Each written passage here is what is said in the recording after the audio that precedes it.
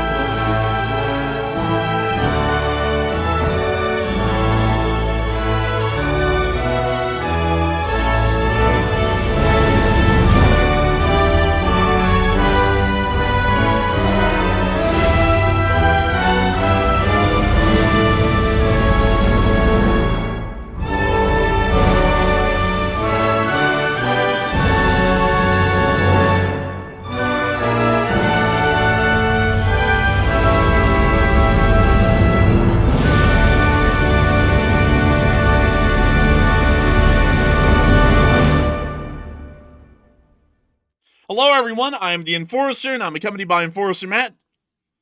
And good evening, folks. It's Enforcer Matt, and welcome to this emergency stream. A total war is breaking out between India and Pakistan as we speak, and India's attacked with a massive barrage of missiles toward Pakistan, hitting various targets and causing a lot of casualties. And Pakistan is currently in the process of retaliating right now, and it appears to be a full-on war is breaking out as we speak, literally right this minute. And it's good to see you all once again. And of course, we're going to be covering the most breaking news that we've been able to get today, as we have been able to hear that the outbreak of total war between the Republic of India and the Islamic Republic of Pakistan has occurred as of only 40 minutes ago, as the Republic of India's Air Force fired short-range ballistic missiles into the territory of Pakistan, hitting 9 separate targets. The Islamic Republic of Pakistan has immediately returned fire, firing a large volley of missiles in the direction of the Republic of India, with allegedly 2 Indian aircraft being shot down at this moment. We have also been able to hear that complete frontline fighting is now broke out along the line of contact in the region of Jammu and Kashmir, as we've also been able to hear that right now the Republic of India is stating that the entire nation must go into a blackout to avoid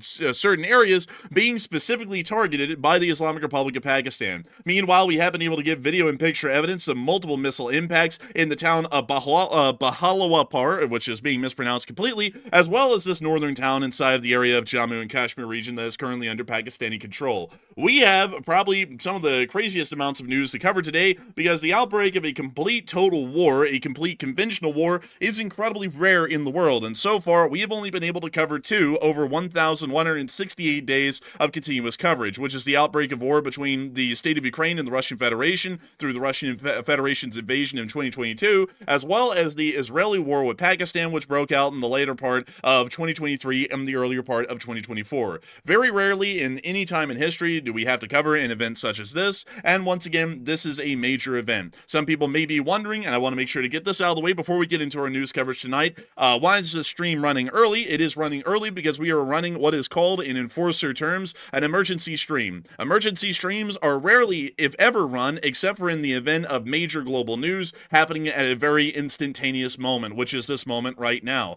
Others may be asking, will there be a later stream tonight covering the Ukraine war? The answer to that is no. For the first time in channel history, we are actually going to be combining every single news segment in the entire world in our breaking news emergency stream segment right now. We will be covering the war in between India and Pakistan first and foremost, but we will be later on going into the news about the Middle East with the Yemeni Houthis in Israel today, and we also will be covering the situation in between the state of Ukraine and the Russian Federation later on during the show. But I can guarantee you that that will be much farther in the night, as we are currently hearing absolute breaking news that is continuously evolving every passing minute inside of India and Pakistan. And to bring y'all into that major news that we've been able to hear right now, we were able to hear earlier today the tremors or the developments of an upcoming conflict between the two countries, as we were able to hear that the Islamic Republic of Pakistan made a statement on their state TV threatening to destroy the entire world if there was to be the outbreak of a conventional war in between the two sides. I do not believe that this video actually has any subtitles to it, so of course, paraphrasing here, the Pakistani Defense Minister Khawaja Asif stated that if India attacks Pakistan's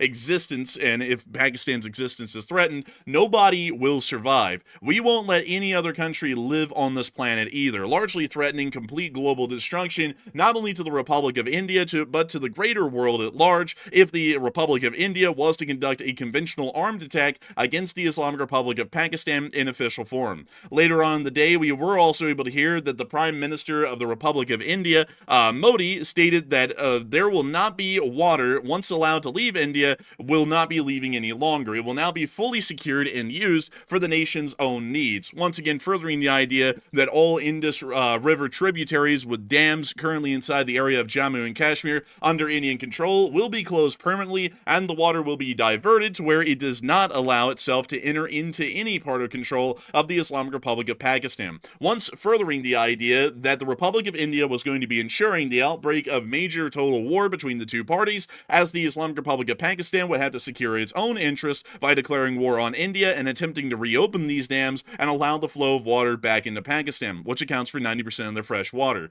Meanwhile, Pakistan also sent a threat yesterday to the Republic of India by televising the test of a brand new FATA surface-to-surface missile with a 120-kilometer range. These missiles are not incredibly long range. These would be considered fairly short range, at least in terms of strategic circles, because this missile only has a range of approximately 80 to 90 miles, if we were to translate kilometers into miles. Nevertheless, the Pakistanis did show off the missile launch, once again a direct threat to the Republic of India and the upcoming war that appeared to be happening.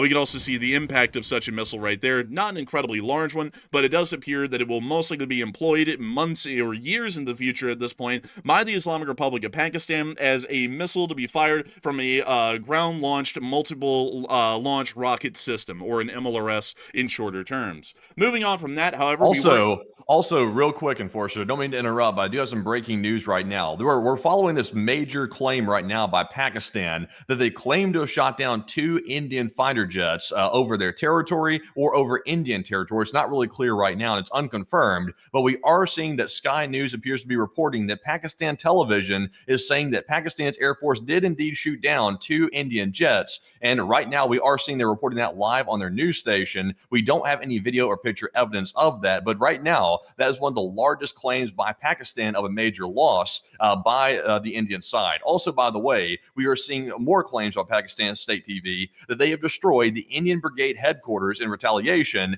and it looks like, according to what we're hearing, the devastation is quite dramatic. But we don't have any video evidence of that either. I'm desperately looking for it right now, and I can't find it on back channels, but we will keep an eye out for it. But it looks like there could be some major escalations once we get confirmation. And thank you for the breaking news update there, Matthew. And getting us back into the current story, leading us up into the conflict that we're seeing at this moment. 6 hours ago, we were able to hear that the Republic of India announced that it would be conducting air drills near to the area of the border of Pakistan. This actually was, at least from the information that we were able to discern at this moment, the actual catalyst that led to India firing off these missiles that we just heard about a moment ago into the area of the Islamic Republic of Pakistan. The explanation that it was an air exercise drill being conducted near the border was, as a matter of fact, the actual attack itself, as we were able to hear that only hours after this air exercise drill was conducted, missile fire began to rain down throughout multiple regions within Pakistan, and we were able to hear, according to the Republic of India's sources, that they were able to hit around 9 targets in what has been claimed Operation Sindoor by the Republic of India's government. Many have been seeing that a decent amount of footage has been coming out from multiple specific areas throughout the Republic of India, or more so the Islamic Republic of Pakistan. But I have to break for a moment because we actually have more breaking news coming out at this moment. All right, so right now we are getting word from Reuters that an emergency has been declared in Pakistan's Punjab province. According to the provincial chief minister, hospitals and security forces in the province have been placed on alert, and there is a strong likelihood of an incursion into Pakistan right now on the ground. We're also getting reports as well that most likely there's an incursion by Pakistan on the ground into India. But once again, take that with a grain of salt. It's very early information, but with this emergency being declared in the Punjab province, it sounds like the security forces have been activated for some type of ground incursion. So that is an unconfirmed piece of news right now, but just to report that real quick to keep you all up to date. And moving on from that breaking news update and into our continued coverage of the events that we've been able to hear so far, missiles began to rain down not only within the area of control in the Jammu and Kashmir region under Pakistan, but also in the major city of Bahawalpur, if I'm pronouncing that correctly, and I know I'm not. But we were able to see that there were missile impacts being conducted within the area of the city, which we could see in these clips right here. You see here a Pakistani group driving on the road down the way. We see that it is a very packed road in the town, and the missile impact hit right off the side of the road, and it appears to be one of a larger caliber, most likely around 1,000 to 2,000 pounds of ordnance exploding onto that specific target. Well, you see that many people are already dismounting their vehicles and beginning to try and escape the area, but we also were able to see another missile impact, well, the same missile impact, recorded from a different angle in this clip right here. Well, you see the impact right there and the large explosion. When you see loads of people immediately trying to make it out of the area as Indian missiles began to rain down in this specific region of the city. We also were able to get an additional clip as well, once again showing missile impacts hitting this major city within the central region of Pakistan. In this clip right here, we can actually see the missile flying in and impacting its target. There were reports around about 30 minutes later that Pakistani air defense was now engaging some targets in the distance, although this clip says that Pakistan hit India's Rafale jets near to the area, and they also spelled it Raphael like the artist and not a Rafale like the aircraft. This is completely unconfirmed. This video does not show at any given point an actual hit on an aircraft or any target within the skies of Pakistan, and that is making this clip highly dubious, at least in the original publisher's claim, that this missile directly hit a Rafale aircraft operated by the Republic of India's Air Force. Nevertheless, we could see the video footage of the air defense around the city engaging against some incoming Indian air targets, but we do not know if any of these missiles were able to make confirmed hits or what their targets were.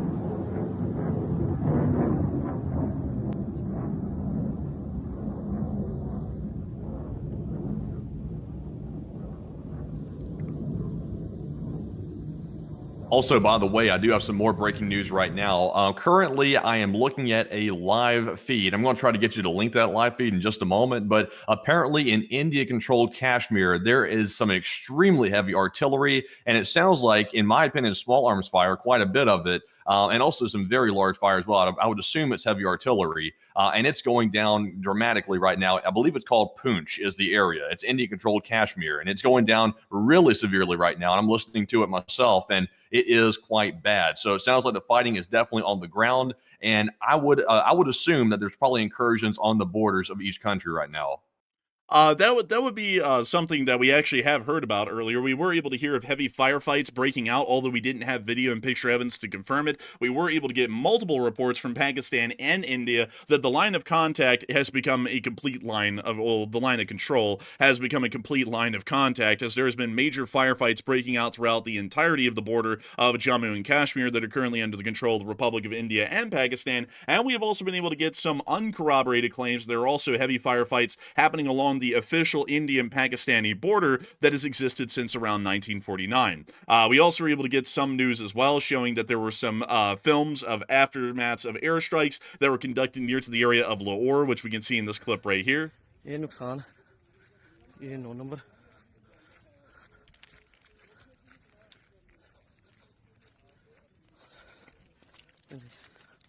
ये मस्जिद तैयबा मरकज उमर करा के अंदर We see them here showing the damage that's been caused by one of the missile strikes by the Republic of India.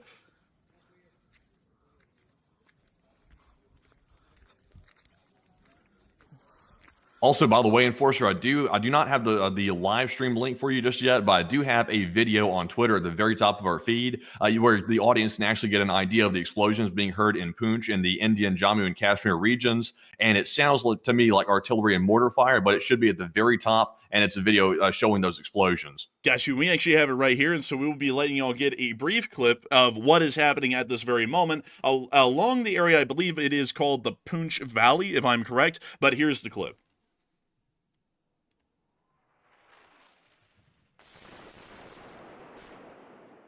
That's heavy. That sounds like heavy rocket artillery, most likely. But interestingly enough, there wasn't any flash of light with the impact. But we can hear what's definitely artillery fire in the distance.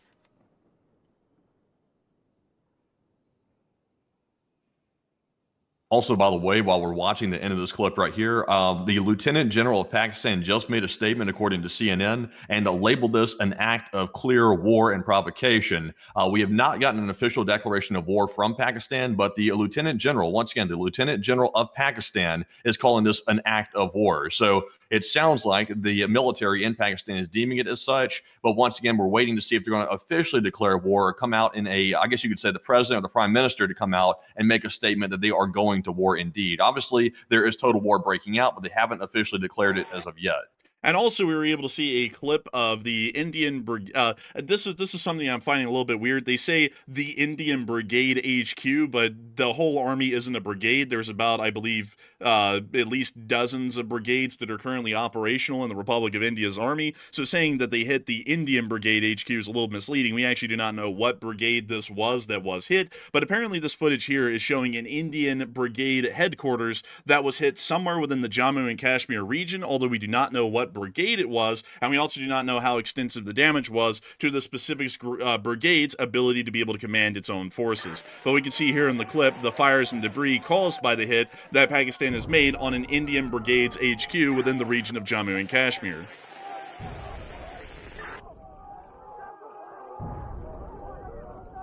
We also see here a lot of yelling. I would say take this particular video right here with a grain of salt. I reposted that one because it appeared to be footage, but once again, we are not able to confirm that exact video at the moment, so take that one with a grain of salt. In my opinion, the audio sounds a little bit modified, which is a suspicious sign, but once again, it could be legitimate or not. We'll have to do some more verification. We will have to do some more verification on that one, but getting back to the stories and information that we have at this moment, we were also able to hear that there is a mobilization going on in the area of Lahore on the Pakistani Punjab province, as an emergency has been declared. According to the provincial chief minister, hospitals and security forces in the province have now been placed on high alert, according to Reuters. Meanwhile, we have also been able to hear that the Islamic Republic of Pakistan has scrambled fighter jets in response to the Indian attack, and it is believed at this moment that a Pakistani air response against India may be imminent. Moving further on up the border and into the area of the town of Muzaffarabad, we were able to hear of multiple other impacts and explosions that were being created by the impact of Indian missiles, which hit the city approximately 50 minutes ago at this time. We were able to get multiple videos showing us the impacts and also the sounds of air raid sirens over the city.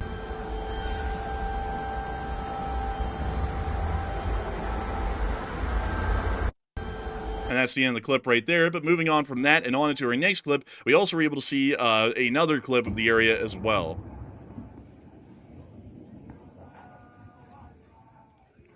And that's the end of that clip. And moving on from that one and into this one, we were able to hear the sound of explosions or air defense. It's a little bit unclear. But moving on into our next clip, we were able to see that the power station, or at least reports of the power station at Muzaffarabad, had been hit, apparently, by an Indian short-range ballistic missile. We also were able to see another eyewitness video showing us, apparently, the explosions that were happening in the area of Muzaffarabad in this clip right here. और इससे मुलक्का इलाके में अभी 8-9 missile दागे गए हैं और अभी उसकी इंटेंसिटी और उसके कैजुअलिटीज़ का अंदाज़ा नहीं हो रहा।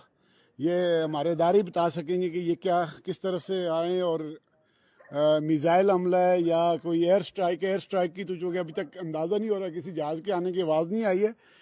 लेकिन यहाँ पे 8 मुसलसल मिसाइल दागे गए हैं। मैं इसके बिल्कुल मुलक्का इलाके में मौजूद हूँ। मैं थोड़ी देर में कोशिश करता हूँ कि कैजुअलिटी वाले इलाके में पहुँचूँ और वहाँ से रिपोर्ट करूँ। देखता हूँ मैं वहाँ पहुँच पाता हूँ या नहीं पहुँच पाता हूँ। बहरहाल I will try my best. मैं देखता हूँ।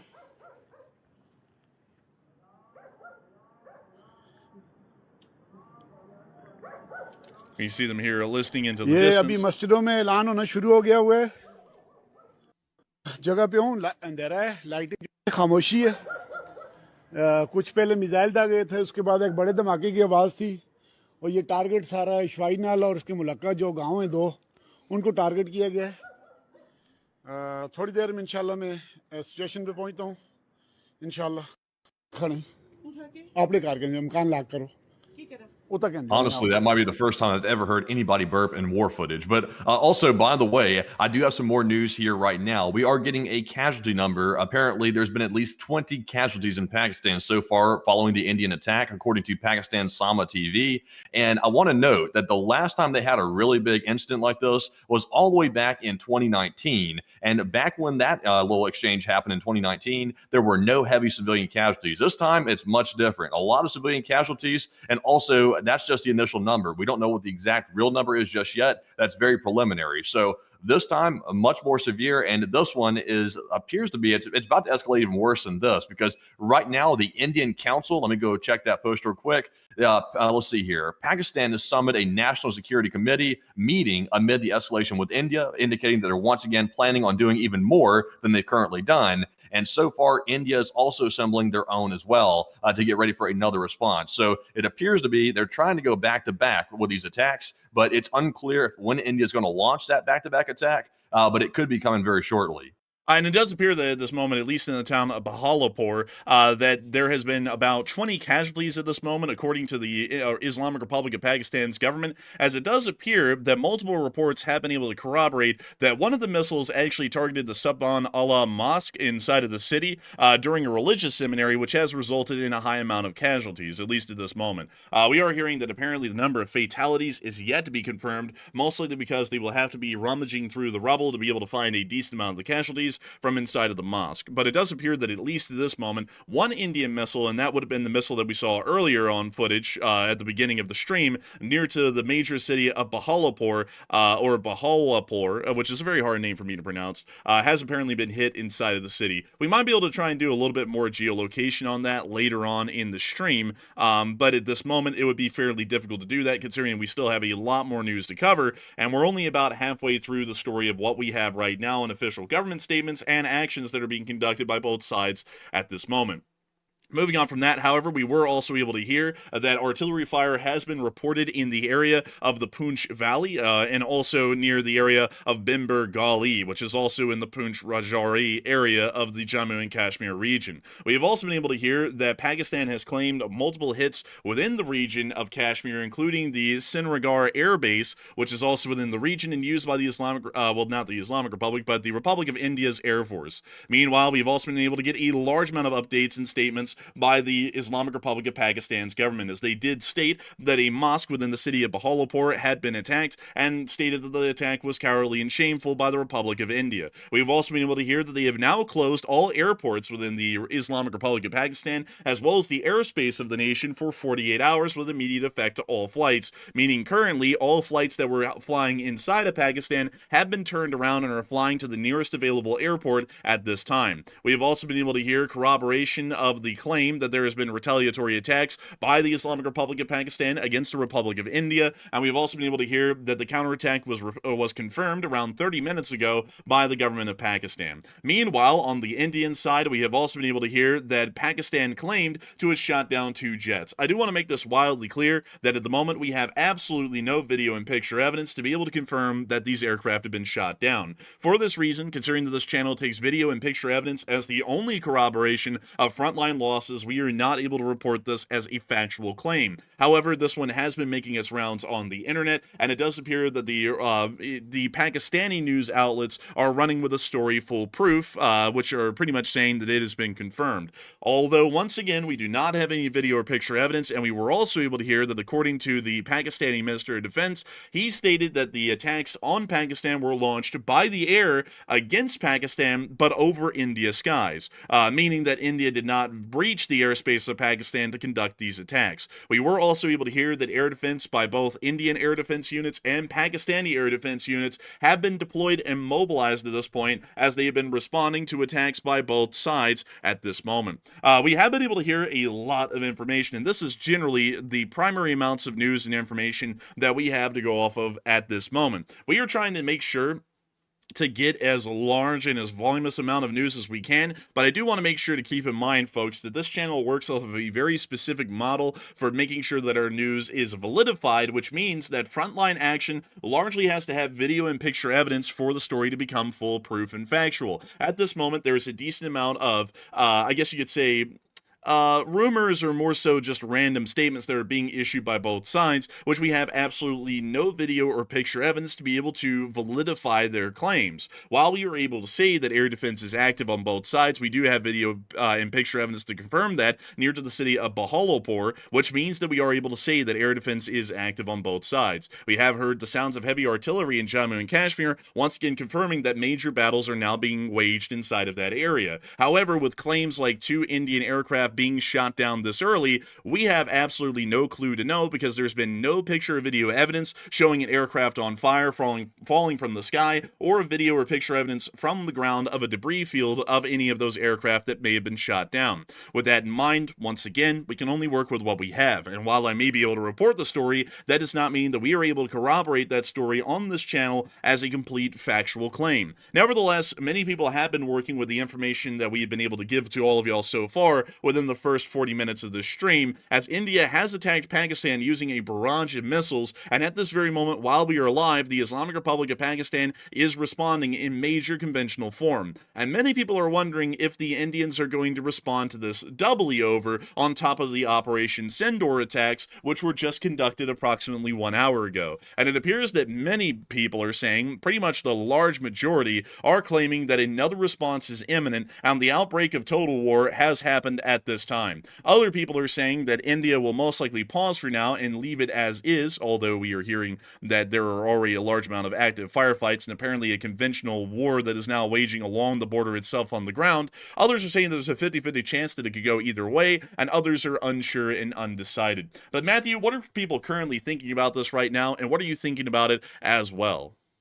All right. So the big question is, when is the next Indian response going to happen? Because, of course, India fired the first big shots with the missiles in Operation Sindoor, and then Pakistan responded by firing back. And we're really not sure what the exact ramifications of that will be. But is India going to respond to it basically for the third time? So 78% said yes, another response is imminent, while 10% said it's a 50-50 chance, and 6% said no, India will pause for now and think about it before they attack. And honestly, I'm going to say that I think that India is going to respond, but it depends on how bad Pakistan responded to India's initial attack, because we are hearing even more information right now coming out that apparently Pakistan's information minister, so it's coming from an official government source, they're the ones who told Sky News that they shot down 2 Indian jets. So far, they are still running with that idea that they shot down 2 India jets. And if they did that, I have a feeling that an Indian response is very, very likely. And once again, it depends on what they destroyed inside of India. Now, if the damage was not so bad that Pakistan inflicted on India with their response, then the response might not be that quick. But if it was, I think they're going to go for it probably within the day or maybe just a couple of hours. But I'm actually with the 78%. But Enforcer, what say you? I would have to say that I'm with the 78% as well. I would believe that another response is imminent. As a matter of fact, I would actually say that this is going to be an endless stream of responses by both sides, which means that this is now a total war.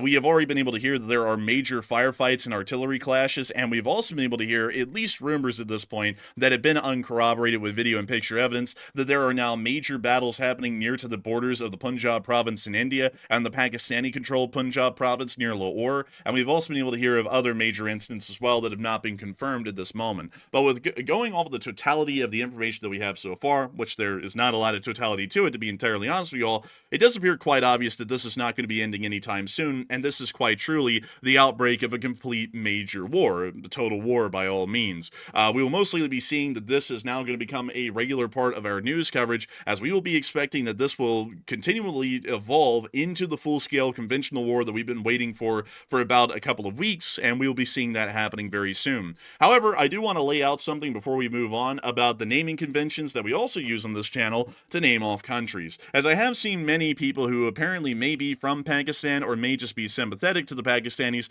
saying that I am trying to conduct some sort of religious bias by stating the name of Pakistan as the Islamic Republic of Pakistan. That would be markedly untrue, and this channel works off of the official names of countries around the world. America isn't America, it is the United States of America. Britain is in Britain, it's the United Kingdom of Great Britain and Northern Ireland. Russia is not Russia, it's the Russian Federation. China is not China, it's the People's Republic of China, and Taiwan is the Republic of China, 2 totally different countries. The official name for the Islamic Republic of Pakistan is the Islamic Republic of Pakistan. As seen right here on the government of Pakistan's website, Mr. Asif Ullah Zardari is the 14th president of the Islamic Republic of Pakistan. The government of Pakistan officially calls the name of their country the Islamic Republic of Pakistan. That is the factual and actual correct name by full definition of the country of Pakistan. It is the Islamic Republic of Pakistan, not Pakistan. Another thing is that the Indians are not called India, it is the Republic of India, which is also its official name as well. This channel does not use the informal names of countries, we use the official names of countries because there is a large amount of nuance that goes into just calling a country by its random name. For example, calling Taiwan Taiwan would make you believe that there is nothing at least Chinese about it, although its official name is the Republic of China, making the Taiwan Strait situation more so a battle between 2 different Chinas instead of one China trying to subjugate a totally different country which has nothing to do with it, which is a major nuance in that kind of a situation. And that's why we use the official names of these countries instead of just the random informal names that are usually used in English. Nevertheless, I hope we were able to address that well, just in case some people were trying to misconstrue that in some other way. But nevertheless, we have also been able to get, I believe, even more breaking news at this moment out of what has been going on in between India and Pakistan at this moment. And really quickly, I have to get back on Twitter because I accidentally closed that window and I wasn't supposed to. And it appears that they are continuing on with the story, at least on Sky News, and the Pakistani government is continuing to claim that 2 Indian aircraft have been shot down by Pakistan. Once again, we have no video and picture evidence to be able to confirm the loss of the Indian aircraft, and the only information that we have at this moment to work off of are the official statements of the Islamic Republic of Pakistan, which, once again, we cannot work off of entirely. It appears that they are just continuing to push that story at this moment, as the heavy firefights are continuing on the ground. We will be waiting to see if there are any more developments at this point that are coming out in between the Islamic Republic of Pakistan and the Republic of India, but at this moment we will most likely be seeing that they are now entering into an action phase, and it may take a little bit of time, at least about 10 to 15, maybe 20 minutes, before we can actually get more video and picture evidence out of the 2 countries to see how the situation is developing on the ground. Nevertheless, though, I do see that a lot of people have been weighing in their opinions opinions about the claim that Pakistan has shot down 2 Indian fighter jets. And a lot of people are battling about the validity of this claim, whether it is a factual claim or more so a claim meant to inflate a propaganda rhetoric that they are winning a war that has just begun. And it seems as though a large majority of people, 60% nearly, are rejecting the claim, while around 40% are stating that they believe the Islamic Republic of Pakistan's claim that they have been able to shoot down 2 Indian fighter jets. And Matthew, what are people thinking about this, and what are you thinking about it as well? All right. So do you believe the claim or reject it that Pakistan claims they shot down 2 Indian fighter jets? So 58% said I reject the claim and they do not believe Pakistan shot down the 2 Indian jets, while 42% said I believe Pakistan.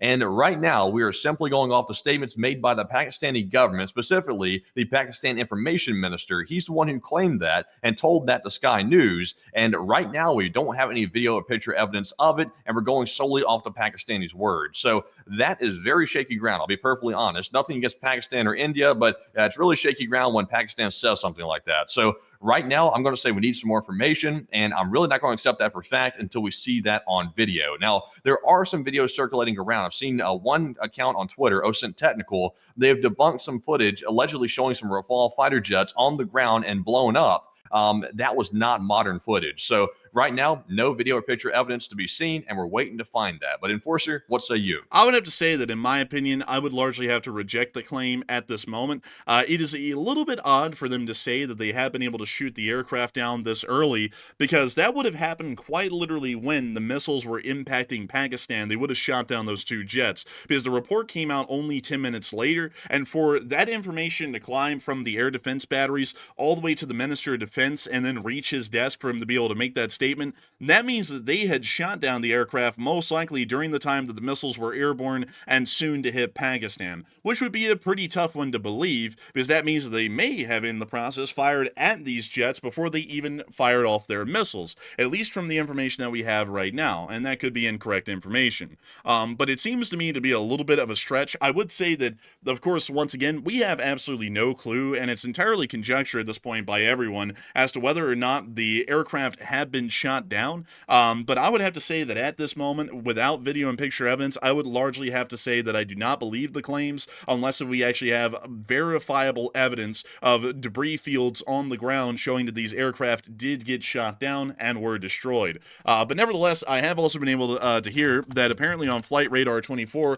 we can actually see that the airspace has either been evacuated over Pakistan or is being evacuated at this time. And really quickly, moving on into Pakistan, we can actually see on Flight Radar that the entirety of the airspace of Pakistan, save for a small number of aircraft, a KLM, a UAE, and an Ethiopian Airlines aircraft, are currently the only aircraft in the sky over Pakistan, as every other aircraft appears to have diverted out of the airspace or is not even in the area at all. It does make it incredibly clear that at least at this moment, the Islamic Republic of Pakistan is most likely in a state of emergency and will most likely maintain a NOTAM over its country, much like the state of Ukraine has, which when we go up here in Europe, we can see that every single flight is avoiding Ukraine for about 3 years at this point. We may see that if this becomes a major conventional war, that this becomes the mainstay of the situation inside of Pakistani and Indian skies as the timeline starts to progress on this conflict. Trying to come up with the best words that I can on the spot for this,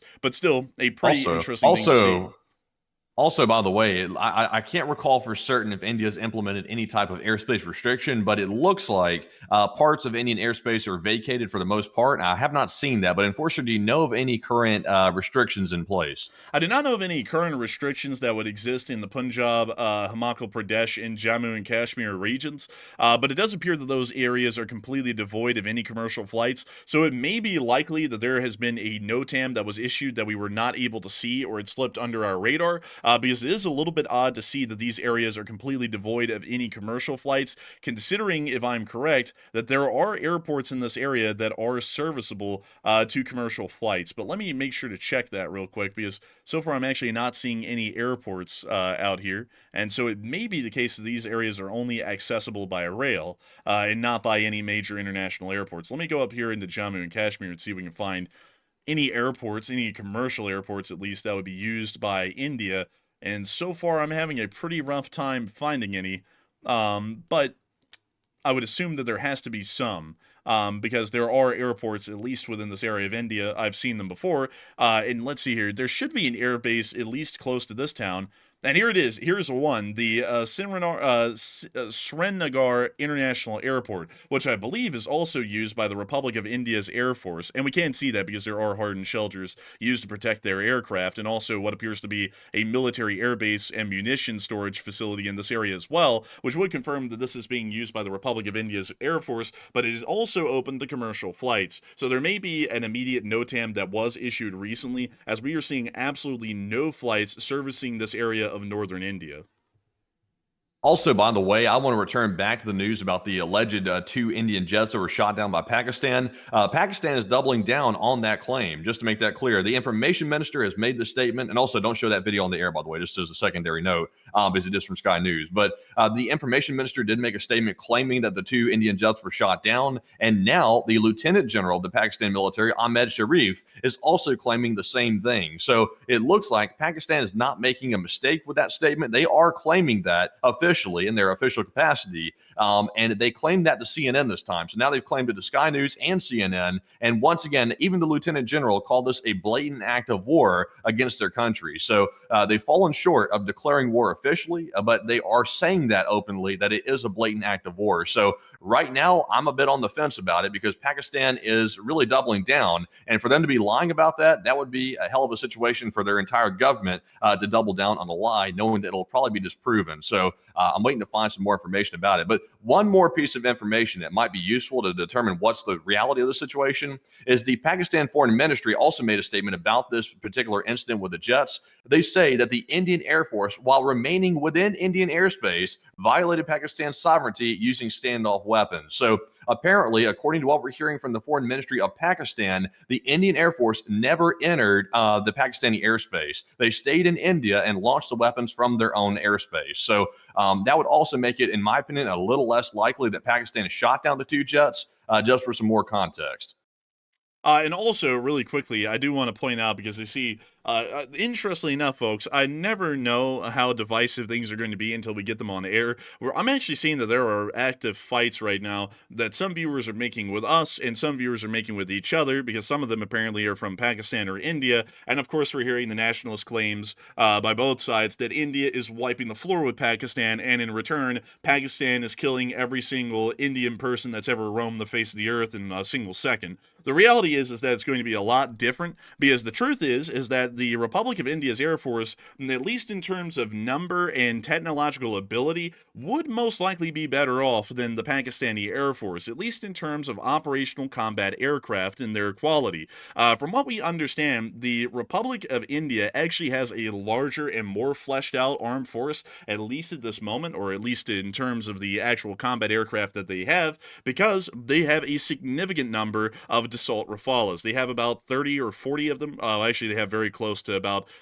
40 of them, which we can see right here listed in the report. They also have their own indigenously made Tejas aircraft, which we can see right here, which are largely their version of an indigenously made Rafale or an F-16 for the large part. It doesn't fill in the standoff kind of a air combat role that, say, a Rafale or any other modern aircraft would. It's more of a close-in fighter. They also have 260 Su-30s, and while we have dogged significantly on the Su series in the past of the Su-27s and all of its derivatives, the Su-30 MKI is actually a fairly modern version of the Su-30 and is incredibly comparable or capable in its abilities to that of a J-10 or any other kind of Chinese aircraft that would be in service at this moment. They also have a significant number of MiG-29s, Mirage 2000s, and Sepcat Jaguars, or Jaguars as the British would call them, which are used in a ground strike role. They also have a very limited number of MiG-21s, but all of those are in the process of being retired, and I think the ones that are in service right now are also being used as trainers. This is compared to the Islamic Republic of Pakistan's Air Force, which is a lot more Spartan in number and also in their ability. A lot of their aircraft are actually quite older than their Indian counterparts. But we have been able to hear some additional breaking news as well. And Matthew, what do we have? All right, so we have gotten even a deeper deepening to the story about the fighter jets being shot down. Now India is claiming they reportedly shot down a Pakistani JF-17 fighter jet in the Pampur area of Kashmir after carrying out missile strikes targeting multiple locations. So now we have Pakistan claiming they shot down 2 Indian jets, and now India has responded by that by saying they shot down a Pakistani JF-17 fighter jet. I'll be perfectly honest, I'm not familiar with that jet, the JF-15. I'm not, or JF-17, excuse me. I would have to see that. There it is right there. So is that a Chinese jet, I'm assuming? This is actually a indigenously made Pakistani aircraft. Interesting. But it says Chengdu. I guess, is it a Chinese-based company that works in Pakistan? It kind of, sort of. I'll actually have to go and show it a little bit because it's a little bit weird. It is like a development between the Pakistan Aeronautical Complex and Chengdu Aircraft Corporation, but it is entirely an indigenously made Pakistani aircraft. The Chinese do not use any of them, and the only primary users of this aircraft are Pakistan, Myanmar, Nigeria, and Azerbaijan. So while it has some Chinese developmental process inside of it, that really is more so on the avionics and computer systems. Most of the aircraft was actually designed by the Pakistani aviation company, or corporation, I believe it's called, which was the one that produced the majority of the airframe as well as a lot of the avionics systems. Well, let me know real quick, because I'm not familiar with this jet whatsoever. How would this stack up, let's just say, against the baseline that everybody knows? How would this stack up against an F-16?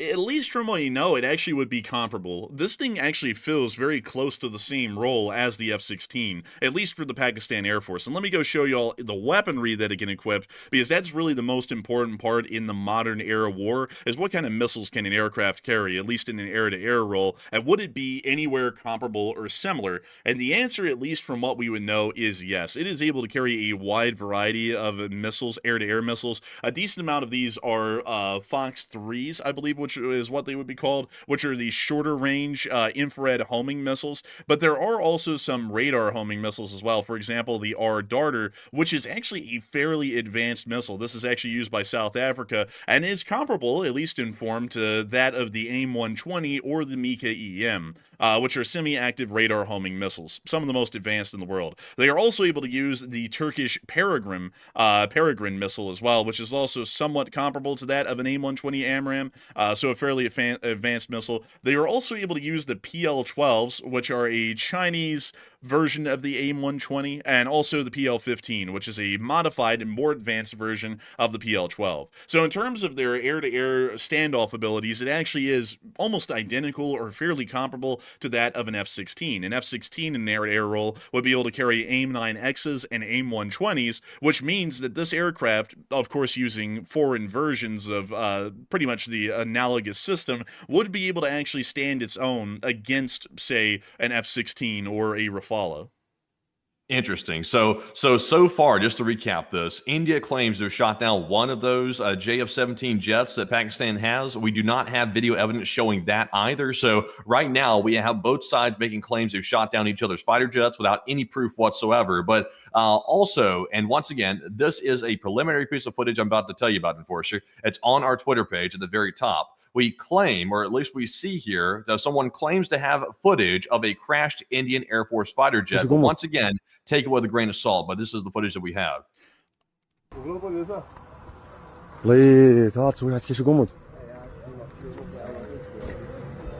Let's see here, we can see what appears to possibly be burning debris. The video quality is wildly low.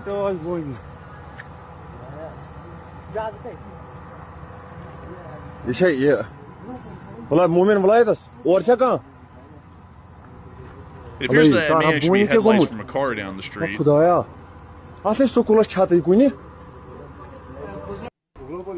I gotta say this, I don't know if that would be confirmed or not. We can't even actually see what's burning on the ground to confirm it's a debris field. This could easily be one of the fires that is currently burning inside of the city, inside of central Pakistan, Bahawalpur, which may be the mosque on fire. We really cannot tell in this video at all whether that would be a Rafale or not, because there's absolutely no geolocation done here, and once again, we do not see a debris field clearly in the video. So it is a really tough sell to say that that would be actual Indian Air Force jet, which had crashed, and we're getting the footage of right there. So a little bit rough on that one. But that would be, I do agree, that would be a tough sell. But also, by the way, we have yet even another claim. So get ready for those. Another claim. Security sources tell Pakistan Sama TV that an Indian drone has also been shot down as well. So either this is a slurry of false claims by Pakistan, and they're simply making stuff up to sound like they won this battle, or they are being serious and they did shoot down an Indian drone. That's another claim that we're seeing right now. But once again, no video or picture evidence to back that up. Also, by the way, we do have an alleged picture reportedly showing an Indian Rafale fighter jet shot down by the Pakistanis. Let's do a debunk real quick on this one and see if this photo looks legit. well, if they had shot this one down, it is a fairly intact aircraft sitting on the ground, which would be a pretty tough one to sell again, because if a Rafale was hit in air, most likely going near to its cruising speed of 600 to 700 miles an hour, and it was hit by an air-to-air missile, the chances are very low that it would hit the ground and largely still be intact enough to even see the tail section of the aircraft. So I would say that is pretty much impossible right there. There's no way in hell. An aircraft even hitting at 100 miles an hour on the ground would suffer a complete deconstruction, or as we would call it, a rapid disassembly. This aircraft is actually so intact that it's still lifted slightly off of the ground by landing gear that is most likely obscured from view inside the picture. So highly unlikely. Also, by the way, I think there's a big clue over there in the comments. It looks like somebody has reposted something here. This appears to be probably old imagery based on what we're seeing over here from a September different date. 2nd of 2024. So yeah, it appears to be not even modern, and also even with it being an old piece of footage, what you're saying is still true. So so write this one off. I would say let's write this one off. And also, I got to say this: that tail section doesn't even look like a Rafale. That looks more like a MiG. Yeah, it's yeah. I'm definitely writing this one off. Like, hold up, man! I got to go look at a picture of a MiG-29's tail section here because they have some MiGs. Let me go see what the rear profile section of that tail looks like. Oh, let's see here. There's eventually got to be a good side profile. Yeah, there's a Ukrainian one, actually. So let's take a look and compare the tail sections. That is definitely a MiG, dude. That's not even a Rafale, because look at that. Look at the top of the vertical stabilizer. There's a rearward, downward slant to the top of it, which is very significant to the MiG-29. Not really a lot of other aircraft have that kind of design of a vertical stabilizer exactly, and certainly not the Rafale. The Rafale has a bowed top to its vertical stabilizer, and also an additional, I believe it's some sort of an electronic warfare jamming system, or at least a smaller one, on the top of the vertical stabilizer as well. So not at all even a similar picture to say that that was a Rafale. And once again, if the Rafale was shot down in flight, it would not survive as an intact debris field on the ground. So completely a false claim right here. It appears that a lot of people are really racing to try and get to covering the news, to the point that a lot of people are creating false news at this point to be able to be the one to get first to the punch. So at this moment, It looks like this image right here, and once again, I'm not blaming the account that posted it. They're simply doing what we're doing right now, which is trying to repost what they see, but they don't know if it's true or not just yet. We're trying to debunk that live. Literally, everybody's doing that. But right now, there appears to be a major disinformation campaign by both the Indian and Pakistani side. The Indian accounts are out there on Twitter posting all the fake information they possibly can, and the Pakistani side is doing the exact same thing. So it's a lot of bot accounts running around right now on Twitter and various platforms trying to murky the waters up. So basically take everything you see on Twitter or any social media platform, including Reddit and other ones, even Telegram, take all those with a grain of salt, because both sides are engaging in very, very bad deception right now. And until we verify it, like with multiple different images, it's hard to say what's true and what's not at this point. Yeah. Also, by the way, I want to say, Osin, Intuit, we've actually used him a lot in the past. I'm not saying that he's the one wanting to get first to the punch. I'm saying that the people who are actually reporting this, which everyone's trying to figure out the validity of right now, are attempting to mislead the public at this moment, including Osin, Intuit, on what is actually happening, because this is clearly not even Rafale. This is a MiG-29, and a lot of people out there are trying to get, I guess, their 10 minutes of fame on social media, Matthew, by literally just pulling a picture from India idea from like a year ago, posting it, and then hoping that it runs wild. But this is clearly not a Rafale. This is a MiG-29, and it appears to be some sort of a ground incident, not even an in-air incident, because once again, it appears to be suspended off of the ground, mostly by its own landing gear. So take that for what you will. Nevertheless, though, getting back into the analysis between the Pakistani Air Force and the Republic of India's Air Force, considering that these are going to be crucial things to analyze and speak about, at least within the opening of this conflict, is that the Republic of India's Air Force is far more significant in size and ability than that of the Islamic Republic of Pakistan's Air Force. Pakistan only has 20 J-10s, which are actually a Chinese-produced aircraft, and largely, interestingly enough, a ripoff of the F-16 in China's own way. Israel actually provided a little bit of a F-16 tech to the Chinese for money, and that's why they have kind of their own F-16 ripoff. That's kind of actually the explanation. But beyond that, they also have 161 JF-17s, which are a joint venture between China and Pakistan, but entirely produced by Pakistan and fielded by Pakistan. We also see that they only have approximately, let's see here, they have in service 75 F-16s, which are, of course, very good. They're not bad at all. But beyond that, however, there's only 75 of them, which is not an incredibly large number, at least compared to any active unit in the Indian Air Force, or at least any active class of aircraft in the Indian Air Force. And they also have an incredibly aging fleet of Mirage 3s and also Mirage 5s, which Mirage 5s really aren't even an air-to-air aircraft or a multi-role aircraft. They are specifically designed for the air-to-ground role, so they really don't find a lot of purpose beyond being an attacker. And they also have some older license-built versions of the Chengdu F-7, which is a Chinese-built version of the MiG-21. And these are actually still in active service for the large part, although they're slowly being replaced by the JF-17. So in general, when we look at the breakdown between the two air forces, the Republic of India's Air Force in an air-to-air standoff, not speaking of air defense batteries and their involvement, the Republic of India's Air Force is going to have a massive one-up technologically and most likely in the air fighting space, because their aircraft are usually far more advanced in their capabilities. They are more advanced in generational age, and also on top of that, they are able to field a far wider variety of advanced missile systems that the Pakistanis largely would not have access to, as the Pakistanis are largely relying on Chinese supplied air-to-air missiles at this point, which we're believing may be a little less effective in their abilities than those of a French origin, or possibly even a Russian origin like the R-77. But with that, I hope that does address that fairly well, at least our breakdown of the two air forces as this is going on right now, and it does appear that this war is now in full swing. Pretty crazy to think that we were able to cover this so far live with all of you, and we will be revisiting this from time to time as more breaking news is coming out. At this moment, it does appear that there is when I say a brief break, at least relative to this war, it probably means that we have about 5 minutes or so until something else happens, but we do have...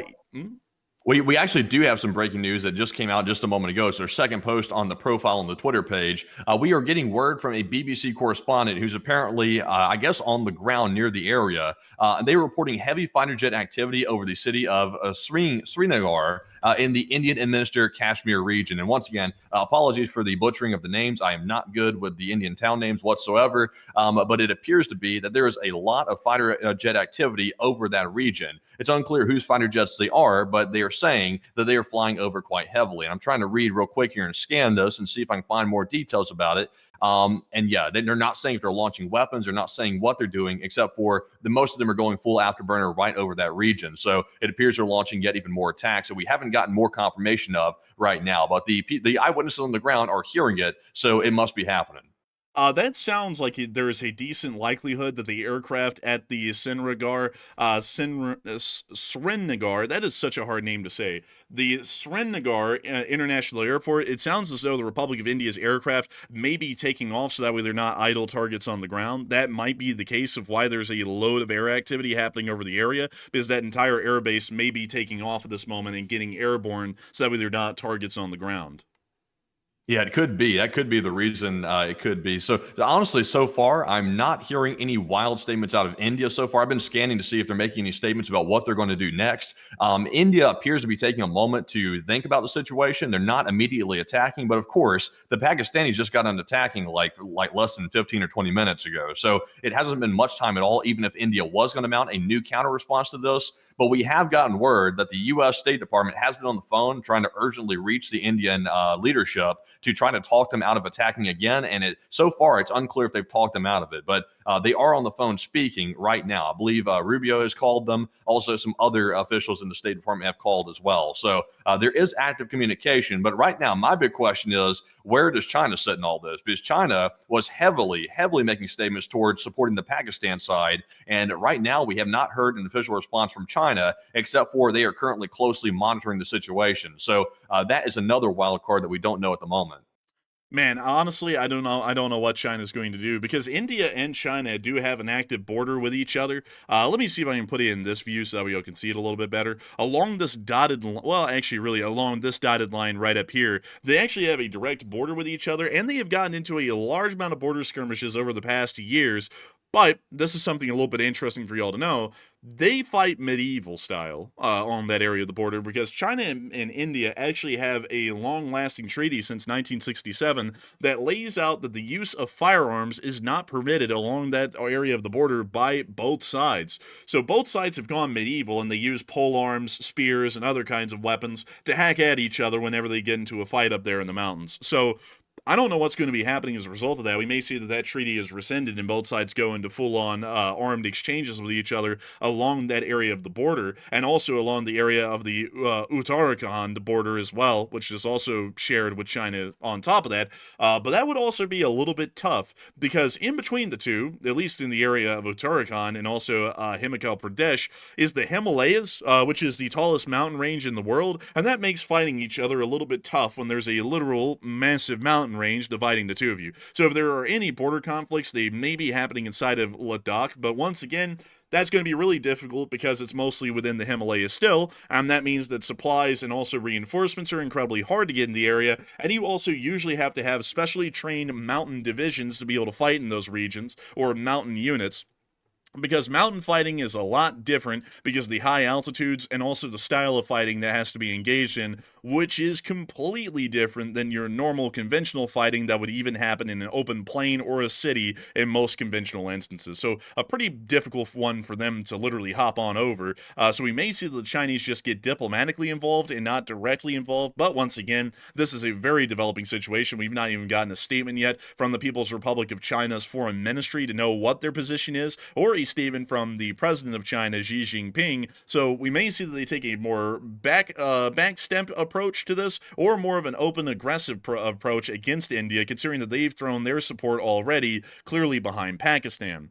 So we'll have to wait and see. They made some wild statements. Like, China had made some wild statements saying that they were going to jump in and defend Pakistan against any and all countries that would have ever touched Pakistan whatsoever. So, I mean, that statement's clear. But once again, countries make statements all the time that they don't really follow through with. So it could have been one of those statements. But considering they knew that these two countries were about to go to war and still made that statement anyway, that does suggest that maybe they might end up doing something after all. But China is a true wild card right now in this whole situation. Like, I don't really know what China's going to do here. And we are running a poll on this, which we'll get to in just a moment. But before we get to that, though, I just want to report some more information right now that we're getting, some breaking news. Right now, we have learned that India has closed the Srinagar airport to civil flights, which is in the Kashmir region. The airport, which we just looked at a moment ago, has been closed to all civil flights. And that's also the same region where we're currently hearing heavy fighter jet activity flying over the area with full afterburners. So that's currently the situation in that region. We're also getting word as well, more confirmation from other officials in the Pakistan government.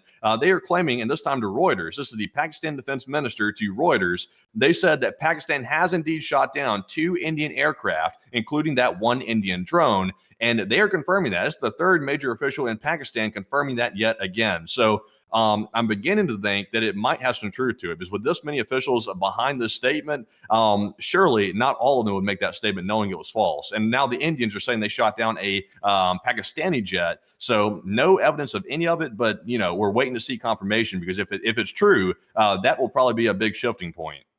It's a really interesting thing to see that this many people are continuously getting behind the claim, because we are seeing that General Ahmed Sharif Chaudhry, Chauncey, I don't know, he said that there are 2 confirmed aircraft of the Indian Air Force that have already been shot down, and also he stated there are other reports of multiple damages that the Pakistani forces, both on ground and air, have inflicted, but I can confirm you at least 2 aircraft of the Indian Air Force that have been downed.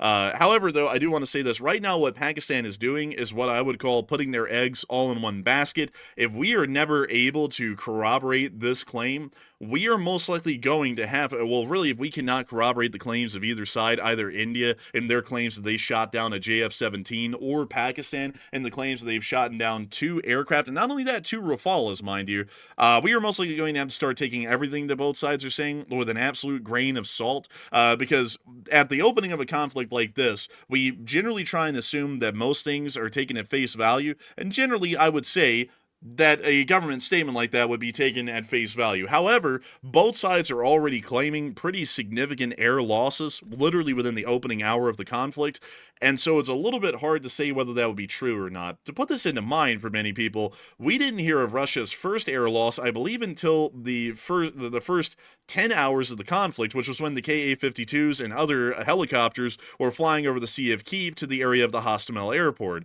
That was about the first time that we heard of any air losses, and those were almost entirely within a bubble at that time, because the first air loss after that would occur about 3 days later. This right now, we're hearing that already combined, both sides have lost about 4 aircraft from air defense activity or air-to-air activity, which is a little bit tough to believe just because of the fact of how slow it took for really anyone to take any air losses in the Ukraine war. So I'm doubting this a little bit, and if we start to hear that these statements and claims are untrue, and we never get video or picture evidence to confirm either side, we're going to have to start listening to both of their reports with a grain of salt, and largely have to discern what is true and untrue on the channel through our own devices, which is going to be a fairly difficult thing to do if both sides are found to be untrustworthy. But still, that's true. Also, by the way, folks, we have another episode of Let's Debunk the Footage, because we've gotten some footage allegedly showing the Indian UAV that Pakistan shot down inside of Pakistani territory. So let's take a look and see if this footage looks legit or not. We've not vetted it. This is the first time we're looking at it right here on the air. So let's take a peek.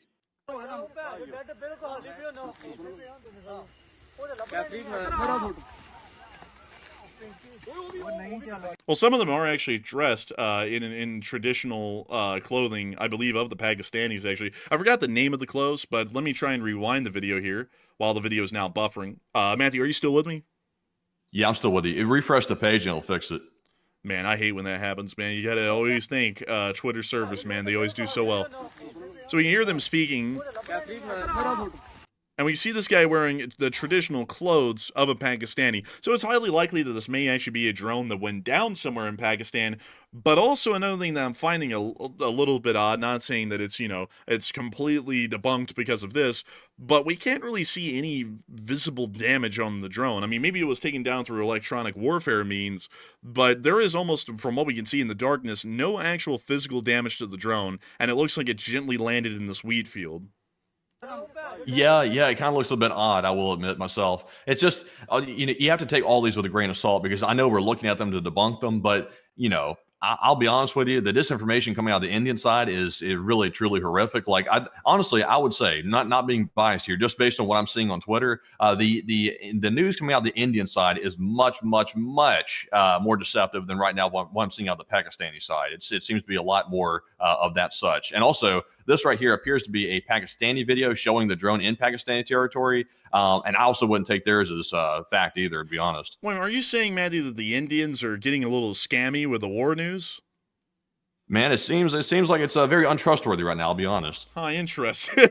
Honestly, folks, I'm not actually really getting to get a good look at what's coming out, because Matthew is pretty much the news purveyor right now. He's the one having to find it, because if we both get on Twitter and look at the same time, we actually cancel each other out, and Twitter doesn't show him the news, or it doesn't show me the news, or it doesn't show both of us the news. So I'm not really getting to see a lot of the claims that are being put out by the Republic of India currently. But Matthew, guide us through, since you've been able to see them. What are some of the most egregious claims that have been made so far by both sides that you've seen that sound untrue on their face? Right now, the worst one I've seen by Pakistan. I've seen a lot of pro-Pakistan accounts claiming that India's entire headquarters have been destroyed. So far, there's been no evidence of that. We have seen a piece of footage claiming to show the headquarters destroyed, but I highly doubt that the Indians' entire military headquarters has been wiped out. I really doubt that's the case because this was only the initial strike. It was not like the second or third. This was the first one. So I really highly doubt that. Also, once again, the Indians are claiming they shot down the JF-17. We don't have any video evidence of that either. And once again, we don't know if it's actually been shot down. So just a lot of people saying everything. There's Indian accounts saying that they've totally defeated the Pakistanis. There's Pakistani accounts saying that the Indians have retreated. I mean, it's just all over the place. It's just crazy. But one thing we do have, though, that apparently is confirmed is we do have some footage showing some of the Pakistani jets taking off for their missions against India. And that appears to be legit, actually, I think. So let's take a look at that one if you have a chance. I would take a look, Matthew, but this thing is covered in a whole bunch of, watermarks. And I'm not sure if we're going to be hit with that copyright strike, like out of the blue. We showed that one, so I'm not going to show that one on air for that reason, because it is literally mired in watermarks, and I don't really know, like, watermarks to that degree. There's at least 5 of them on screen that I can see. It's probably leading me to believe that we would get a copyright strike for showing that one. Although they probably don't even own the footage, they'll still try and claim it. So, we'll try a little bit more carefully on that one for now, because you never know, folks. I mean, we might show that clip, and then we get a call from someone saying that they're from Microsoft and they need $1,000. You never know, and it's all in gift cards. You don't have a clue. So, we might have to watch out on showing that one a little bit. But moving on from that, at least for the moment, if you want to see that, y'all can go and click on the link in the description below to go to our Twitter and check out the video for yourselves, but I'm generally a little bit untrustworthy of showing that one for aforementioned reasons. Also, we have Ravish Argawal coming in and calling us a joke. That's a little interesting there. I would like to hope that we were the best joke of your night. I hope that we made your night, and I hope that you find a great channel out there that will be covering the news better for you. But anyways, with that, I hope that does address that somewhat well. And with that, we actually are going to be moving on, at least briefly, into some other news that we have out there. Before we even move on into some other news, we actually do have another poll on what we are covering right now. As China did previously vow to defend Pakistan against Indian aggression, literally just a day or two ago, we did get that claim right here. Oh, actually, I'm sorry. It's actually this one right here, from South Asia Index, and we were able to hear, according to a Chinese CCP official, that China will do everything to defend Pakistan's sovereignty against any country, suggesting that they may get directly militarily involved. And a lot of people are wondering, will China become involved in this? And it seems as though this is actually heavily split, at least at this moment, on what people are believing. Some people are saying that they'll just issue a new threat, so pretty much a new line in the sand. Others are saying China was just bluffing, and some are saying that China will join soon. But it appears that at least the large majority of people, going off of the idea of them issuing a new threat or just bluffing, are largely believing that the Chinese threat really didn't have a lot of teeth to it in the first place. And so, Matthew, what are people thinking about this, and what are you thinking about it as well? All right, so this poll is all over the place, it looks like. It looks like 31% said no, China was just bluffing and they're not actually going to come to Pakistan's aid, while 31% said that China will simply issue a new threat, and only 25% said China is actually going to join the war soon and defend Pakistan. So really, this is a wild card. Like, this is really a crapshoot to really predict this, because China is the wild card in the situation. With them making such a strong statement, I don't think they're going to totally back off. But at the same time, though, I have doubts that they'll actually jump right in the middle of this war between two nuclear-armed countries just for the hell of it. And right now, I really don't see any reason why China really would do that unless they just plan on just jumping in it for the hell of it. So, I'm going to say that they'll probably issue a new threat or some strong words and hope that they back off this current situation with India. So I'm actually with the 31%. But Enforcer, what say you? I'd have to say that they're most likely going to issue a new threat. The People's Republic of China most likely does not want to get involved in a complete conventional war between two nuclear-armed parties. So they'll most likely just issue a new threat,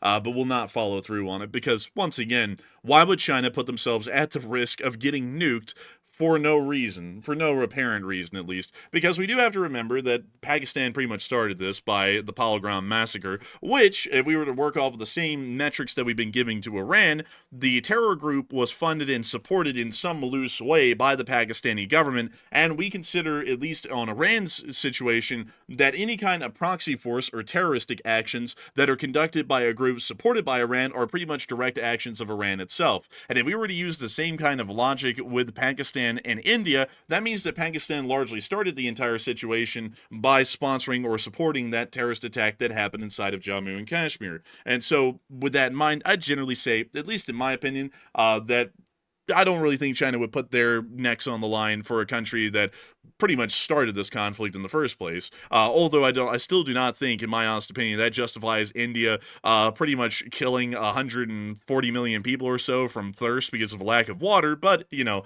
that's something else for another time. Anyways, beyond that, I have heard from Matthew that we have even more breaking news. So yes, we do. We have some breaking news coming out right now. Yet those folks, the Pakistanis, are claiming they shot down a third Indian fighter jet with no video evidence whatsoever, and that they're also changing their statement about the second jet that was shot down, and they're saying that the second one was not a Rafale. It was actually a MiG-29. So apparently, let's see here.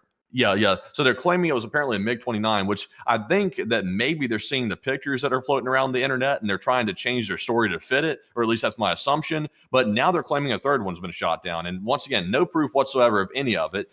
They have not provided any picture evidence. And honestly, I'm not buying the third one. I'm really not buying that whatsoever. For 3 Indian fighter jets to get shot down, I would really have a hard time believing that, especially considering that the Indian fighter jets stayed in Pakistani airspace the whole time they were attacking. So maybe they might have shot down 1 or 2, but not 3, though. 3 is a little bit too far. That's just getting a little bit unbelievable, even on its face. But Enforcer, what say you? 3 is a bit of a stretch. Also, by the way, Matthew, I gotta say this one, man. I gotta put this on blast. I'm getting a laugh out of it. Someone called Misam Khan is in here telling me things. And also, by the way, if y'all are wondering the context behind this, why I'm bringing it up, I'm getting a bit of a laugh out of it because this guy earlier told me that Pakistan is not an Islamic Republic, so stop calling it that, although Pakistan calls itself an Islamic Republic. So I'm bringing it up again because now the guy is telling me, and by the way, Matthew, go look at this guy in the live chat. It's a funny one. He has the flag of Pakistan and then what appears to be a shiesty-wearing Pakistani Wojak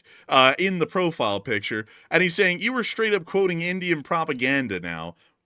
Look, dude, like, it's quite clear where your biases are. I mean, you got a freaking, what looks like a jihadi is standing in front of a Pakistani flag Wojak in your profile picture, so I'm not really going to believe a lot of what you're saying. And also, you already were completely wrong on the official name of the Islamic Republic of Pakistan earlier, so a little bit of a tough one to sell for me right there. And I'm also going to say that this is now just bogus, Matthew, because if the government is now changing its claim that they shot down not 2 Rafalas, and also it's not a Rafael, it's a Rafala. They keep, but for some reason people keep on saying it's a Rafael, which it isn't, because the Indian Air Force doesn't have a Rafael, who, let me go type that in correctly, who was an artist. They don't have this guy. They have a Rafale, which is this thing, a jet. So I don't know why everyone's saying that it's a Raphael. It's not like the Teenage Mutant Ninja Turtles. They don't have Raphael out there flying around as a turtle. They have a Rafale. And also, it's a little bit funny that they changed the story now to it's a MiG-29 because they found that old picture from 2024 of a burning MiG-29 in India. So now they're saying that it was a MiG-29. This seems to me to be proving that these statements are entirely untrue because, you know, it's a little bit interesting to me, Matthew, that the identity of the aircraft has completely changed now about an hour and a half after the initial reports were made by Pakistan that they shot down 2 Rafalas. Now it's a Raphael and also a MiG-29. Can we get Raphael up on screen? Raphael, let's see, turtle. Can we get that? Let's see here. There we go. The Raphael turtle. So it's not this. It's not this because that's what everyone keeps on putting on Twitter. It's not this. It's not a turtle. It's a plane. And that's it. Totally different spelling. Rafala, Raphael. Raphael, Rafala. Totally different things. One's a turtle and a painter. This one's an aircraft. 2 totally separate things. So with that, I hope that does address that fairly well. And so with that, we are going to be moving on from that news at this moment, because I think, Matthew, this is making it incredibly clear to me that the statements coming out of Pakistan are most likely untrue. And once again, we have gotten no video and picture evidence from anyone at this point to confirm that any aircraft have been shot down at all. We can't even confirm that the Indians shot down a JF-17, much less Pakistan shooting down 3 Indian aircraft. So to me, this sounds, honestly, man, like the OSINT people who are in India and Pakistan are literally just fabricating like train robbery stories in Russia and then just running with them on here, because it's getting absurd with the amount of misinformation going on. It's just absurd, really. It's crazy. And also, you know, for Pakistan to be doubling down on statements and not even knowing what aircraft was shot down yet, that also indicates to me that even though so many officials are claiming they got shot down, or these fighter jets, that it's probably not based in fact. Because surely if they had confirmation that they shot a jet down, they would generally have an idea of what jet it was. So how do you get a MiG mixed up with the other one? Like that's a bit of a doozy if you're messing stuff like that up. So I'm not buying anything from either side when it comes to shooting down fighter jets until I see video evidence. Yeah, I'm gonna have to say, folks, I'm gonna have to hardline enforce this one on this conflict. We are not confirming squat unless we have video or picture evidence for any losses from either side. So right now we have Schrodinger's aircraft. There is possibly a JF-17 that's been shot down. There's possibly a Raphael, which is a turtle, that's also been shot down, as well as a MiG-29 and an Su-30 MKI. Also, Matthew, another thing that I gotta say is a little bit weird is, are you noticing a trend here in the reporting that every single aircraft that's getting shot down is both countries' best aircraft? Yeah, I've noticed that as well. It seems to be the choice aircraft each time. Yeah, you know, it seems like if we go, let me go show you all this, because this is an interesting one to largely disprove the claim as well. Let me go get their equipment lists. So here we go. So out of the whole Pakistani Air Force, the best aircraft that they really have is the J-10 and the JF-17. Out of the Indian Air Force, and let me go get that. And let's go here. Let's go here. So out of the Indian Air Force, quite literally the best aircraft they have is the Rafale, and they only have about 36 of them or so. So the Pakistanis are claiming that they shot down 2 of those initially. Now they only shot down 1, plus a MiG-29, which kind of, dude, I guess that's kind of like them giving themselves an A+ originally, and they're like, no, I have to make the grade believable, so then they bumped it down to a B-, maybe. Like, I guess that's what they did. And then they also claimed that they shot down an Su-30 MKI. It's like, that's a little bit tough to believe, because these are some of the best aircraft that they have. You know, it maybe be convincing if they said a Mirage 2000 was shot down or something like that. And then Pakistan, well, India says we shot down a JF-17, not an F-16, not a Mirage 3, not a Mirage 5, or an F-7. Or an F-16 even. It is a JF-17, a indigenously built Pakistani aircraft. It seems to be like all of these air reports, at least at the moment, are uncorroborated propaganda with absolutely no video and picture evidence behind them. Also, by the way, I think eventually one of them will turn out to be true, but it's just we can't just pick and choose them based on which one we think sounds accurate. But once again, the Pakistanis are claiming they shot down now 3 fighter jets, including an Indian drone. The Indians are still saying they've only shot down 1 Pakistani jet. No evidence of any of it though. But I'm sure eventually one of them will be proven. But until then, it's just a crapshoot. Yeah, until then, we are going with picture and video evidence entirely, and so we have rumors and possible indications that aircraft have been shot down, but I want to make it wildly clear that we have absolutely no proof whatsoever, and we are not going to be working with, oh, this video right here shows burning debris, because this could be anything. I mean, this could quite literally be footage of burning debris from one of the Indian missiles that exploded inside of Pakistan, or it could be something else entirely. We actually have no way to confirm or geolocate even where this is from. There are so little landmarks in this clip, it would take someone maybe about 16 hours straight to be able to visually confirm and geolocate where this burning pile of something is. So we don't even know if this is in anywhere inside of India, because this clip is claiming that it's in South Kashmir, and we just don't know. Like, there's no way to really tell. But anyways, and also it's a little bit interesting, man, that it fell on a school. Like, out of everything it could have fallen on, it fell on a school. It's like, you know, oh, that wicked Indian plane fell on an innocent school of children. You know, it's like, this is just, you know, it seems a little bit weird to me. Maybe we'll be able to look into it and actually corroborate one of them, but it's getting a little bit tough. Nevertheless, though, Matthew has a breaking news update at this point. So, Matthew, what do we got? All right. So just to get everybody up to speed real quick about what the current situation is, right now, generally speaking, large events and large claims by either side have generally died down for the moment. So the news feed is going somewhat quiet for the moment. But the one thing that is not going quiet, though, is on the ground, specifically in India-controlled Kashmir in the Poonch area. It looks like there is still extremely heavy artillery fire, small arms fire, and all kinds of ground fighting going on right now. So we're also still getting reports of fighter jets taking off from the local airport in the area that has been closed down to civilian flights. The military appears to be using that airport solely for military flights now, and they are not letting commercial aircraft in there. So in that area of India where the Kashmir region is at, there is extremely heavy fighting. It is definitely a lot more fighting than we've seen over the past like 14 or 15 days. It is not minor skirmishes. It is a full-out brawl on the border. I'm currently listening to a live stream of that area, of the Kashmir area, and it is still continuous loud fire. So even though the news tickers died down, there is still a major ground situation going on right now that is just ongoing as we speak.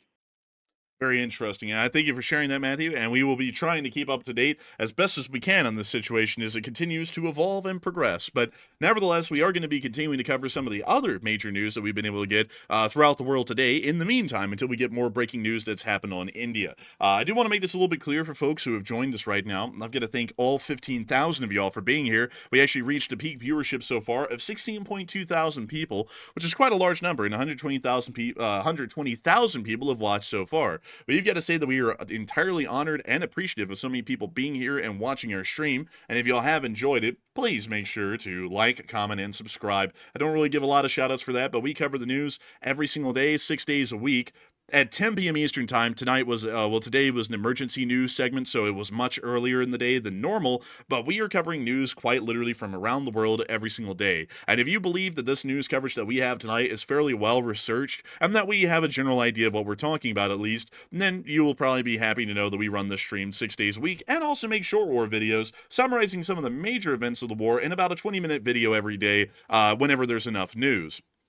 Beyond that, though, I want to, of course, give a huge thanks to everyone who is watching right now. We're going to keep on running the news and cover the rest of the major events that have happened today because, you know, just to let y'all know how big of a day it was, while we've been covering the whole deal going on in between Pakistan and India, Moscow has been under direct air attack the entire time by Ukrainian drones. Just to give y'all a little bit of an idea of how crazy a day has really been across the world. And on top of that, the Houthis also surrendered but didn't, and we'll be covering that in a second. We also were able to hear that there was a ammo explosion underground yesterday inside of Iran from a commando brigade's underground ammunition stowage, which is a little bit odd. We also got to hear that Israel was going to be striking back against the Houthis because the whole Ben Gurion thing, and then the Houthis technically surrendered, but then they really didn't, and then Israel bombed them anyways, which has been a whole deal. The U.S. has been airstriking terrorist forces inside of Syria. There was a whole uprising that happened in Dagestan. Also, Ramzan Kadyrov is asking Putin to resign. Well, that actually was very poorly worded.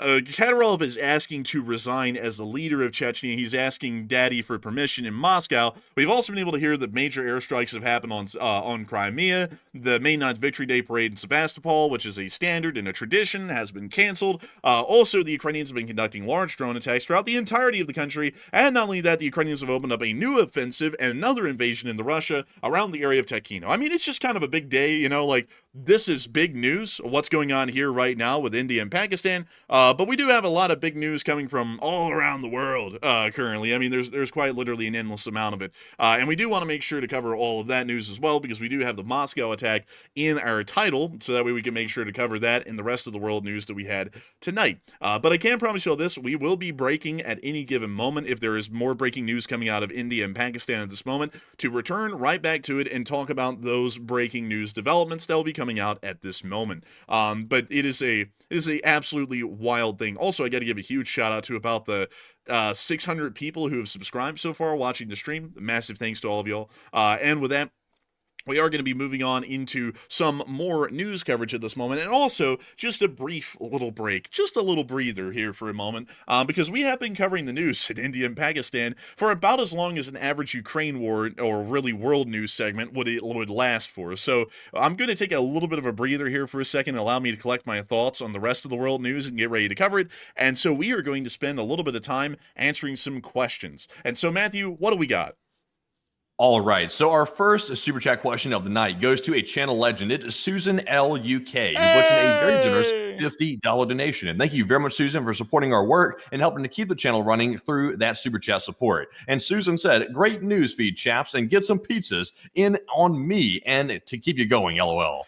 Hey, and thank you so much for the support, Susan L. UK. And I got to thank you for being all the way from the United Kingdom, Great Britain, and Northern Ireland, and continuing to support this channel and help it to keep on running. Folks like you have made this channel possible for years now, and help us to continue to make it possible so that way we can sit around all day waiting for this to kick off. And when it kicked off, we immediately were able to get on air and start running a breaking news stream on it. And I got to thank you so much for the support and helping this channel to keep on running, because while we have hundreds of thousands of viewers on most streams every single night, folks like you, the few that do, that go of their way to support this channel, make the entire thing possible for so many people, for quite literally hundreds of thousands of people every single day. And I got to thank you massively for that, because if it wasn't for folks like you, we would have never been able to keep this thing running, and we wouldn't have been able to make it possible right now. And so a huge thanks to you so much once again for the pizza fund and helping this channel to keep on rolling, because if it wasn't for folks like you, we would have never been able to make this thing a reality, and we wouldn't be able to be here right now getting to cover all of this news.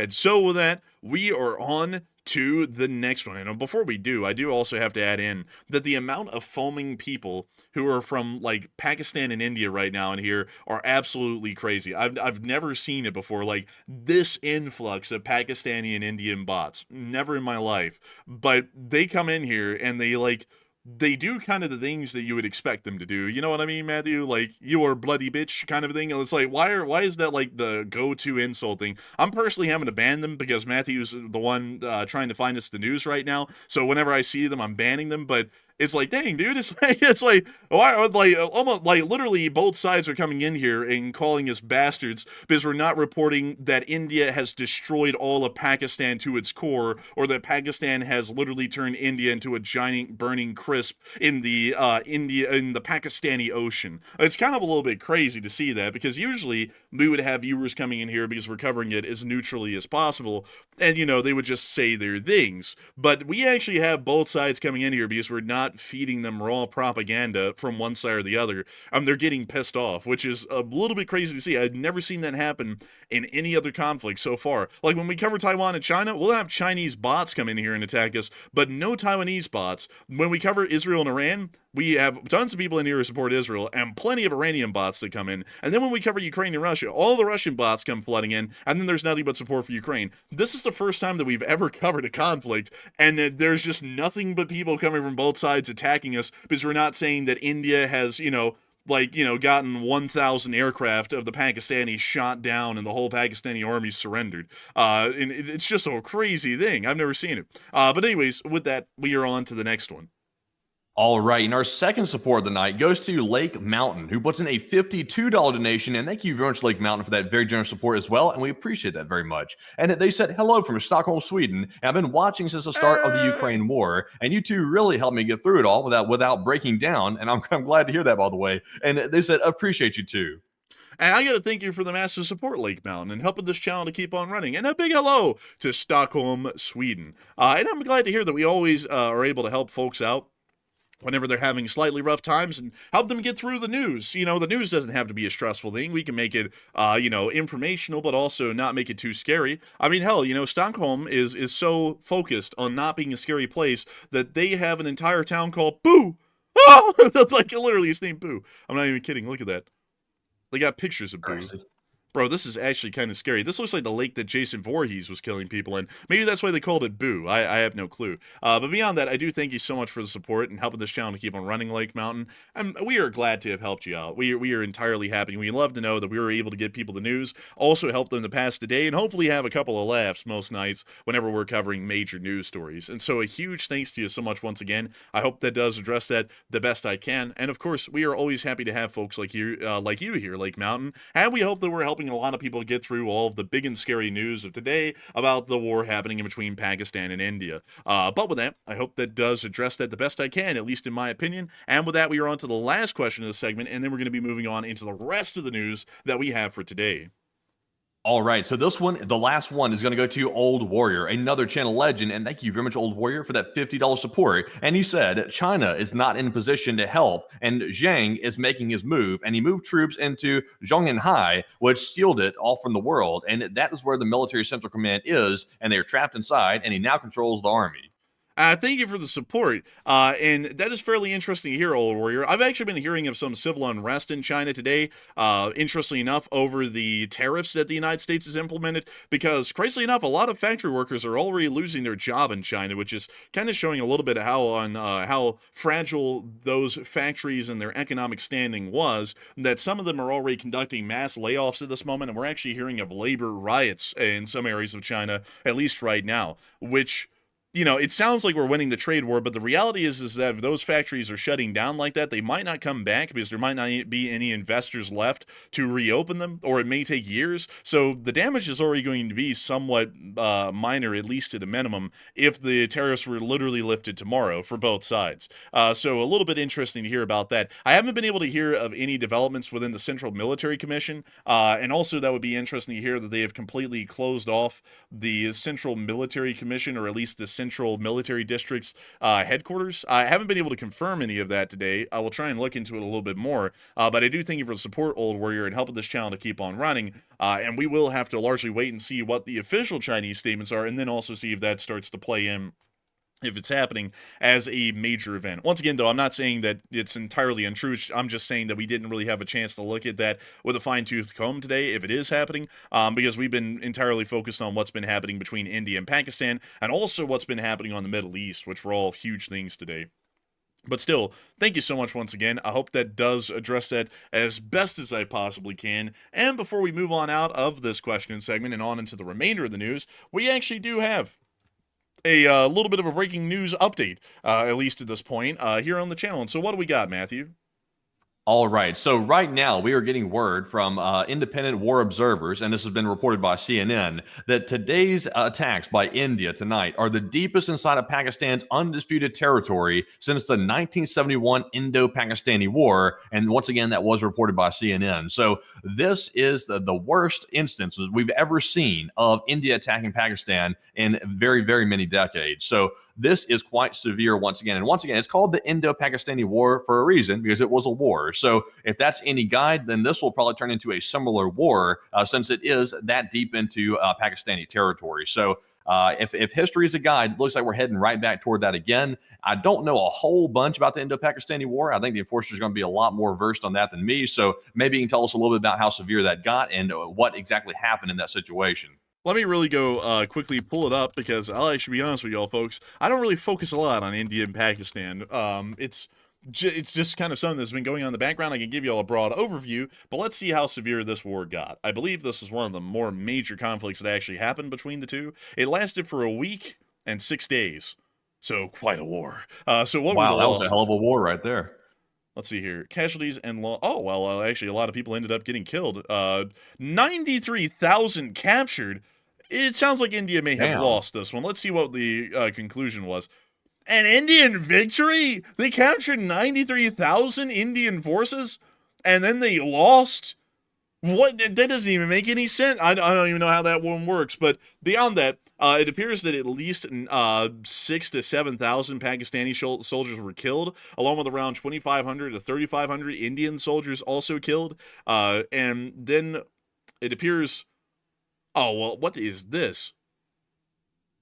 So this is the Bangladeshi force. Well, they lost about an additional 30,000 on the Indian side, so probably not the greatest thing. And it also appears this was before the nuclear weapons armament, right? Like these two powers weren't nuclear armed at this point, were they?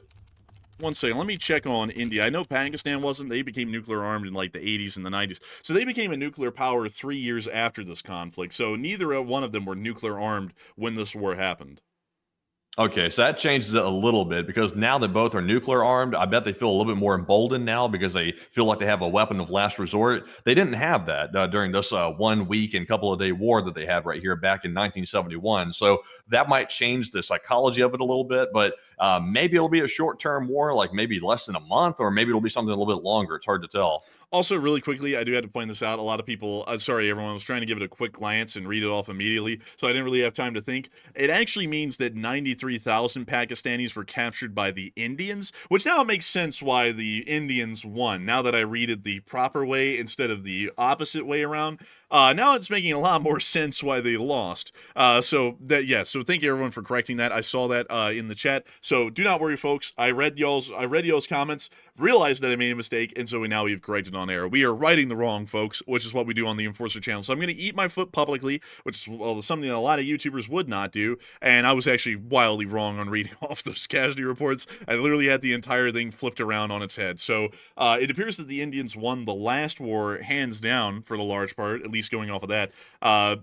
But that's not to say that this one will go the same. We really don't know how this one will go. But considering that this ended up being a war, only a week-long war, however, we don't know how long this one will last, and we really don't know what will come out of it yet, so we'll be waiting to see. But anyways, moving on from that, and on into the major news that we have had for the rest of the day. We have had quite a lot, and moving on up in the area of Moscow, we were able to hear that airport closures have now started to occur, as the airports are now switching to carpet mode, which means that Aladdin's going to be flying in on his carpet. Russia's emergency air defense protocol that halts all air traffic to clear the skies for potential interception of threats like drones and missiles. So it appears that at this moment, the entirety of the Moscow region has had all of its airports closed, as they now begun to carpet the area, and they're now looking for Aladdin. Meanwhile, we've also been able to hear that air attacks are ongoing on Moscow at this point, as this video surfaced, letting us hear the sound of air raid sirens in a Moscow suburb, as drones were continuing to fly in throughout the entirety of the region. Also, the air siren at the end, man, had just had enough, man. It went... It gave out. Dude, they literally gave out on film. Listen to this, folks. Yeah, that thing had enough. But anyways, moving on from that clip and on into some other ones that we were able to get, we were able to hear that air attack has been stated throughout the entirety of the area. As a matter of fact, we've been able to hear it. I'm trying to find the specific one that I have on it. And are you kidding me? Where in the world is it? I believe it's this one, actually. Hold up. Here we go. Let me make sure to read off where these attacks have occurred. So, in the towns of Lipetsk, Ryazan, Tula, Tambov, and Moscow were all a part of the attacks that occurred overnight. We were able to get a clip right here showing us one of these drones in an unspecified area of the Russian Federation, but here's the clip right here. Из-за фонаря не видно нифига. You can't see anything because of the street light, blade. Вот, Here. вот он, блядь, Here it is. It's flying low. Do you hear it? Да, да. Yeah, I can hear it, but I can't see it because of this damn watermark on the whole video. This is like the watermark's like Gaza, but they replaced the G with a B, so it's bad Gaza. It's Baza. Dude, this is that Khyber Pass Gaza. This is Buzza. Like it's like oh, friend Gaza. Bro, in Gaza they drink Pepsi, but in Baza we drink Pepsi. like it's like Pepis or something. Хуярят, блядь. Душ ты ничего? Man, Да, like flies. We can also They see have swarms of flies coming in tonight. We can also see that this fence was made from defeated German soldiers in the Great War, as they have the spike on the top of that pickle hobba on each fence post. This one appears to be broken. I mean, you hear the drone still, getting back to not paying attention to that fence.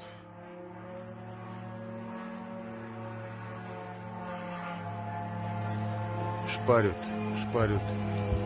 Ех, нихуя себе. Ех, вот проехал. Вот он. Да, да, да, да. I didn't That see guy it. sounds just like that gremlin or that thing, that golem on that horror movie. Dude, honestly, man, you know what you really sound like? Volodymyr Sololoviv.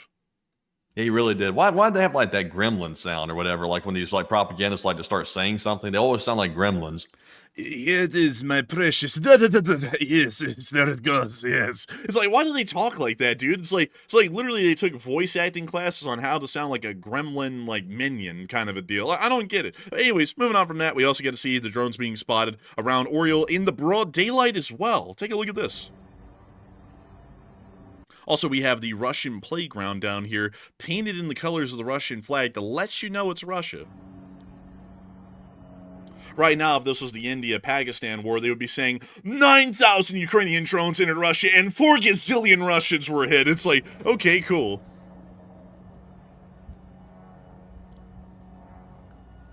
We hear them flying out there. That's the end of that clip. But meanwhile, we actually got to see raw proof of the thing. There it is. It's a Liudi. Just a little clip of it. And we also get to see another video as well showing us the craft. Look at that. For a split second, folks, you could see it up there. It's a Liudi. And that's very cool. That's really neat, and it does confirm that there is an ongoing air attack. Meanwhile, we also were able to hear, in the meantime, that Russia is running out of tanks, which we've known for a while, but it's really starting to catch up to them. Because right now, the Russian Federation is still trying to continue on offensives inside the area of Donetsk and also Luhansk and Zaporizhia. And it appears that the Russian Federation has been attempting to supply those armored units in those areas with a consistent supply of main battle tanks and largely replace the losses. But before we get into that, we actually do have a little breaking news update. And so, Matthew, what do we got? All right, so we do have some breaking news once again out of India and Pakistan. Get this. The Pakistanis are now claiming they shot down 5 Indian jets. So they've upped it to 5 from 3 and still provided 0 picture or video evidence saying that they've shot down any of them actually in real life. So they've also claimed now they've taken some Indian soldiers prisoner as well. So I have been seeing some unconfirmed reports that there are ground incursions into India. Let me go and double check that and get that post real quick. Yeah, I've been seeing some rumors, at least floating around the back channels, that there's been reported limited ground incursions by the Indian forces in the Barki sector, and that was confirmed by Pakistani sources. Take it with a grain of salt, though, because that is, of course, coming from the back channels where it's not been confirmed. So it's possible they took some prisoners, maybe, but it's not really clear if they actually did or not. So now 5 jets shot down. So not with 5, they can't, not with 5. But Enforcer, tell us some more.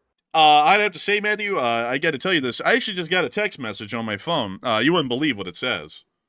What's it say? It was from the aircraft parking enforcement. They told me my 5 Indian aircraft have been impounded, and I must call immediately or my license will be. I must give 5 Amazon gift cards worth $100 apiece to get the aircraft back. I'm going to say this is bullshit. One piece of info. One piece of info for you. Do not redeem.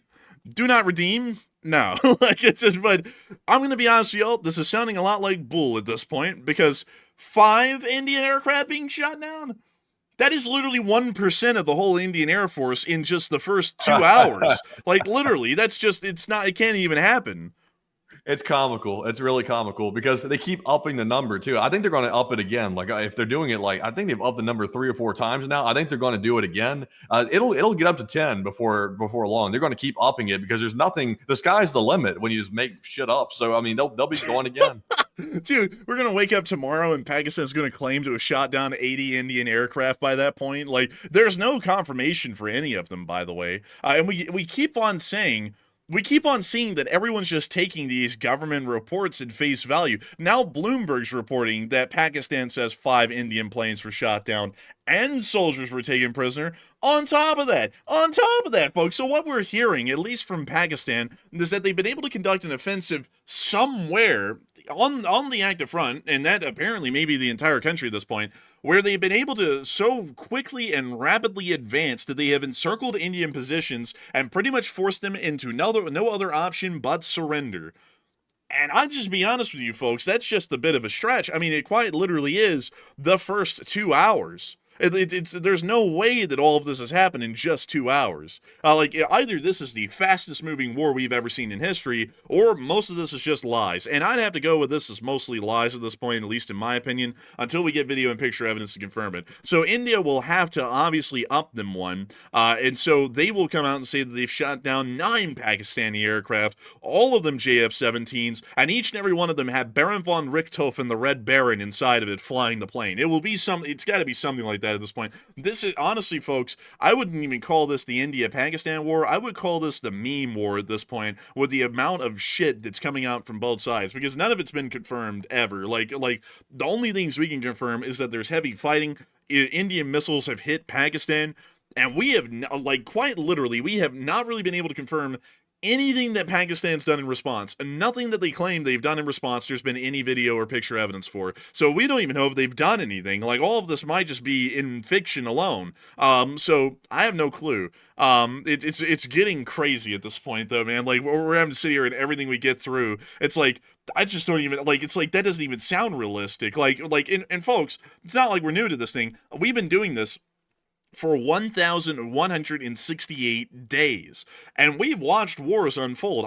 We've watched the war in between Israel and Iran unfold. We've watched the war in Ukraine certainly unfold every passing day. These kinds of losses in a single day period would be considered record-breaking in Ukraine. I mean, the Russians have only lost 5 aircraft on a single day in the whole war in Ukraine, and it was nowhere near to the opening hours of the conflict at all. It was, I believe, about a year ago that happened. And Pakistan is claiming that they've shot down 5 aircraft, not drones, aircraft, in just 2 hours. Like, that's just unheard of, quite truly. I mean, that's just actually crazy there. But beyond that, we do have a poll on this. Out of the two sides, who will win, or who do you think is going to post the most bullshit to the point that they win? So it appears that most people. By the way, I'm just kidding about that. We're actually seriously asking, who do y'all think will win? And it appears that the large majority, at least 66%, are believing that India will come out on top, while about 30% are believing that it could really go either way, and very, very small amounts of people are saying that Pakistan will win. So, Matthew, what are people thinking about this, and what are you thinking about it as well? So far, about 67% said India will come out on top, while only 5% have faith in Pakistan and said that Pakistan will come out on top, and 28% said unsure, undecided, or other. And really, at this point, I'm really not even sure. We need to find out how many aircraft from each side has actually been shot down. That's the first step. And then we need to find out what type of ground incursions are actually happening on the ground. Right now, all we know is they're fighting like cats and dogs right now. Like, it's going wild on the ground. There's no question about that. That's the only factual thing we know at the moment. We do know that there's been missiles fired into Pakistan, and Pakistan has launched a very strong response to the Indian aggression. So until we get confirmation, it's hard to tell who's going to come out on top. Right now, one thing is becoming very clear. Both sides are extremely deceptive, and both sides are putting out all the misinformation they can to murky the waters. So I would assume that neither one of them are necessarily doing great, or otherwise they wouldn't need to do that. So it seems a bit even at this point to me, at least until we get more information. But Enforcer, what say you? I hate to interrupt you, Matthew. I hate to interrupt you. I just got breaking news out of Pakistan. I know that I'm not supposed to be looking at it, but I've got breaking news. I just heard that the Pakistani Air Defense Forces have successfully shot down the International Space Station. It is confirmed. Oh my God. No, not the space station. They've got it, man. They shut it down, and they also are systematically targeting and destroying every single satellite in orbit right now. It's in the process, folks. It's over. We're cooked. All the astronauts on the ISS kiss their asses goodbye. They're burning up in the atmosphere. It's a damn shame. And also, we've been able to hear that India is currently about to destroy the moon. But beyond that, I would have to say that out of the two, while we're hearing that India and Pakistan are single-handedly, absolutely curb-stomping everything in existence and the universe, we've actually heard that Pakistan responded to India possibly destroying the moon, and they are now altering the fabric of reality itself to destroy all that's known and exists in the universe. So we may be seeing the end of this show here in a minute. But beyond all the sarcasm and the jokes, I would say that the Indians may, or most likely will, be coming out on top. At least at this moment, we have not really been able to confirm any successful actions by the Islamic Republic of Pakistan, so I would highly doubt that they're actually going to be coming out on top on this conflict. The Indians look like they got the drop. And by the way, I do have to remind folks, if the Pakistani air defense was so successful, how come all 9 missiles that India fired hit their targets? Like, that really is going against the whole claim that they shot down 5 Indian aircraft. But it's just like, if the air defense was active like they had already claimed literally 2 days ago, they should have been able to detect the missiles on radar. I mean, they're detected about the same as an aircraft, and they should have been able to shoot them down before they hit their targets, but they didn't. And so now on top of that, they're now claiming that they shot down 5 Indian aircraft, which would have sure as hell been a lot more difficult to shoot down than the missiles that are literally flying through your airspace and to the targets. So I would have to say, in my opinion, I think India is most likely going to be winning this one, at least from what we've been able to hear right now, because this war has consisted of the past 2 hours of shenanigans and tomfoolery that we have not seen in any other conflict so far. So, Matthew, what else do we have for breaking news? All right. So right now we are hearing, being reported by CNN, that apparently Pakistan is claiming that their quote-unquote proper retaliation hasn't yet begun. So apparently they're saying they haven't truly responded, even though they claim they've shot down five entire Indian fighter jets. And once again, that's an unconfirmed claim by Pakistan. But also, we have heard more word from the Pakistanis at the same time. They said that if these hostile acts are stopped, meaning the hostile acts by India toward Pakistan, then we will definitely talk to India. We do not want the situation to escalate, even though at the same vein, Pakistan's claiming they haven't brought their full retaliation just yet. So some conflicting statements right there, and I feel like that's going to be the theme of the night when it comes to Pakistan, is conflicting information. But also, we do have a piece of video here. This is another episode of Debunk the Footage, apparently showing looks like a downing of an unidentified jet from the Indian side. So let's take a look and see if we can debunk it or prove it true or false. So we can see a falling fireball.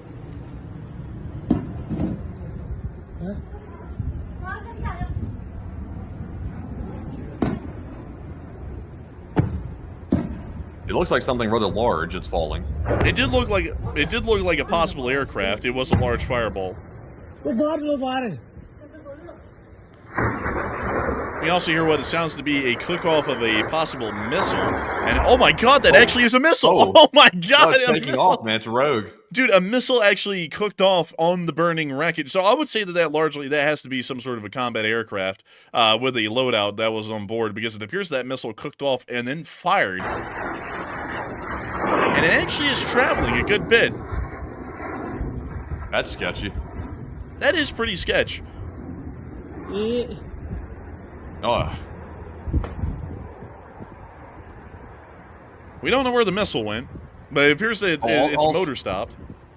Also, by the way, just to clarify this one more time, because I think I might have butchered the explanation the first time, this is a video from the Indian side, allegedly showing a downing of a Pakistani jet. So, allegedly, an Indian fellow is recording this, and that's a Pakistani jet that was shot down by the Indian air defense going toward the ground. So, with it showing a cooked-off missile, I mean, it looks like it could have been a fighter jet. Well, I don't know what else would have had a cooked-off missile on it. So, yeah, it seems like it. Well, actually, I think, Matthew, really quick, I think there may have been a misspeaking there. It's an unidentified jet. We do not know if it's Pakistani or not. It may have been an Indian jet that actually was shot down by Pakistan, since it's over India, or it could have been the JF-17. We really don't know yet. Good point. Exactly, yeah. I was thinking for a second. I was like, yeah, that must be Pakistani. And I was like, wait a minute. I was like, it was over India. I was like, we really haven't gotten any confirmation yet that either side has breached the airspace of another with an aircraft.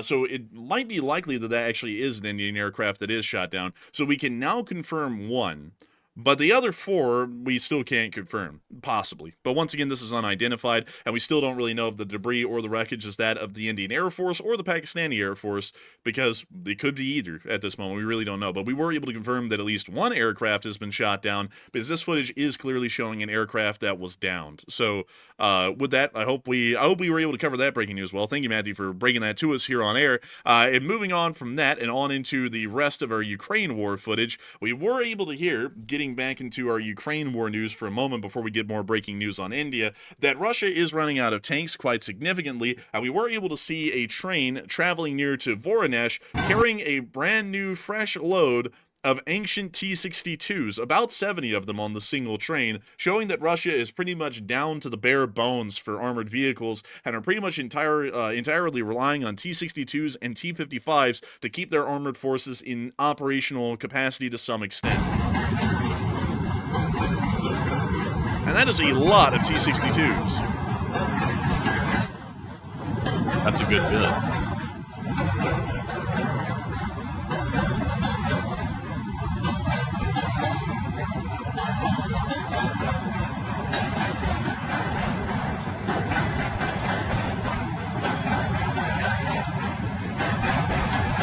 If you want to get an idea of how old these things are, they're actually as old as the number that makes up the main battle tank. A lot of these are about 62 years old at this point.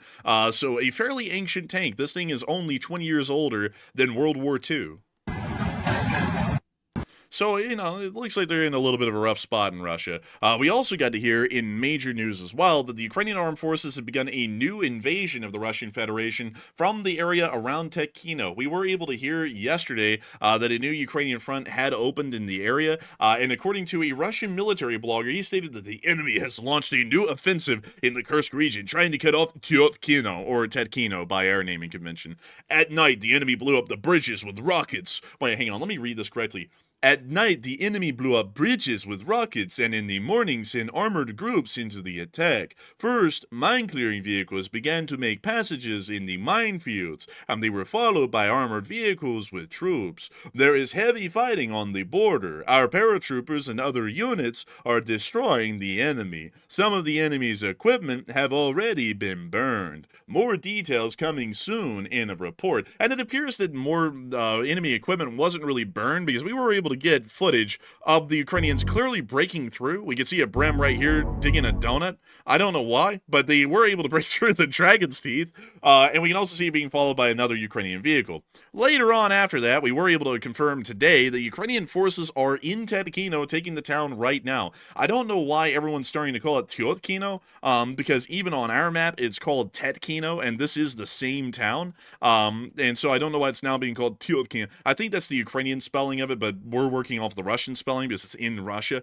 So, it's Tetkino. But beyond that, it appears that there is heavy fighting still ongoing in that area, and the Ukrainians have conducted a new offensive in the area. Also, I just heard everyone congratulating us on something, and holy smokes, we just hit 350,000 subs. Hey, that's what I'm talking about. Just hit 350,000 for the first time ever. I must say, that is very good. And thank you all for subscribing to the channel, because we've had a lot of new people join tonight, and that is truly crazy to see. It literally jumped a whole 1,000 basically today, all the way up to 350,000. So we're very grateful. Really grateful indeed. I got to thank everyone for subscribing so far. We've gotten about probably 800 subscribers so far from the stream alone, and I got to give a massive shout out and an appreciation to all of y'all, because y'all are we greatly appreciate y'all's viewership, and we hope that y'all are here to stay. You can actually see that here. Actually over the course of the day, Matthew, we've gained a whopping 1,000 subscribers. Look at this.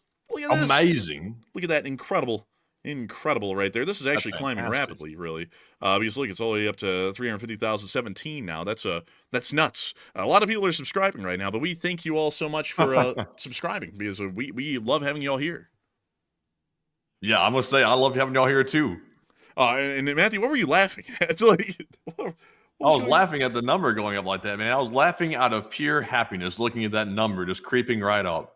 Man, we were laughing for joy, as we put it. But moving on from that and outside of Ukraine, we also were able to hear that the Ukrainians are conducting a new air offensive on the area of Crimea, and we were able to see that more air defense systems were hit. And we can see here that the Ukrainians call Crimea Krim. Which kind of sounds like cream. And I guess you could say the Russians are putting the cream of the crop there, because holy smokes, y'all, they're getting obliterated. Also, by the way, another cool thing is that all these little weird specks in the sky right here, you know what those are, Matthew? What is it? 30-millimeter rounds from the Pantsir. The Pantsir actually has detected this drone, and it's firing at it, and it still couldn't take it out. Funny. Well, That's insane. Yeah, we can see all the rounds flying past the drones, and then we see them putting up the little card right here as they're about to show us the rest of the clip. We now see another drone coming in, a missile missing it just by a little, and now they're hitting the Pantsir, which, oh my god, dude, no way. They were literally tracking this thing all the way up till impact. Look at this. You can actually see the turret is slewing to keep up pace with the drone as it's running right into the turret.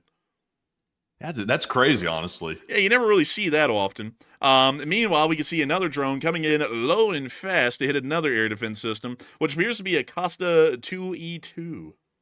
We also see them here hitting the other part of this air defense system, knocking it out entirely. Oh, there's a little Russian running down there. Look at him. Oh, bleh, suka, bleh, he's sticking to that way, bleh. Look at him. There he goes. We can see them hitting another one right there. And there's their outro again.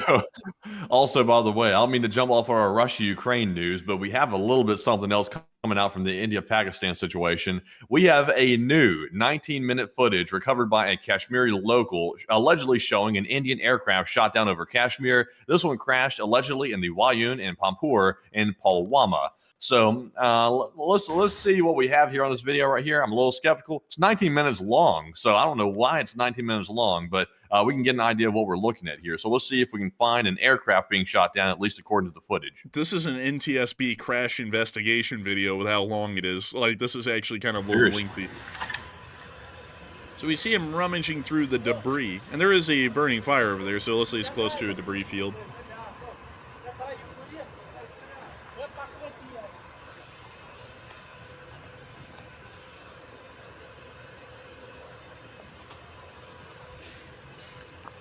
We see a red line. I guess you could say he's getting through the red tape.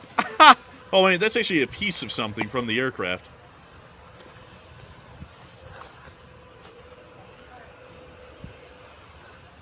It's, I can't really tell if it's solid or if it's bendable like a hose. I can't really tell.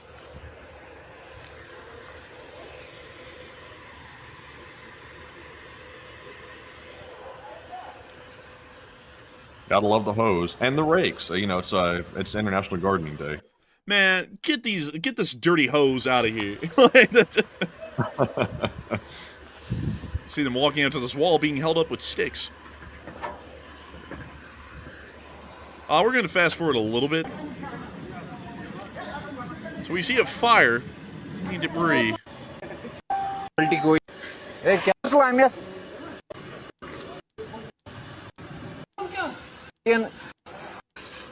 See, the fire department showing up. Just fast forwarding through the. Oh, wait, hang on. Looks like we may have debris. It looks like he may have set down a tank of gasoline behind the firefighters fighting an active fire. Not really sure on that one. Might be water.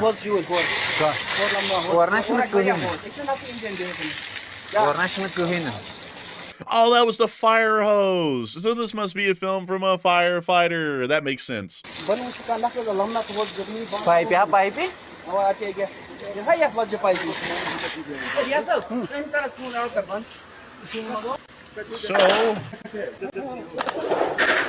trying to find the debris. Any footage of the debris, like. What are the charges? Showing a video, a shitty firefighting video, and we don't even get to see the debris in this thing. It's been 12 minutes now in this clip. We fast forwarded through most of it. Have not seen a single lick yet of him just looking at the debris. We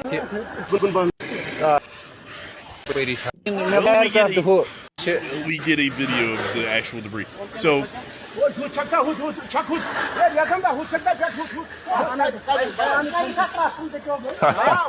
Can we just get a good clip of the debris? So there was a piece of the fuselage of something. Point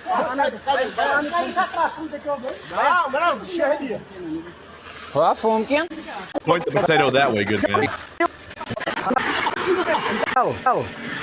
Okay, so the only piece of the debris so far is we've been able to see this one rib. Someone in the chat's actually been saying that this was apparently from a private jet crash that happened in the area about last year. But we just don't know. We just don't know yet, folks. I'm really trying to figure it out.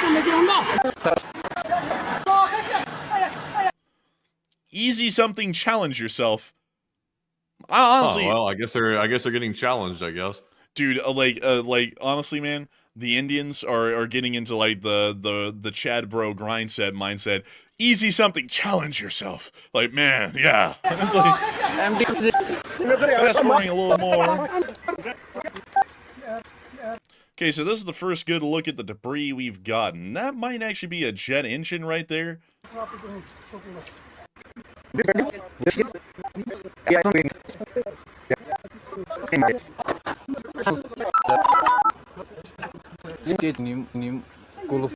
Okay, so it clearly is aircraft debris, but we still have absolutely no clue what aircraft it is or whose. So it looks like one aircraft may have been shot down, and this may even be an older clip from last year, according to some people. But still, it's really hard to tell. Yeah, it's very hard to tell. I would say we're going to withhold judgment on this one. I won't say this one is necessarily wrong or fake, but at the same time, when you film something with a potato, it's like 180p. It's really hard to tell. And also, when you film it vertical and wave the camera around too much, it's not good either. So you really can't tell much of anything. This is like one of those UFO videos. You really can't tell if you're looking at a flying saucer or if you're looking at some button or something sitting on the counter. You can't tell. Dude, everything in India and Pakistan is filmed with a 180p camera. Every single thing. Like we can't tell squat of what anything is. It's sad. It really is. But anyways, moving on from that and on into the rest of the news, we also were able to hear that the parade inside of Sevastopol in Ukraine was canceled. The May 9th Victory Day parade in Sevastopol is being canceled, and I quote, due to security concerns. Real sad, isn't it? Meanwhile, down in Chechnya, we were able to hear that Kadyrov is asking Putin if he can resign. So I once again want to remind you folks that the head of the Chechen Republic, the president of the Chechen Republic, which is supposed to be largely independent of the Russian Federation, is asking permission from Putin to be able to resign his office as the president of his own little republic. That it sounds like he really isn't the president of his own little republic. It sounds more like he's a puppet. But he said that he hopes his request will be supported. So it appears that he is hoping that he'll be able to leave. Meanwhile, How does it sound like it operates like the mafia? Like, isn't that what you have to do when you try to leave the mob? You have to go ask the boss. You have to say, "Hey, can I leave?" And of course, they always say no, because you can't just leave the mob. And they're like, let me think about it. But in the meantime, get back to work. please, Stone, let me leave. Now you gotta keep working for me. What do you have, Tourette's or something? Get back to work. That's what it's like. Man, anyways, we also got to hear of an ongoing armed conflict in Dagestan again, in the city of Matkachala, where we were able to see that armed gunmen were once again going at it with the police. I like how everyone stood around like it was a spectator sport. Oh, wow. Jeez. You see, folks, you never want to live in Russia because Russia is so boring. It's so boring. It's more boring than the Wild West, where people would literally close up their doors and stuff and hide from the shootouts in the streets. Instead, everyone opens up their doors, walks out into the streets, right into the line of fire to go see what's going on. Also, I think that might generally show a lack of intelligence of the people of Dagestan. Man, they're getting more active in Makhachkalaka than they are in Chirac, honestly. It's a lot more active here. People in Oblast can be like, get your ass down, there's a gunfight. Meanwhile, in Dagestan, everyone outside, there's a firefight. It's It is illegal to stay inside in safety while there's a gunfight in the streets. Everybody out onto your lawn or the sidewalk. Have a seat, crisscross applesauce. Dude, you go in, if you're from Chirac, you go out there, dude, you're like, what the hell are you doing? What are you going outside? There's a fire. They would probably be like, dude, what the hell are you, an idiot? There's nothing that goes on here. This is the biggest action we've had in 2 weeks. And then they go outside and watch what's going on. Honestly, I have great concerns for the intelligence of the Dagestani people. I think that there might not be much down there because I feel like it is common knowledge that when there is fire, you get out of the way. You don't get in the way of gunfire. Just don't do that. Anyways, moving on from that and out of Dagestan and the ongoing firefights there, which is another uprising the Russians have to deal with, we were able to see that the U.S. Air Forces were conducting airstrikes in the area of Deir ez-Zor, which we were able to see in this clip right here. This is from Al-Shirak, so very similar to where we're from. Anyways, we can see the A-10 coming on in. We can actually Those do look majestic when they fly through, I must admit. The A-10's an old aircraft. They want to retire it, but it still looks fantastic. I'm not going to lie, dude. The A-10 is stylish. Also, man, I like how this A-10 was carrying 2 air-to-air missiles over here, most likely AIM-9Xs. Oh, very nice. Also, real quick correction, because I saw Monster Lab say Putin must resign. Kadyrov isn't asking Putin to resign. He's asking Putin to give him permission to resign. It's not the other way around. But anyways, we can see the A-10 flying on in.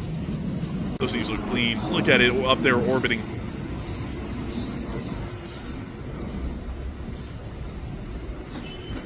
And in a second, we'll see something else that's cool. An AH-64 Apache. Oh, beautiful. Very nice. probably the best looking attack helicopter in the world, because nothing says America is here like an Apache and an A-10. Like, honestly, man, that's like a 5-year-old's running these air operations. It's like, go, go, gaga, what should we bomb these terrorists with? An A-10 and an Apache. Like, then they send them in. Bro, there's probably going to be a fire truck, like a big red fire truck down there next. But anyways. Man, they better hope that India's not nearby, or otherwise it's going to be 5 Apaches, 6 A-10s, like 30 F-35s. It's all going down today. Dude, you better watch out, man. You better watch out just saying squat like that, dude. If you piss off the Indians and the Pakistanis too much, you're going to get 9,000 phone calls on your phone telling you that your warranty for your car is expired and you don't even own a car. Like, you better watch out, man. It might happen. But moving on from that and down into the area of Western-controlled Yemen, or Houthi-controlled Yemen, we were able to hear that down in this area, business has been going. Many of y'all will know that the Ben Gurion airport was hit by a Houthi missile about a day or two ago, and we were able to hear that Israel was going to take and hold Gaza. Let me go correct that. Actually, I don't know why I put Ben Gurion, because that's the airport. Gaza indefinitely, and they also vowed that they were going to respond to the Ben Gurion attack at a time and place of their choosing. But we also were able to hear that they are planning on seizing all of Gaza and holding it indefinitely, and it will be intensive, at least according to what they're saying. Meanwhile, the Israelis finally did conduct their airstrikes on Western Yemen, and it was a hell of a show. To be quite honest with y'all, it was a lot more impressive of a show than the entire about a month and a half of U.S. Air Force and Navy operations that have been happening over Yemen for about a month. But we were able to see Israeli airstrikes striking the area around Al-Hadida, as reports of heavy airstrikes currently against the port of Al-Hadida in Houthi-controlled Western Yemen, possibly conducted by the Israeli Air Force. We also were able to hear of some more information of Israel striking multiple targets in the region, as the Israeli Air Force did state that they were striking Yemen in retaliation for the strike on Ben Gurion, according to Israeli officials. We also were able to hear that a concrete factory was hit earlier in this morning, which, I'll be honest with you, man, the opening of this video quite truly looks like it's the opening of a movie. Like, that looks like a Michael Bay-style explosion right there. It really does. It's very Hollywood, very cinematic. But this is real life right here. They wish it was Hollywood. Dude, you know, somewhere out there in the distance while this was happening, Quentin Tarantino was explaining to an interviewer, "I like violence. It's a movie. You can imagine. Come on." Like, something like that. Get real. But we can see the explosion right here. I didn't know Harvey Weinstein. What do you mean I like feet? Like, that's such a Quentin Tarantino. Put that in quotes. When we see thick black smoke coming from the cement factory, it appears that they actually been hit with several bombs beforehand, because we can see what appears to be 2 or 3 distinct plumes of smoke coming from the concrete factory below.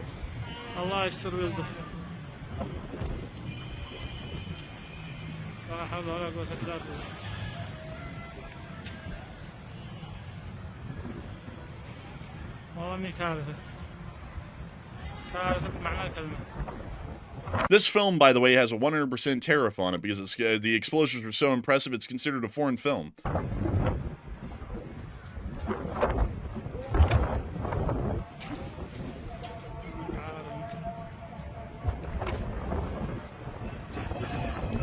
As you can hear, they're announcing on the loudspeaker, exit stage right, quickly. Bro, Tarantino's out there saying, "Write me into the script and make it include feet." Oh no! Like, it's like out there in the distance. Anyways, that's the end of that clip, but it's quite a clear confirmation that the Israelis did hit that cement factory, and I guess you could say that's concrete information. Anyways, we also got to see the Israelis bombing the Sana'a International Airport. I just found out from Matthew today, he went and pulled up what the official translation or pronunciation of Sana'a is in English, and it quite literally is like sauna, like a sauna. So anyways, up here, which is the international airport here at this city, this wonderful city of Sana'a, we were able to hear that their international airport was bombed. And I'm not gonna lie, Matthew, it already looks like it was bombed on satellite footage. Honestly, I think it's been hit before, but it hasn't been decimated. Like today, it was just like freaking like flattened the whole place.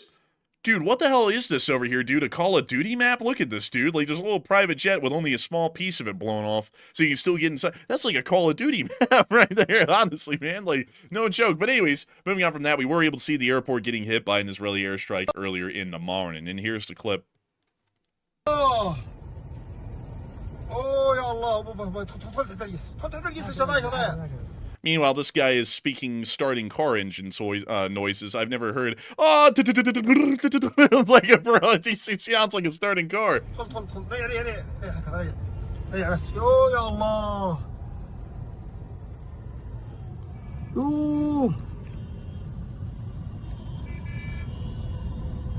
Man, I heard that as a result of this, all departures and arrivals were canceled indefinitely. I actually did hear that. You know what, folks? It is time for us to actually get some reviews at this airport. And that is the correct airport, right, Matthew? That is the airport, yes, sir. Where in the world do we get the reviews? Oh, when it temporarily closed? No, that's not it right there. If you punch in Sana International Airport, you'll find it. Here we go. There it is. Ah, yes. Look at Let's go look at permanently closed. It's like they just went out of business or something. What in the hell? Dude, that's like a shrunken down. That's literally like a short 747. I've never even seen a 747 get that short.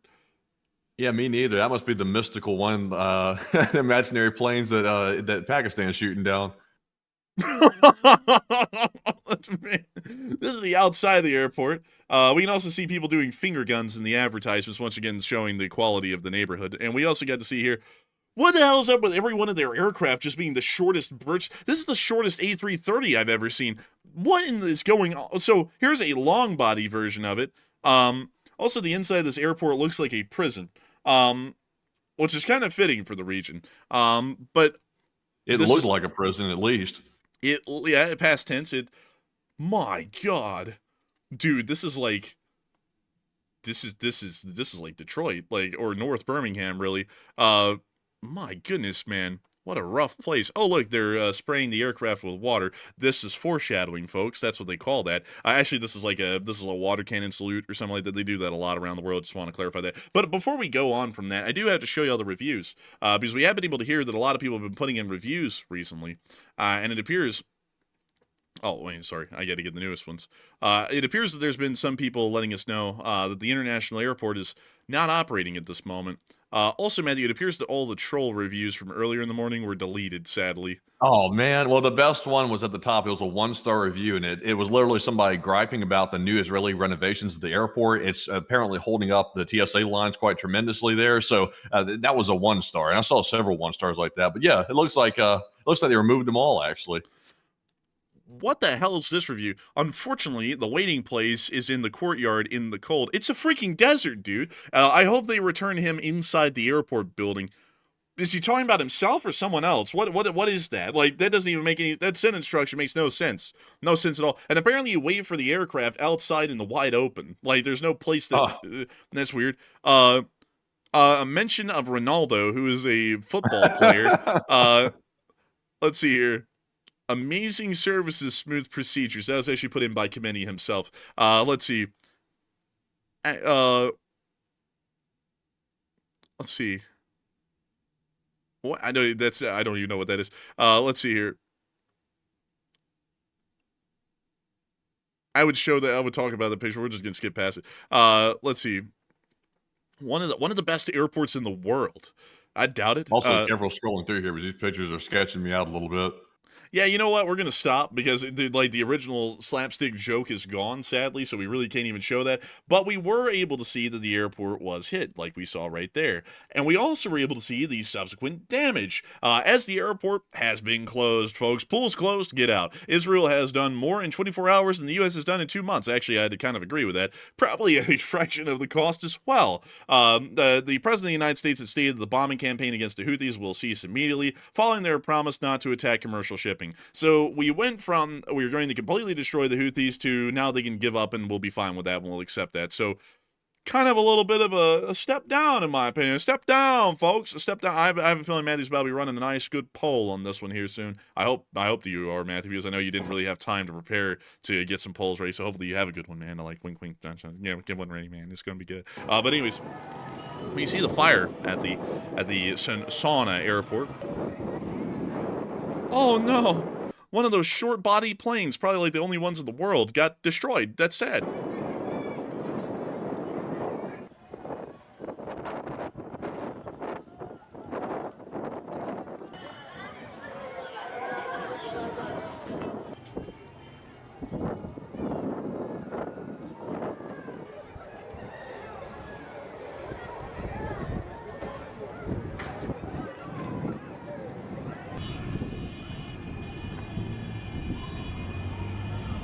I mean, that's quite a roaring fire right there. It's crazy that they hit everything from the terminal to the aircraft to literally, honestly, the entire airport was demolished. Like Israel did not leave pretty much anything standing at this airport. Also, someone said innocent people were on these planes, bro. You're telling me that an aircraft idling on the tarmac, not even on, had people on? Like, you don't even know what you're talking about, dude. Come on, get real.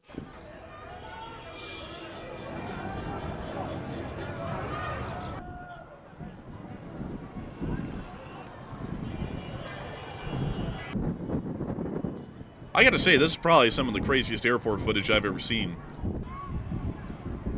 You wouldn't see this. This was a hell of a response, honestly, because Israel got struck by the Houthi missile, which didn't even strike anything significant at the airport, but of course it struck right near civilians, so that was bad in itself. But the response to like a piece of gravel getting displaced at the Israeli airport was to decimate and level the Yemeni airport right here in Sana'a. So that was a hell of a response. That was definitely not proportional. Man, I gotta tell you, it certainly was not proportional at all. But it was quite a crazy thing to see. Also, now this person is saying that all these airports were waiting at the run. Come on, dude. Come on, dude. Be real. So you're telling me that an airport that gets no traffic and the only flights in the country are going to Iran, there were 5 aircraft waiting on the taxiway, all running to go fly to Iran at all the same time. There's not even that many people wanting to take a flight out of the country, or much less can afford it. Get real, man. Work with your mind. Work with your mind. And then next thing you know, they're going to be saying, did you know that this airport's one of the busiest in the world? And then we're going to ban them. So, like, it's anyways.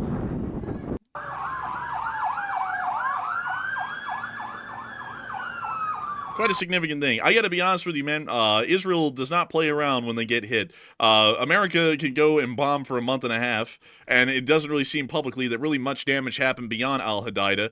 And then the Israelis strike, and then they wipe out a concrete factory, an airport, and a whole bunch of other stuff. We were also able to see the clip there as a duplicate once more. And then we were also able to hear, one second, let me make sure that we can get to the next clip, that the Houthis did state that they are going to be firing back against Israel. Mohammed al-Bukhari, a member of the Houthi Politburo, which is apparently now a communist thing, says the group will respond to the Israeli attacks earlier today, targeting Israeli sites that it has not hit before, and also attacking the bourgeoisie and seizing the means of production. Quite an interesting thing. Many people have been talking about the fact that the United States of America today has allowed the Houthis to survive, and we have stated that, pinky promise, no takesies, backsies, that the Islamic Republic, well, not the Islamic Republic, oopsies, everyone getting confused with all the countries we have to talk about here. The Yemeni Houthis will be able to survive as long as they do not attack global shipping and American ships.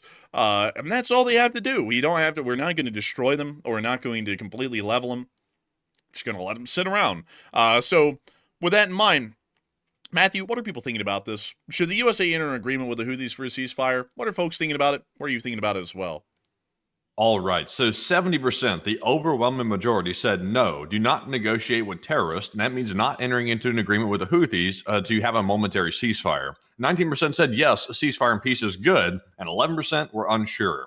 And honestly, I am of the strong belief that since the Houthis are a terrorist force and we've designated them as such, they are not a legitimate state, and therefore there's nobody to negotiate with. So I do not believe we should negotiate with the Houthis whatsoever. These individuals are terrorists. They've been attacking commercial vessels. They've been causing casualties, I believe, at some point or another on these commercial vessels, and also putting lives in danger, and also attacking U.S. military ships and also aircraft as well. So these individuals are never going to stop. It's not in their ideology to stop. They're always going to attack our vessels before they start doing it again. So I'm with the 70%. I say do not negotiate. But Enforcer, what say you? I would have to agree. I would say that the U.S. should not negotiate with terrorists. I thought we generally had a policy of not negotiating with terrorists. It seems as though the prior administration, this one and the one before it, has kind of laid out the whole groundwork for we actually negotiate with terrorists, which I think is pretty weak-minded. These people are a threat to the world. They are a radical terrorist group supported and funded by the Islamic Republic of Iran. We should go in and make sure that these people cease to exist. It's absolutely ridiculous that they could fire on the U.S. vessels. They have fired directly directly at the U.S. military so far. They have fired directly at global shipping. They've completely threatened global mercantile business or merchant business in this area of the world, which has about 40% of the traffic pass through it. And our response is to bomb them a little, and then when they tap out, we just let them keep on living. We should go in there and we should be wiping this terrorist organization out. We should ensure that the government of Yemen controls their country entirely and remove this terrorist threat from threatening Yemen, Saudi Arabia, the United States, Israel, and everyone else in the region for once and for all. We should get involved with a ground operation. If they want to quote-unquote surrender, then we should allow the Marine Corps to go in and accept their surrenders in person and start putting them in prisoner of war camps. That's what I think we should start doing, because that would make a lot more sense to me than what we're doing right now. Also, I see some people saying that they can't hear us. They can't hear us. And refresh it fixes the audio problem. I think it's a glitch on YouTube's end. If you refresh it, it fixes the whole problem. And yes, it should be working. Let me go and check that real quick. And Matthew, talk real quick while I'm talking at the same time. Let's just get this thing yapping and going, Matthew. So I'm yapping it up. Look at this. We're all talking right here, and the microphones are picking up. A little something. Don't negotiate with terrorists. It's not a good policy. Like, how about we have a little bit of a policy of getting rid of the terrorists? Amen. Hey, amen. I agree with you, man. And look, you can see on the screen there, folks, that both of our microphones are picking up. So if there is a audio glitch, that's most likely on y'all's end on YouTube. Not saying it's a problem with your computers or y'all are doing anything wrong. Just refresh the stream, and it should be good. So I hope that does address that well. And meanwhile, we also have a little speck of news that came out of Iran, as we were able to hear that a Commando Brigade's ammunition depot belonging to the Iranian Imam Sajjad Commando Brigade exploded underground, and a little fire broke out as a result. Look at this. Now look at this. Boop, boop, boop, boop, boop, boop, boop, boop. Oh, a car. Man, I guess you could say Barakar. Man, this stream got me delirious.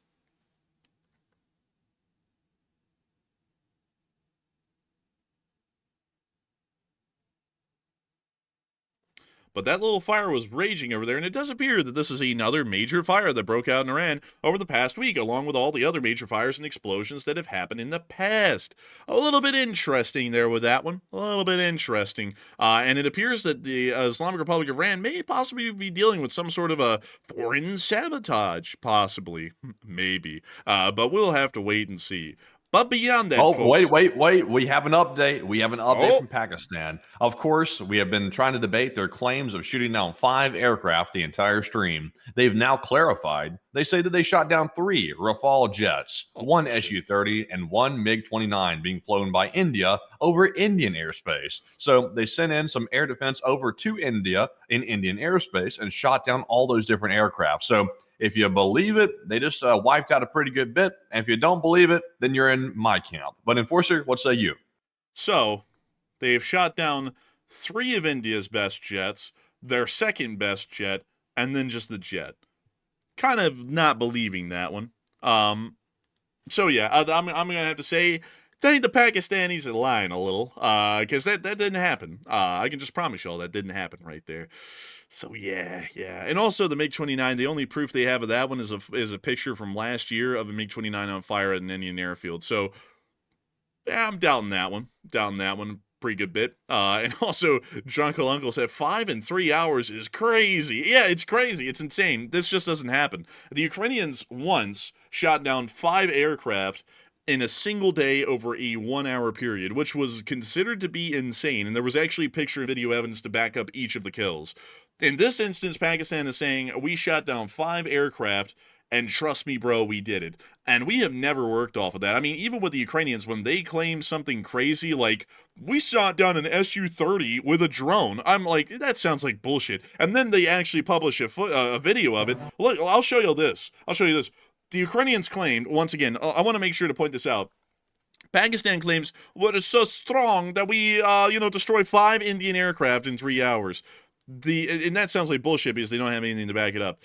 Ukraine would claim, we have gotten the first drone on aircraft kill in military history in the world. And you would go, if there was no proof for it, that sounds like bullshit. And then they actually publish a clip like this that actually shows the drone boat targeting and firing at the Su-30 and hitting it. Like, you can actually see the Su-30 got hit right there and fell into the sea. It is an actual video clip that confirms the kill, in every single way. And it's like that's what we've always been working off of for 3 years. And I gotta say, you really gotta admit the Ukrainian army is one of the most transparent in the world, because when they actually do something crazy, they don't go, trust me, bro. They always have a receipt to back up whatever crazy thing they did, and we have proof to show for it. On the other hand, India and Pakistan are making some of the most dubious claims I've ever heard in a conflict, and they are just running with them. It's just honestly, it's rough. It's really rough, I'll tell you. But anyways, with that, I hope we were able to give you all a final nice update there, but at this moment, it appears that most of the major actions at this point have started to die down a good bit, and we have been on air, folks, for about 3 straight hours covering news, so about a 3-hour-long news segment at this point, which I think is getting on towards a record length, Matthew, for news coverage. So with that in mind, we are going to be moving on into a question segment probably for a good while, unless if things start kicking off majorly again, and then we'll be covering that as soon as it happens. But I do want to make sure that we are able to get to all of the super chats that we've got, and a lot of live chats as well, so that we can thank everyone who supported the channel tonight, because y'all are the ones making this thing possible for everyone, and also address as many live chats as we can too, because we love to get to talk to all of y'all and get to answer some of y'all's questions. Also, by the way, some of y'all are wondering, wow, that Ukraine war segment was kind of sparse. Sadly, I really didn't get to put that one together before we came on the show, because we were covering the breaking news that happened down in India, so I really didn't get to cover a lot of what was going on up there today. Stuff did happen, but you know, we honestly, I can tell you the biggest thing that happened so far was we did see around Glushkovo that the Ukrainians are getting so close to that city near Kursk that the Russians are having to evacuate Glushkovo. So that was a pretty big story. I didn't recall if the Enforcer covered that earlier or not, but they are evacuating Glushkovo, and the Russians are calling it a complicated situation. But it's really not complicated at all. It's just simplistic. The Ukrainians were never pushed out of Kursk to begin with. They were pushed back, but not out of Kursk. So they're encroaching on it once again. The Russians are evacuating. So that's honestly the biggest piece of frontline news I think we had. Interesting. And also, man, that is the first time Glushkovo got evacuated. It was evacuated another time back in the original Kursk offensive, when the Ukrainians advanced all the way up into it, and that was when the Russians were breaking into all of the stores and stealing the smartphones out of them and stuff. That was back then. So it sounds like that's going to happen a second time. Kadyrov's guys are going to go through the town and gut it clean at anything worth anything. Dude, like, those people moved back in the town, and they're like, oh, it's finally time to get home. Where's the dishwasher? Like, it's like one of Kadyrov's guys is down in Chechnya, and Kadyrov is going, Donna, where did you get this dishwasher, Don? And he's like, don't ask. He's like, don't ask, don't tell. But anyways, with that, it is time for us to move on into the question segment for a little bit. And Matthew, what do we got? All right, so it's now time to jump into the question segment of the night. Also, I want to apologize up front. I'm going to have to snack on a little side thing here for a second, so I might be quiet a little bit more than usual, because sadly, we jumped on the stream at the exact time I was supposed to be eating dinner, so I never got the chance to actually do it. Matthew? So before I go into the shakes, I am actually about to eat a couple of side things here and still be on the stream. I'm not running off the stream just because I got to take a little snack, but it will be a little more quiet than usual. I'll just be basically reading the questions for probably about a couple of minutes while I eat this little quick snack. But what were you about to say, though? Matthew, what are you eating over there by chance? Right now, I'm eating. I just got done with the okra. I'm eating the fried green tomato right now. So that's that. I'm going to stop at that and leave the sandwich for later. And now it's not me. I'm not like that. I'm like a third of the fat of that rat. No, that's more like me. Honestly, that's more me. But I don't think that rat's like any of us. Honestly, that thing is too plump. Dude, I wish I could get like a full-sized GIF of this thing, because I've seen this meme so many times, dude. It's like when I'm chilling and there's a fight across the cafeteria at school, and it's just like this mouse like eating and chilling. Like, honestly, man, that's what I was kind of looking for, but instead I just got the fat rat, and then it came off wrong, you know? Honestly, I hate like even like bringing food close to like eating on the stream. Like, I'm really like very much against doing that. I never do that ever, really. But I only do it now because I'm literally like starving to death, and that's solely it. So this is a rare exception I do that, because I find it unprofessional any other time. So this is a rare moment. You'll see Enforcer Matt eating anything. Rather than that, he doesn't eat. And you're eating the fried green tomatoes and the okra? Yes. Solid choices, man. And you got the Alabama white sauce there for the tomatoes and everything? Of course. Dude, you gotta have it, man. You gotta have it. A lot of people are probably interested in that. That's why I'm asking, because a lot of people are always interested whenever we say we ate anything. They're like, "What do you eat?" Well, Matthew's eating well tonight. Fried green tomatoes and okra. Both of them are deep fried, so like deep fried and base boosted, kind of like most memes. But they're incredibly good, kind of like the memes. Anyways, Matthew, I'm gonna let you get on to reading off the first super chat so that way we can spend a good minute addressing it, so that way you can eat. But what do we got, Matthew? What do we got? All right, so this one goes to Con LSA, who puts in a $50 donation. And thank you very much, Con, for that $50 support. And once again, being a longtime channel legend, and we appreciate that support. He said, guys, Pakistan is not bluffing. India has cut off over 90% of Pakistan's water, and millions of people will perish from thirst. And Pakistan will follow through with their threat of launching every nuclear weapon that they have on every country on Earth. Thank you for the massive support, actually, Con. And I got to say that is probably I would agree, at least on the concept of having to start war. They are not bluffing at all. On the concept of nuking everyone in the world, I think they might be bluffing on that one a little bit, because that's not really how you make friends on the international sphere to take the Indian pressure off of you. That's how you pretty much get everyone to say, well, they might be able to cut off the water to Pakistan and keep it that way. But that was a pretty wild statement that they made earlier today, saying that they would destroy the entire world in the process of this whole conflict if it began. That was a little bit of a wild one to hear. But maybe they are truly wanting to follow through on that. But if they are wanting to follow through on that, I get that they want water for their people, but if you threaten the lives of American citizens that aren't even directly involved in this in any way, shape, or form whatsoever, I would naturally support the Indians in that kind of a conflict, because I don't support or back people who say that they're going to go out of their way to harm Americans, especially when the United States of America isn't even directly involved at all in that conflict whatsoever at this moment. So with that, I hope that addresses that fairly well, at least in my opinion, Con. But still, I would say that they're certainly not backing off on the concept of going to war with India to get that water back to Pakistan, because they have to have it. Otherwise, hundreds of millions may actually die of thirst. And so with that, I hope that does address that the best I can. And I think you want to give her support and helping this channel to keep on running, because if it wasn't for folks like you, we wouldn't be able to make this thing possible and keep it running. And so with that, we are on to the next one. All right, and our next one goes to Darth Egregious, who puts in a $50 donation as well. And thank you very much, Darth Egregious, for that support, and also generously helping to keep the channel running. And he said, congratulations on reaching the 350,000 subs. I appreciate everything you both do. I got to thank you massively for the support with Darth Egregious. Very cool name, by the way. And I thank you for the massive support. And thank you for the congratulations on 350,000 subs. Can't actually believe that we hit it this quickly. We started our mental grind to 350,000 at 344,000, I believe. Yeah, we actually did hit it at 344,000. We were like, we've got to get to 350. And it's literally been about 10 days. And we've already hit from 345,000 to 350. So it's pretty crazy. We're already at 350,200 right now, so that's actually wild to see that so many people have been subscribing because of our news coverage tonight, and of course we're entirely honored and appreciative of that as well, and we thank you all so much for being here and enjoying and watching the stream so far, and thank you so much for appreciating everything we do too. We try our best to make sure that our coverage is as well researched as it can be and works on the same rules that we've always had. We will not insert domestic political topics into our news, and we also will ensure that our news coverage is as factually reported as possible. And I hope that we've been able to make sure that that keeps as our strong moniker tonight, and be able to try and research and cover what is going on between India and Pakistan the best we can, because it's an absolutely crazy kind of a thing that's been going on with the outbreak of total war in between both sides right now. And so with that, I hope that does address that at least the best I can, in my opinion. And I thank you so much once again, Darth Egregious, for supporting this channel and helping it to keep on running, because if it wasn't for folks like you, we would just never have been able to make this thing possible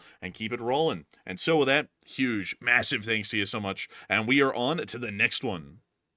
All right, and our next super chat goes to VLKOLAK, who puts in a $50 donation. And thank you very much, VLK, for that $50 support. I do not see a comment attached to it. I think it was a commentless super chat, but thank you very much, of course, for the generous support and helping to keep us running. And Enforcer, what say you? And I'd have to say a huge thanks to you so much once again for the support and helping this channel to keep on running. Of course, you didn't throw in a comment, but the support means a lot. Hey! It helps us keep this channel running. Hey! A great deal. We keep this thing running day in and day out, and it is an absolute honor and a pleasure that so many people are enjoying the stream tonight. We've had about 200,000 viewers at this point on tonight's stream, which is actually crazy because we have had more viewers on the stream today than we had on the videos for the past few days, which is really shocking, honestly, because it used to be back in the day that our videos far exceeded our streams. Now our streams far exceed our videos in viewership. But I still thank you so much once again for the massive support and helping this channel to keep on running, because if it was not for folks like you, we would not be able to make this thing possible, and we wouldn't be able to keep it rolling. I'd also like to give a huge shout out before we move on here from this moment to Catherine Martin, who sent a $20 super chat over PayPal, and I got to thank you so much for that. We massively thank you greatly for the support and helping this channel to keep on running. And really quickly, let me see if there was a comment attached to that on that support.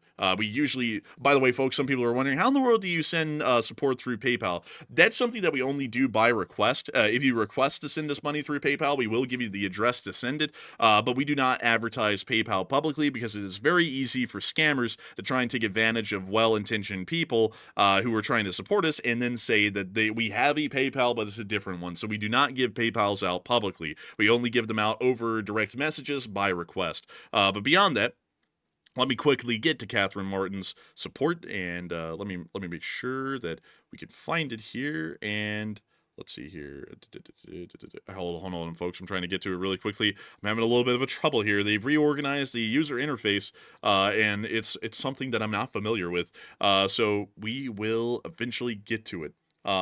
Unfortunately. Hold up, wait a minute. I think I was able to get to it here. Here we go. We were able to get to it. And Catherine Martin actually didn't throw in a comment on that super chat, but a huge thanks to you so much once again, because if it wasn't for folks like you, we wouldn't be able to make this thing possible and keep it running. And so massive thanks, huge thanks to you. And so with that, we are going to be moving on to the next one. Also, by the way, I do have to say this really quickly, folks, because we have pretty solid rules on this, very, very solid rules, as a matter of fact, and I want to make sure that a lot of people know this, because some people might be new and maybe do not know, but we are very militant about avoiding domestic political topics and also religious topics on our stream. If you are a Christian, that is great. I'm a Christian too, but that is not the business of the entire channel to know that you're a Christian and for you to act like this is a missionary where you're going to spread the Christian faith. If you want to do that, go join the Catholic Church or go join a Christian mission heading to some foreign country. That's probably where you do that best, not in our live chat. If you want to talk politics, go join the Republican and Democrat Party, but that's not for here. Or you can go watch Ben Shapiro or a million other channels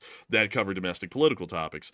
This channel is entirely about covering the news, and we're not here for people to make their moral grandstands in the chat on religion or politics. Back in the day, there used to be a saying, and people used to follow it pretty well: don't talk religion or politics in public. And I believe in that heavily because that avoids a lot of unnecessary conflict and strife on a lot of things that people's beliefs are unshakable and immovable on. So with that, I hope that addresses that well, because now that I've put a little bit of a notice out there, I do have to tell folks that due to the amount of religious spam that I've seen in the chat tonight, if we see any more moving on from this point forward, we are going to be banning people, most likely without notice. So with that, hope that addresses that the best I can, and we are on to the next one.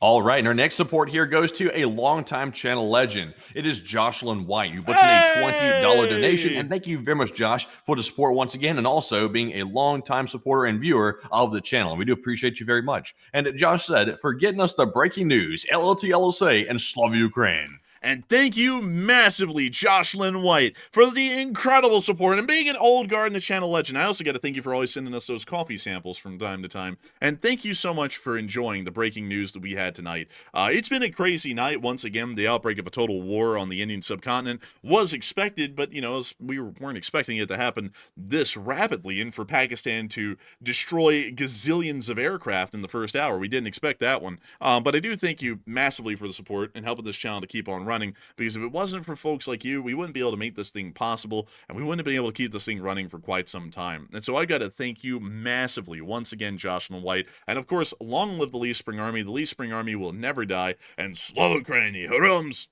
Slava. And also, I hope that does address that quite well indeed. And let's see here. Oh, buddy, folks. Before we move on here, I just saw someone say something that I'm gonna have to address here. I'm gonna have to address. Someone said, "I'm a Christian," that tells fellow believers not to spread the gospel. Come on, enforcer. Well, let me tell you something. Let me tell you something, buddy. You know, there was a lot of people back in the day. I'd actually say this. I'm gonna give you my opinion. America was a lot more Christian at any other time in its history than it was now. But you know something interesting about that, buddy? Is that back then people didn't shove it down each other's throats. And I think that's probably why I was a lot more religious, is because Christians in particular, considering that I'm one of those people, weren't as judgmental and stuck up as they are today. I'd be honest with you on that one. That's generally the kind of opinion I get, because I'm a Christian. I like to show it through my actions. I have a feeling that a lot of people would probably look at us and go, wow, they seem fairly well-intentioned on this channel. Maybe they might be Christians or something. But I don't go around telling people that, because that isn't really telling people that because it's supposed to help other people out. It's supposed to make yourself feel a little bit more high and mighty. It's more of an ego thing than anything. And so the folks who are doing that aren't trying to spread the gospel. They're trying to make themselves feel a little bit better than the non-believers and the spawns of Satan, or whatever folks call them these days. So don't really like that kind of stuff, to be entirely honest with you. And in my personal opinion, I find a lot of the people who are doing that to be doing things that, in my personal opinion, I don't really find very Christianly. But that doesn't matter, nevertheless, because we don't allow religion on here either way. Like, we don't allow people to come in here and spread their beliefs of the Quran or the Torah either. So, just putting that out there, that's kind of a pro tip on that right there. You're not going to be winning that argument with me. So, anyways, with that, hope that does address that well. And like with everything, there's a time and a place, but the time and the place for that sort of a business is not here, it's elsewhere. This is a news channel, buddy. This isn't Jimmy Swaggett's ministry or Kenneth It's Copeland. a news channel. I'm back. Hey, he's back. I knew you were back, Matthew, but I had to wrap up that comment right there, just to make sure that we got that one good. But anyways, with that, we are on to the next one. All right. So our next one here is going to go to none other than Jay, who puts in a $50 donation. And thank you very much, Jay, for that $50 support and also helping to keep the channel running in a very big way. And we appreciate that. He said, how do you think this is going to play out between India and Pakistan? And I know it's way too early to know for certain, but I'm curious to hear what your best guesses could be. And LSA, and thanks for the amazing work. And I thank you for the massive support, Jay. And that is actually a really good question. How will it turn out? The thing is with how things turn out, it's actually really difficult to say exactly how, because I would have to have a crystal ball to know. But we can give a couple of different ideas, or at least different likely paths of or courses of action that may happen, that may lead to likely conclusions to this conflict. And we're going to start with the most peaceful outcome and the most violent outcome to the war. And there's about going to be possibly three options here. So the first option is that the India and Pakistan conflict begins incredibly soon, probably less than a week from now. We probably will see that both sides conduct major armed action against each other, kind of like we're possibly hearing or happening right now, for about a week, but in the process, negotiating teams from India and Pakistan are in some sort of a third-party country, attempting to negotiate in a settlement to the conflict, and also the reopening of the Indus River's tributaries to allow the freshwater to flow back through Pakistan. If there's some way that both sides can exit while saving face, they most likely will.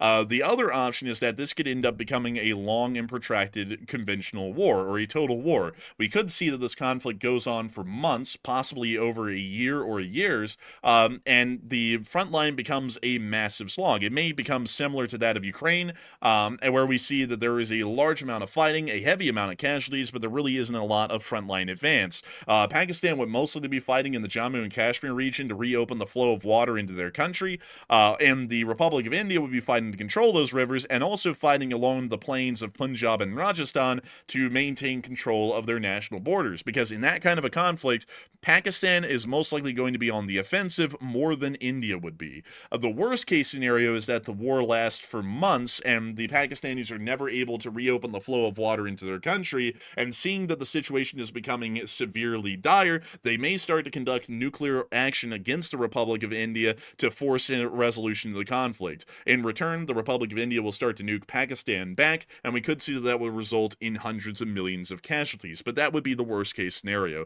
I have a feeling that the likely option will be the first two. Either this is going to end up being negotiated fairly quickly and it'll be over in about a week, and both sides will pretty much enter a status quo antebellum treaty, meaning that everything goes back to the way it was before this war, or we might see that this ends up lasting for months or a year. But if it ends up lasting any longer than months, Pakistan actually would have had to take in a decent amount of ground inside of Kashmir and would have control over the dams directly and would be able to reopen the flow of water further down the rivers. They may actually open up the flow of water, naturally allow the dams to drain themselves, and then destroy them, and then withdraw, so that way India would not be able to have a direct control over the water source, at least as long as the conflict was going on, which would mean that Pakistan would have to endure a high casualty, high tempo offensive initially, take the dams, destroy them, and then eventually fall back and then enter into a defensive, considering that manpower wise and equipment wise, they mostly are, at least on paper,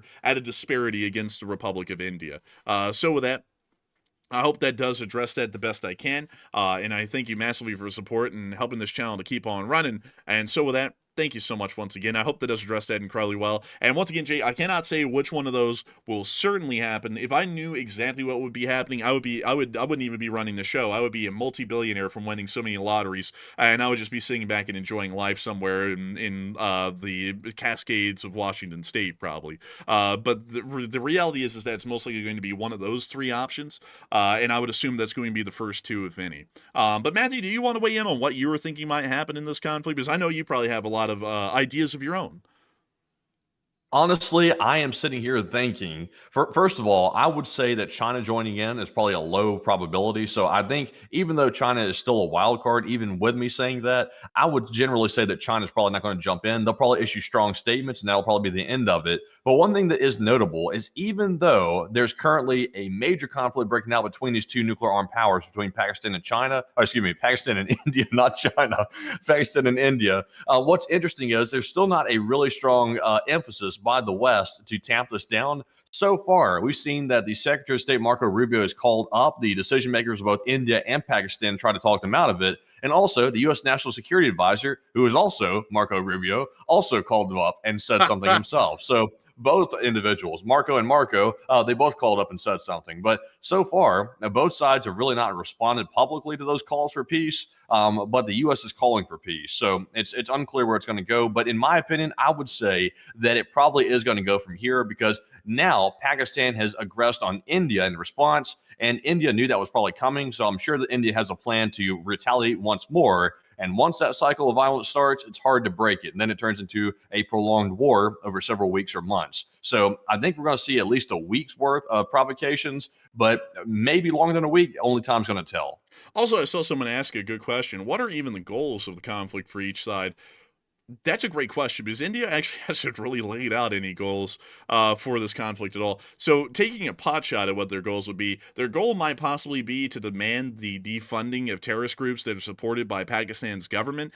And Pakistan's goal for the war may be to have the Indians back off and just allow them to continue doing what they're doing with that, and to also restart the flow of water into Pakistan. But primarily at this point, the only thing that Pakistan would be looking for as a guarantee would be the return of the flow of water into the Indus River. So Pakistan's goal is to have the flow of water and practically life return back to their country, and the goal of India is most likely to see the complete dismantlement and destruction of any Pakistani terrorist groups that exist within India. Most likely, those would be the war goals of both sides, but that's taking a good guess at it, because, you know, once again, India hasn't really made that quite clear. All we knew from Modi was that he was going to find, track, and banish, and so that's all we know. So like, I'm guessing that that's their goal, but that's the other one's the one that's publicly stated, which really isn't a goal. So with that, I hope that also by the way, just to make this clear as well, India has found, tracked,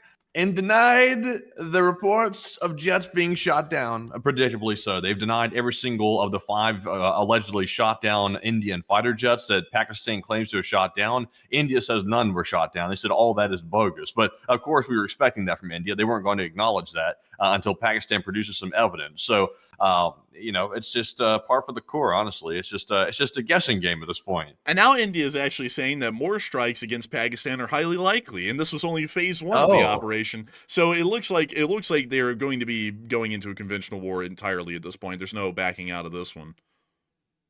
Yeah, it sounds like they're going for it. I just saw the post where you just read that, by the way. I actually reposted that, but I forgot I reposted it 4 minutes ago. So, yeah, they say phase 1 of Operation Sindoor. So indicating there's more than one phase to it. So, seems like pretty likely, actually. Operation Sindoor is just beginning. Also, really quickly, so Matthew, I was actually wondering here what the hell Sindoor was, because if y'all didn't know, well, y'all didn't know this because I said this before the show. I said, why the hell did they call it Operation Sindoor? Why didn't they just spell it Operation Cinder? Because that's what it sounded like. So apparently Sindoor is actually a traditional cosmetic powder in India. So it's makeup wars. They're making up. I guess so. Also, man, I hate that I showed this picture because I just heard that Quentin Tarantino just blew up because he saw some toes in the picture. So we got to be careful about that. we got to be careful about that, man. We could like right now, man, out there in the distance in some prison somewhere, Harvey Weinstein just said, a disturbance in the Fossewell, and then his prison mate said, what is it? It sounds like someone just showed feet on YouTube or something like that. It's like, I don't know. But anyways, with that, that's apparently what Sindoor is. So it's a reddish makeup looking paint thing. So interesting. Anyways, with that, it is time for us to move on to the next one. All right. Also, by the way, some of our longtime channel legends, including BC Skyman, have showed up in the stream because they're like, hey, wait a minute, why is the stream on so early? It's literally like 7:30 Central Time. We're on early tonight, by the way, for all of our legends that just showed up because a war broke out between Pakistan and India. Not just the war on the border, now it's turning into a total war, and they're firing missiles at each other. So it's gone down big time today, just to catch everybody up. And there's a lot of bold claims that we're really not sure about just yet. But the only thing we know for certain is they're still fighting, and there's heavy artillery being fired across the border right now as we speak. There's fighter jets flying around, and there's still missiles flying around. So it's still happening right now, even though the news feed has died down. It's still going on. Even right now. So just to catch everybody up. But with that, we are now jumping on to our next super chat here, which goes to Great Gig in the Sky, who puts in a $20 donation. And thank you very much, Great Gig, for that support. And it said, I've watched this Middle East BS since Munich of 72, the Iran hostages, 9/11, and now pro-Israel folks get silenced while terrorist regimes use Palestinians to fuel hate. And I'm glad India's fighting those folks that harbored bin Laden. I gotta thank you for the support and help the channel keep on running. I would generally say that it's not an issue with Islam. I'd say it's just more so an issue with its radical elements. Generally, my running rule is that if there is a country that has a strong religious denotion to its government, is going to end up being a crapshoot. Like that's just guaranteed. Like it really, honestly, look at any country in the past in Europe that was strongly aligned to some sort of an official church, and it ended up having some of the very similar kinds of things that are going on in the Middle East right now going on in it. Or if you look at any other religion, for example, any country that is mostly primarily driven by religious ideology ends up becoming highly radical. Not to say that the religion's wrong, it's just to say that the religious fanatics are a little bit wrong, in my opinion. That's an across-the-board kind of a thing. Kind of like a neutral statement on that, kind of like politics of a sort, you know, how the political fanatics are almost the same. Really, fanatics of any type are not great, because fanatics are never driven by logic or intelligence. They're more so driven by emotion and fear. That is the best way I can explain it, possibly. But beyond that, I do have to thank you for the support and helping this channel to keep on running. And it is a little interesting to know that for a while, Osama bin Laden actually was in Pakistan. I believe he was actually killed in Pakistan, if I'm correct. The SEAL team, let me go check that. Osama He was in his compound. He was holed up on his tiny post, and they were getting pounded. Let's see here. Yeah, boy. So yeah, he actually was killed in Abbottabad, which is in Pakistan. So yeah, you know, that's something I forgot about, actually, is that he was right across the border in Pakistan. So, you know, a little bit interesting there. But I do thank you for the support and helping this channel to keep on running. And with that, we are on to the next one. I really can't comment too much on, you know, just saying it's a religious thing. I would say it really isn't, because look at countries like, say, let's see here, like the UAE, and Saudi Arabia and Qatar, although they still kind of are involved a little bit in their own way, they still don't get heavily involved in, support terrorist forces around the world for the large part. Although there was a decent amount of Saudi Arabians that were involved in Al-Qaeda, although that may not directly show direct government intervention or action, because once again, there were Americans in ISIS, and that didn't mean that the U.S. government officially supported, backed, and funded ISIS. So with that, I hope that does address that the best I can, and I thank you once again for the support and helping this channel to keep on running. And with that, we are on to the next one. And we have a $20 super chat from Rod Dorman. And thank you very much, Rod, for that $20 support. And it's good to have you on the stream. He said, glad to catch you when I'm awake. It's usually 3 a.m. here when you're streaming. And keep up the good work. And a question from the chat. And I'm happy that you were able to be here, Rod Dorman. From the United Kingdom of Great Britain and Northern Ireland. Someone earlier said they love to hear me say the official name of Britain, and it's just such a neat name, it tells a storied history. But beyond that, I gotta thank you so much for the support and being here. It's good to hear that you actually were here tonight. You were able to be here, because usually we do run pretty early in the morning for a lot of our European viewers, and I have noticed that our audience tonight has been filled with people that we rarely ever get to see, because their schedules don't really align with the streams anymore. And then also we got to see the legend BC Skyman, who was shocked. He was like, what is up with this? What's going on? Because he didn't know that an early stream was running, because BC Skyman is always here. We can always count on BC Skyman being here like clockwork every night on our normal showtime. But I do thank you so much for the support and helping the channel to keep on running, because if it wasn't for folks like you, Dorman, we wouldn't be able to be here and running this show right now. And so a massive thanks to you so much once again. Hope that does address that well. And we are on to the next one.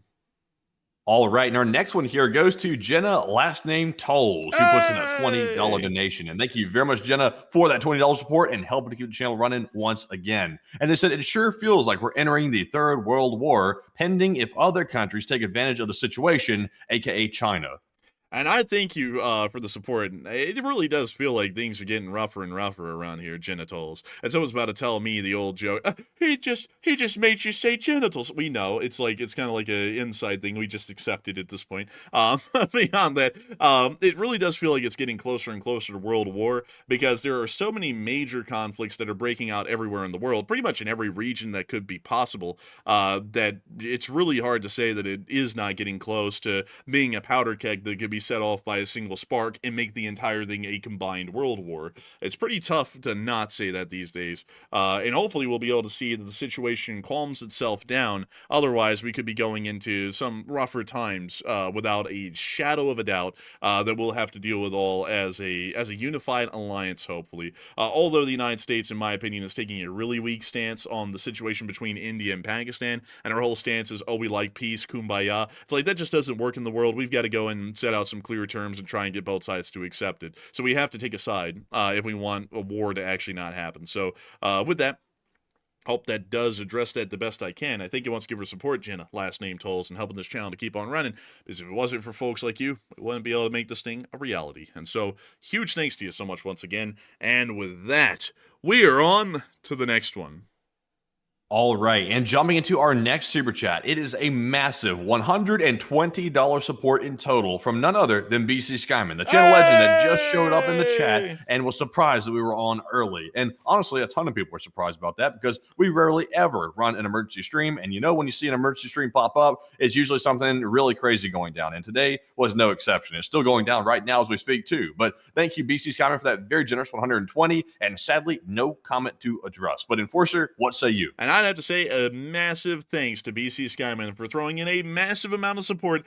Didn't throw in a comment, but that's BC Skyman. He never throws in a comment. But I got to thank you so much for being here with us tonight, BC Skyman, and massively supporting the channel. I hate that you caught the tail end of it. The beginning of it was actually crazy. We were covering live the war between Pakistan and India that just started, and also we were able to cover all of the lies they'll tell about them now. And they were throwing in all kinds of lies. And I'm glad to know that you made it. Hopefully you'll be able to see the rest of the stream later on. But of course, I got to thank you massively for the support and helping this channel to keep on running, because folks like you are entirely making this coverage possible. And so I got to thank you massively. And of course, I got to let everyone know who's new here, BC Skyman, who is in our chat right now, is a channel legend in an old guard. some of y'all may realize that our stream title, I believe, actually has the number 1168 in it, and this is the 1168th show that we have run for the large part, because we cover the news day by day, and BC Skyman has been here for about 1166 of those days. So he has been here pretty much the entire time that we have been covering news, and I gotta always give BC Skyman a massive thanks, because he has been truly a rock of the community of this channel, and also has been a massive reason through his support that we've been able to do this as our full-time job for years on end at this point, and continue to cover the news for all of y'all as our livelihood. And so a huge thanks to you so much once again. I hope that addresses that incredibly well, and also gives all of the new viewers the BC Skyman's fair dues that he is owed here on this channel, because if anyone has got stock in the LSA, it is BC Skyman. And so a huge thanks to you so much once again. I hope that does address that incredibly well. And also, by the way, I got to give another huge shout out to the massive amount of subscribers who have joined us today. We have gotten about, at this point, 1.3 thousand subscribers over the course of this whole day. I got to thank everyone who's been joining us so far. An absolutely amazing thing to see so many new people joining us, and they all have actually propelled us, catapulted us actually, over the 350,000 mark. So we are now on the march to 400,000 subscribers, which will be probably met here within the year, I would assume. But still, huge thanks to all of y'all so much once again for joining us as well, and we thank everyone who's joining us tonight. Whether y'all are supporting or not, we're happy to have everyone here. No one has to support the channel, by the way. I want to make that clear. That's why we give such a massive thanks and shout out to the people who do, because we try and make sure as much as we can that we never compel anyone to go out of their way to support the channel. So if people go out of their way to support it, it's a huge thing. It's the only way we make a living here, and so that's why we give them a massive amount of thanks, but nobody has to support the channel if they don't want to. Still, huge thanks to you once again, BC Skyman. I hope that does address that incredibly well. And with that, we are on to the next one. Also, by the way, we do have some more breaking news coming out between India and Pakistan. Specifically, we have a clarification being issued by Pakistan's defense minister. He is now clarifying that no Indian soldiers have been taken prisoner, and that the earlier report that apparently his official, or he said himself, was false. There are no prisoners that have been taken prisoner, of course, that are Indian soldiers. So I have a feeling, now that that's been clarified, I have a feeling they might be clarifying the 5 Indian planes shot down claim as well, and walking that one back. So, of course, now we're seeing an admission by Pakistan that they either jumped the gun or they made something up and they got caught. So we have seen that. Also, we do have more confirmation that that was just phase 1 of Operation Sindoor by India today, and they plan to launch more strikes on Pakistan, indicating this will definitely be a drawn-out conflict that is a back and forth between the two countries. So we're hearing that as well. But Enforcer, what say you? And it appears that a lot of those initial reports might not have been true. That says a lot, Matthew, about the Pakistan Ministry of Defense, that they were just kind of running with random reports and just kind of going with it. I have to say, that's not really a good look. Yeah, that's not a good look. But honestly, they weren't looking good to begin with. Honestly, it was already starting off kind of rocky. But now it's even more rocky, because when your defense minister says something like this, it makes everybody lose all confidence in everything that they were saying. So I didn't have any confidence in it to begin with, and now I certainly don't. Also, I got to say really quickly here, I just realized this, Matthew, because I was reading off the defense minister's name, because I was just trying to make sure that, it was the same guy who made this claim and then backtracked it later. Why does his first name sound like the sound that someone would make, like when they're doing like the little karate chop thing, like waya? It's like kwacha. It's like, oh, what's up with that? I didn't even notice. I didn't even notice. But we got kwacha out here telling everyone that they took prisoners. That's not entirely true. Not true at all. They didn't take any prisoners. They took a bunch of bullshit and ran with it as a story. Absolutely terrible. Straight from Islamabad. They ran with the story. It wasn't even true. Not even true, a single bit of it. I don't even know where they got it from. And that's telling us that probably a lot of those reports of the 5 aircraft that were shot down also weren't true, because we had absolutely no corroboration to the prisoner of war story at all, and pretty much debunked that one on spot without any proof in either direction. And we still have not gotten any proof of any aircraft being shot down except for one, and we still don't know whose aircraft that is. So it is starting to throw up the idea that about 4 of the other aircraft may have never been shot down, and those stories were completely untrue. But with that, hope that does address that well. And man, it makes the jokes earlier, man, even funnier when I said that the Pakistan reportedly shot down the ISS. That's like, man, honestly, it's like the claims are getting that outlandish at that point. And they'll probably start backtracking the rest of them throughout the remainder of the night. But anyways, with that, We are on to the next one. Also, by the way, some more breaking news. The United States is trying to join in on the incompetency. We just learned, according to CNN's reporting, that another FA-18 Super Hornet fighter jet has fallen off and been lost in the Red Sea. This is the second one, by the way. The first one that happened a few days back or about a week ago, it rolled off the side of the ship as it was trying to make a sharp right turn, at least according to the reports. They lost a tug and the FA-18. This time, it was apparently an arrestment failure. It was trying to land on the carrier, and apparently it did not catch on the wire, and it went straight off the cliff or off the deck of the aircraft carrier. So we've lost a second one. So this war against the Houthis is turning out to be very expensive for various different reasons. So hopefully the cost was worth it. But Enforcer, what say you? Operation successful. Go home. Okay, I'm coming to land. Look, and then just go straight off the deck. No arresting wire or anything. Dude, that is honestly sad, because that sounds like that happened probably after the Houthis technically gave up this morning, at least against the U.S. So a little bit sad there that we lost a second one. That one, though, that one's actually expected. That's not like one, where it's just like whoopsie daisy. We were trying to park one and it just rolled off. That one actually is expected to happen. That's why we have the angled flight decks on those, but still doesn't make it any less bad that we lost another Super Hornet. By the way, the flight deck is angled. You can see that right here. So that way, if that happens, the plane doesn't fall right in front of the bow of the ship and get run over pretty much. It's supposed to just gracefully fall into the sea beside the aircraft carrier out of its way, so that way they can recover the pilot. Or, kind of let the plane sink. There's no recovering a plane at that point. It's a loss. So, a little bit sad to hear still, but, still fairly expensive. Also, by the way, just for everybody asking, the pilot is fine. The pilot ejected, and so did the weapons systems officer. They both ejected, and they were recovered from the water. They were plucked out by a rescue helicopter. So they had minor injuries, nothing crazy. Obviously, ejecting is not fun, and it causes some damage. But rather than that, they were fine. They did not get killed, and luckily, they did survive. Your spinal injuries are not service-related. Yeah, pretty much. Oh, my spine! Dude, honestly, I would never want to eject. They actually say that ejecting permanently stunts your height by, I think, 3/4 of an inch or so. And I think after a couple of ejections, you can end up being a couple of inches shorter. So, a lot of those pilots that were 6'1" today just became 6 feet tall, and all the women are no longer interested in them. A really sad day for them. But anyways, with that, we are on to the next one.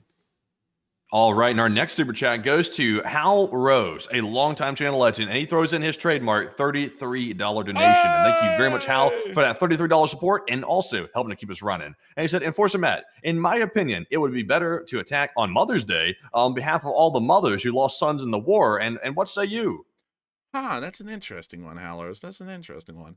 I honestly think that military attack should always happen whenever most convenient. But if we were to pick a holiday, sure, why not? I don't really find that much of a problem with it. But still, I thank you so much once again for the support and helping this channel to keep it running. I thank you for helping to make this channel possible, Hal Rose, because not only are you a massive supporter of the Sunday night fundraisers, a major hauler of those, you also help to support this channel from time to time and help it to keep on running. I massively thank you for that. And, of course, a very interesting suggestion there. And so with that, huge thanks to you once again. And with that, we are on to the next one. I see a lot of people got a laugh out of my joke about becoming a little bit shorter and women not being interested in you. Actually, I got it wrong. It's supposed to be when you go from being 6 foot to 5'11".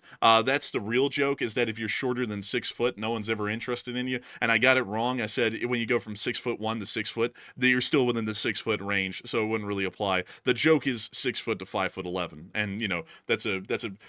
I wish I could pull up that joke. I'll save everyone some time though, because it's just a joke. It's just a meme, folks. And also, it really doesn't have any truth to it. I've seen a lot of people out there who are 5'4" with a lot of women fawning over him, and that guy Zelensky, he's like 5'4". He's like a midget by like most terms here in the West. Anyways. I'm just kidding, by the way, folks. Don't take that seriously. It's just a prank. It's just a prank. It's a social experiment like Don Lemon's doing on the subways. Anyways, with that, we are on to the next one. And our next one goes to Kevin Thatcher, who puts in a $20 donation. And thank you very much, Kevin, for that support as well. He said, do you think that Pakistan has to target the dams first for water flow? And follow you, do you think it's a good dam?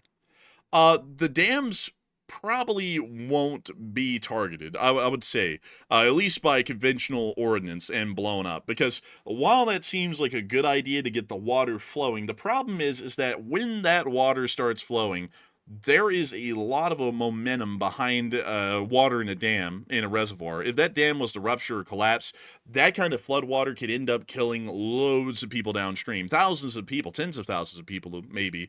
And so while it would seem like a good thing to get the water flowing, and it would get the water flowing for a while, it could also cause irreparable damage to the areas downstream, which could end up being counterintuitive for the large part. So if Pakistan's going to do anything, they're most likely going to try and take the dams intact, open them, drain the reservoirs, and then try and either dismantle them or destroy them if possible, if they're able to hold them for that long, if they even hold them at all. The other thing that they might do is that they might just try and negotiate an end to the conflict so that way the dams are opened and then they get their flow of water back. If they can't achieve either of those and they have run out of water for so long that they really can't keep the country running anymore, they'll probably start nuking India.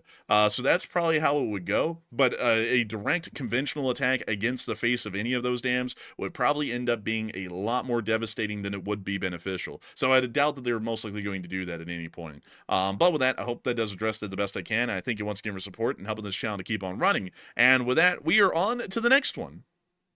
All right, and our next one here is going to go to none other than, if my spreadsheet will cooperate, this one will go to Mace, who puts in a $20 donation. And thank you very much, Mace, for that $20 support and also helping to keep us running. And Mace said, thanks for coming on for the news early to keep us up with this. And the world is going crazy. And we should all say a prayer for peace. And I fear it's going to get worse before it gets better.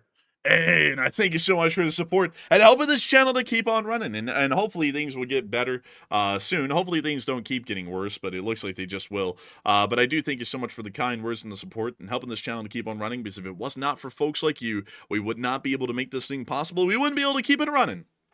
We wouldn't be able to make this thing a reality. And so, a huge thank you to you once again. And thank you so much for enjoying that we got on early, because crazily enough, folks, I had just gone to the restroom when this whole thing kicked off. So Matthew called me on the phone. He's like, oh my God, they're blowing it up. And I was like, man, no way. So I had to run down here and start, getting to this as fast as I could. So when the war in Ukraine started, I was playing Train Sim World. And when the war in India started, I was on the toilet. Damn. The symbolism Too there. much info. Too much info. I mean, like the symbolism there. I mean, it's crazy. With all the bullshit that came out in the first hour of that war. I mean, it's kind of like symbolic there. But anyways, with that, I hope that does address that well, and I think it was give us support and help this channel to keep on running. And with that, we are on to the next one, which is actually insanely massive, the biggest one of the night. Take it away, Matthew. All right, so this one goes to Hal Rose, who just threw in a $333 donation, which is by far the largest super chat of the night. And huge shout out to Hal for the absolutely massive support. And sincerely, we do appreciate that a ton, because that's wild support right there. We appreciate that. And Hal says, congratulations on 350,000 subs and love Ukraine. And I gotta thank you for the massive support, Hal Rose. That is insanely massive support. The biggest one of the night. Actually, probably the biggest one of the month. And I gotta thank you impressively for the huge support and the congratulations on 350,000 subs. And that is crazy, isn't it, Hal Rose? We hit 350 today. We went straight from pretty much 348,000 yesterday to 350 today. And we're about a third of the way to 351. And so that's absolutely crazy right there. And I gotta thank you so much once again for the massive support and helping this channel to keep on running, because if it wasn't for folks like you, we would have never been able to make this thing possible and keep it running. So a massive thanks to you so much once again. I hope that does address that incredibly well, and thank you for the massive support and congratulations on 350,000 subscribers. And so with that, thank you so much once again. I hope that does address that incredibly well. And also, I see a lot of people are making the jokes. I walked y'all right into the trap, folks. I walked y'all right into the trap. I knew that people were going to be saying that when I did that, man. That's why I mentioned that I was in the restroom right when the whole war kicked off, because I knew a lot of people were going to be like, man, he was dropping bombs of his own. I was like, man, they walked right into it. I was like, that's the whole reason I put it down. And folks, I got to tell y'all, we had Taco Bell. I'm just kidding. I'm just kidding. By the way, anyways, with that, jokes aside, I hope that does address it the best we can. And with that, a huge thanks to you once again, Hal Rose, for helping this channel to keep on running. And with that, we are on to the next one. And our next one goes to Waba, who puts in a $20 donation. And thank you very much, Waba, for being a longtime channel legend and throwing in that support once again. And he says, pizza delivery and decaf coffee fund.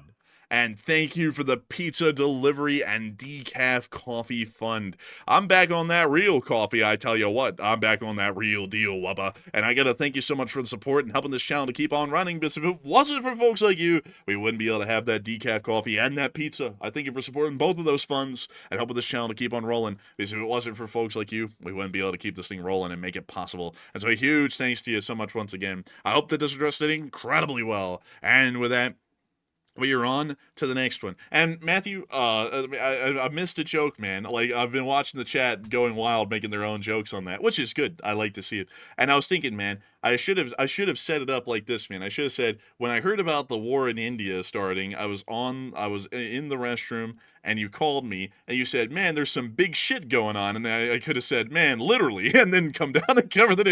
Yeah, I could have set up the joke like that. Oh, man, I'm telling you. Oh, man, I was in the bathroom taking a big shit, and then India had to outdo me with even bigger shit. Oh, man, I'm telling you. I get no respect around here. Oh, man. And then I came downstairs, and I said, oh, man, I'm telling you. They hit Pakistan, and they forget to wipe. Oh, man, I'm telling you. Oh, man, it's terrible around here. Real bad. Oh, terrible. Oh, man, I'm telling you. I get no respect around here. Oh, man. I came on to cover the India-Pakistan war. Oh, man, I thought it was going to be some big shit. Oh, man, and then he started lying about everything. Oh, man, I'm telling you. We had to sit there and debunk shit for about an hour. Oh, man, I guess you could say that was some real bullshit. Oh, man, like the one I laid in the toilet. Oh, man. You know what my dad just said? Dr. Vinny von Botch. Oh, man, I'm telling you. Oh, man. Matthew said too much info. Oh, man, I get no respect around here. I try and set up the live chat to start making a couple of jokes here and there. Oh, man, a couple of innocent ones. Oh, man, and then Matthew says it's too much info. Oh, man, I'm telling you, I get no respect around here. You know what I mean? Oh, man. But anyways, with that, I haven't done a Dangerfield in like a good year. But anyways, with that, it is time for us to move on to the next one. So what do we got, Matthew? All right. So also, let's see here. I believe it or not, I actually forgot what I was about to say, but I think I had a piece of breaking news here, and I actually don't. So I don't even know what the hell I was about to say or do. I think I just had a moment there. But anyways, forgetting all about that, we're going to move on to our next super chat, which goes to Duncan VR, who puts in a $25 donation. And thank you very much, Duncan, for that $25 support and helping to keep the channel running. And then Duncan also realized he has a very large audience tonight to get me to do the animal noises for us. So we're going to do them. He said, ba moo, ba meow, quack. Vote one now for an early show every night. Oh, man, I'm telling you. Woof, woof, oink, oink, elephant noise. I don't know which one. Oh, man, oh, very nice, very nice. Very nice. And I thank you so much for the support and helping this channel to keep on rolling, Duncan VR. Because if it wasn't for folks like you, boy, howdy, boy, buddy, we wouldn't be able to have a normal Least Spring Army night, another LSA night, and let folks hear the animal noises. And I got to say, it's a wonderful thing to know that we had such a big crowd here tonight. Huge crowd, I tell you. Oh, man. We actually had a peak viewership tonight of 16.2 thousand people, which is actually pretty crazy to think about, because we have huge news nights whenever there's massive news, and tonight was a massive night for sure, and it looks like there was a massive amount of people here. I got to thank you so much once again for introducing all those people to a running gag on this show, which is making Matthew do animal noises. And so, of course, a huge thanks to you so much once again for keeping that tradition alive tonight and helping this channel to keep on rolling simultaneously. And so, huge thanks to you once again. And we are on to the next one. All right, and it's now time to move on to our next one here, which goes to Blaze Gamer, who puts in a $20 donation. And thank you very much, Blaze, for that $20 support, and we appreciate that very much. He said, I have a very slight feeling this will be an interesting one to watch in the morning, LOL. And shout out to all the VOD watchers. Keep doing what you're doing, and Hiram Slava. And thank you so much for the support, and Hiram Slava. And it will be an interesting one for sure. I would say there's no doubt about it. It's going to be a wild one. And of course, I thank you for the support, Blaze Gamer, all the way from the United Kingdom of Great Britain and Northern Ireland. And we will make sure to keep up doing what we're doing. And of course, Hiram Slava and Slava. And so with that, huge thanks to you so much once again, and we are on to the next one. And our next one goes to Robert Harrington, who puts in a 20. And huge shout out to Robert for that support and helping to keep us running. And Robert says, the world is full of conflicts, and I feel it's going to get a lot worse. And keep up the great work, and LSA. And thank you so much for the support and helping this channel to keep on running. And the world is full of conflicts. Honestly, there's more conflicts going on right now at any given moment than there really has been over the course of about the past I would say 60 years or so at least. It's really a lot, and a lot to keep track of here on the show. But I'm glad to know that we were able to cover it for all of y'all, because the world is slowly unraveling itself. At least you'll get to watch it in 4K Ultra HD here on the Enforcer channel. Actually, that's a lie. We only run at 1080p because 4K takes a lot more to run. So we only run it at 1080, but y'all are seeing it in HD either way. Beyond that, I do thank y'all for the support, and I thank you for the support and helping this channel to keep it running. And hopefully things will get better. But if they do or they don't, we will always be here to cover it 24/7 every single day. And so, thank you so much once again. Hope that does address that well. And with that, we are on to the next one. All right. So also, let's see something here. I'm learning something interesting here, a little bit more details about the story about the F-18 going overboard from that arrestment error. So I'm reading this from Twitter. It says the jet crashed into the sea, referring to the F-18 that went overboard today, and has not been recovered. Separately, the Iran-backed Houthi rebel group took a shot at the Truman on Tuesday, which is today, by the way, the four sources said, despite the U.S. announcing an apparent ceasefire with the group hours earlier, and it's not clear whether the two incidents are related. So that's kind of fascinating. It sounds like we announced that that truce, that ceasefire, and then the Houthis took a shot anyway, and we're trying to cover that up. That's not too shocking. But if the Houthis keep doing that and keep firing at us, of course, we won't be able to ignore that forever, and we'll have to go right back to war with them. So my guess is that's not going to hold up. That ceasefire is not going to hold up at all, because the Houthis can't restrain their extremism for more than 24 hours. But Enforcer, what say you? It was a massive success. We have gotten them to give up. Wait a minute. What is that? Mr. President, we lost a second Super Hornet. I'll just forget that one. It was a great success. Like, we made them give up. Honestly, that sounds to me like we ought to get back to bombing them, because we lost another Super Hornet because of them, because they shot at us again. So I'd say get back to bombing them, really. That's what my opinion would be. Honestly, I'd say forget bombing them. I'd say get there on the ground and really deal with them. You know, give them a little look. You know, Matthew, go write a little smiley face on the side of their coffee mug, you know, when you're giving it to them. You know, a little look and a nod. I think we ought to do that to them. Send in the Marines. That's what I'm thinking. So with that, I say they surrendered, like you were saying earlier. If it's a true surrender, which, by the way, it's not a surrender, it's a truce, it's a ceasefire. That's the best way to describe it more accurately. I don't care who's calling it what's the word for it? Surrender. That's not the proper word. So if they're surrendering, I say, like the Enforcer said, let's send in some forces to take those guys prisoner, because, of course, even though you surrender, you're not off the hook. You still get to be held accountable for it. So we're not doing that. So it's a ceasefire by all words. And ceasefires with terrorist forces are not good. It never holds up. And also another thing I gotta say is, actually, Matthew, it wasn't called a surrender. It's actually called something even greater, a capitulation, which means they literally caved in on themselves and ceased to exist for the large part. That's what a capitulation largely means. Yeah, bollocks. Yeah, and I was like, yeah, that's not really happening, because I think they still control all of Western Yemen, so I doubt that it's a capitulation. Also, I saw someone come in with an age-old statement. I gotta say this, buddy. I gotta put this to you truthfully. You will be the first to step in on dealing with the Houthis. Listen, buddy, I'm not in the military. Everyone in the military volunteered, okay? So if we need them to go over and do something, that's their job. All right, when I sit there and say we need to crack down on crime in the streets, usually people don't tell me, okay, you become a cop and drug bust then. Like, that's not how the world works. Everyone in the military volunteered to be in the military. Everyone who's a cop volunteered to be a cop. And when you get in those jobs, there's an assumed air of risk around them that you might get injured or killed, but that's also expected to be a part of your job. So when we say that we deal with the Houthis, it's not the Republic's job to deal. Well, it is the Republic's job to deal with it, but it's specifically the people who volunteered to be in the military whose job it is to go and deal with that. They volunteered, they accepted the risk that they would get paid to take on that inherent risk, and also they get paid a good amount extra, hazard pay, whenever they're over in a place like that. So if the country drafts me, I'll go. But until then, it's an entirely volunteer thing, and that's their job. So, you know, like, hate to tell it to you, but we don't give out military jobs as some sort of a form of, like, government welfare where you can sit around and, like, you know, Section 8 or something and just collect a check. That's a job. So if you have to go over and you have to, you know, shoot at the Houthis on the ground as a part of that job, that's your job. So, you know, hate to tell you that. but that's the reality of the situation. So anyways, and also all I can say to that is, if you don't like being a cop and you don't like possibly getting shot at by suspects, don't be a cop. If you don't like being in the military and getting shot at, maybe you shouldn't have signed up to be in the military, because that's kind of the job. That's like telling a railroader, oh, I hate to be in between rail cars when they get coupled because I could get smushed. It's like, that's your job. It's like, that's the risk of being in your job. Like, the risk of being in our job is that a lunatic could come and just blast us any given moment. Kind of like they did Sternenko or anyone else. Like, that's kind of an inherent risk of our job, and I really don't complain about it, because that's just what it is. Like, at any moment, a lunatic could come and beat us near to death or kill us. And it's like, that's just what the job entails. Like, for us to make a living and to make our bread, there's that possibility. I don't complain about it. I just take that at face value. So, with that, we are on to the next one.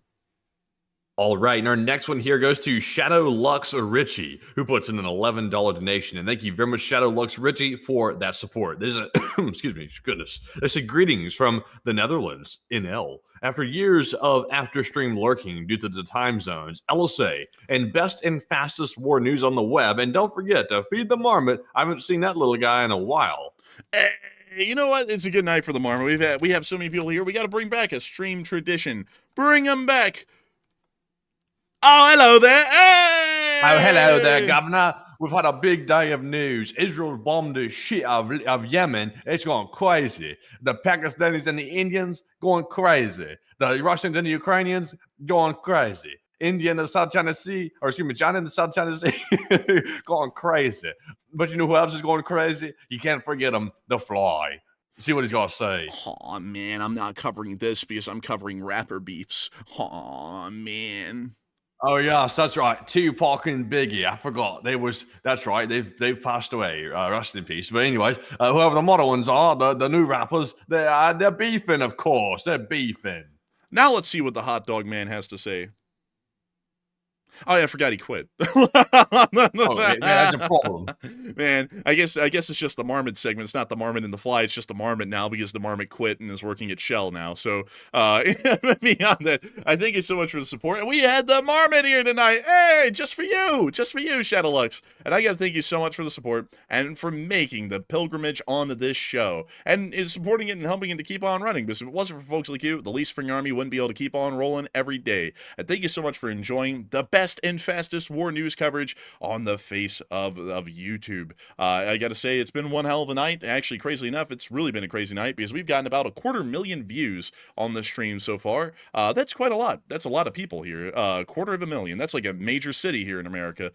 So I gotta thank everyone who's been here tonight. I gotta thank you, Shadowlux, as well, for the support and helping this channel to keep on running. And I hope I was able to address that incredibly well. And so with that, we are on to the next one. All right, so jumping into our next super chat, this one goes to Gary Bott, who puts in a $10 donation. And while his last name may be Bott, he is no bot. He is Gary, and he is home. And thank you, Gary, for that LSA. And Enforcer, what say you? And thank you, Gary, for the LSA, and long live the Lee Spring Army, and the Lee Spring Army will never die. And so a huge thanks to you so much once again, and we are on to the next one. And the next one goes to Rubberman 2036, who puts in a 10. And thank you very much, Rubberman, for that support. He said, time to stock up on non-perishables. Oh, yeah, man. It's always a good thing to be ready. Civil defense would always tell you to be ready. Rest in peace, civil defense. I think it turned into FEMA. But beyond that, I do thank you so much for the support and helping this channel to keep on running, because if it wasn't for folks like you, we wouldn't be able to make this thing possible. And I think that everyone should always be ready, always prepared. And so a big thanks to you so much once again. And Susan Rice asked, why so early tonight? And Susan, that's a great question, because you are usually on our streams all the time, and you're not usually here early because we don't run one early. So basically, India and Pakistan went into a total war today. And it was literally right at the start of our stream, like about 30 minutes before that. So we got on air as quick as we could to cover the breaking development that was going on right now. So that's why we were on early today. I'm sorry to many people who are regular old-time guards who are always here at 10 p.m. Eastern time every night, because we went live super early today to cover that one. About 4 hours, well, actually about 5 hours early, So by the time we get off air, it would be time for the next stream to start. But considering that the stream has gone on for so long, there is no shot that we would be able to get a second stream running today. So this is today's stream. And so with that, I hope that does address that well. And with that, we are on to the next one. And our next one goes to Justin Wallace, who just threw in a $20 donation. And thank you very much, Justin, for that $20 support. And he said, I can finally donate and don't spend it all in one place. And keep doing what you're doing, guys, and LSA. Hey, we won't spend it all in one place. We'll spend $1. Well, actually, we'll probably spend it all in one place because the prices these days are insane. I mean, we went through Starbucks today and got 2 coffees. Y'all know what it came out to? $14. $14 for 2 coffees. $14. Actually, I said never again. I say never again. Can y'all believe that? Can y'all believe that? 2 hours of minimum wage labor for 2 coffees. That was about to be the worst slip up ever. But beyond that, 2 hours of minimum wage work for 2 coffees. That is absolutely insane these days. The prices are getting ridiculous. Starbucks has always been ridiculous, but the prices are getting insanely ridiculous these days. So it's really hard not to spend it all in one place with those kinds of prices. And I think Matthew also got a feta wrap, and it brought it up to like $19. So quite literally, that whole super chat would have been spent in one place today, just getting 2 coffees and a feta wrap.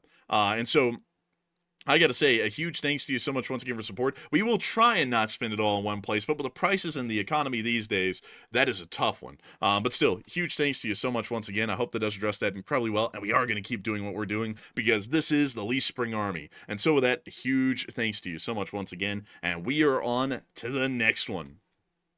All right. And also, by the way, I'm now seeing pro-Indian accounts on Twitter going berserk. The U.S. president called the attack a shame, the attack by India on Pakistan, said it was a shame, and they sort of rebuked that. So now the pro-Indian bots are saying, so the United States is our so-called strategic ally? Modi's been dragged Indian diplomacy into the gutter. This isn't foreign policy. It's foreign humiliation. Hashtag Operation Sindoor for the win. Honestly, it's insanity. Like, it's crazy when you see it. Like, there's insane people from literally every country in the world that like thinks, let's go on the attack, like go crazy and start major wars. And it's just a fantastic thing. Like, let's just go start a huge war with another nuclear armed country. And then for people calling it down and saying, let's have peace, and that's a shame, you're fighting with one another. Now that's a sin to say that. It's just crazy. Man, we've been dealing with that all night, man. Like, we haven't really picked a hard side on India and Pakistan, just been saying that things that look untrue are untrue. And like an Indian would come in here, they'd be like, you bitch, and then a Pakistani person would come in here and be like, you liar. And it's like, bro, it's like, I'm just covering the news, all right? It's like, I'm not trying to, like, stroke your egos or anything in any of these countries. I'll be honest with you, man. So far, I've never seen 2 countries that have a more violent group of people in them than Pakistan and India.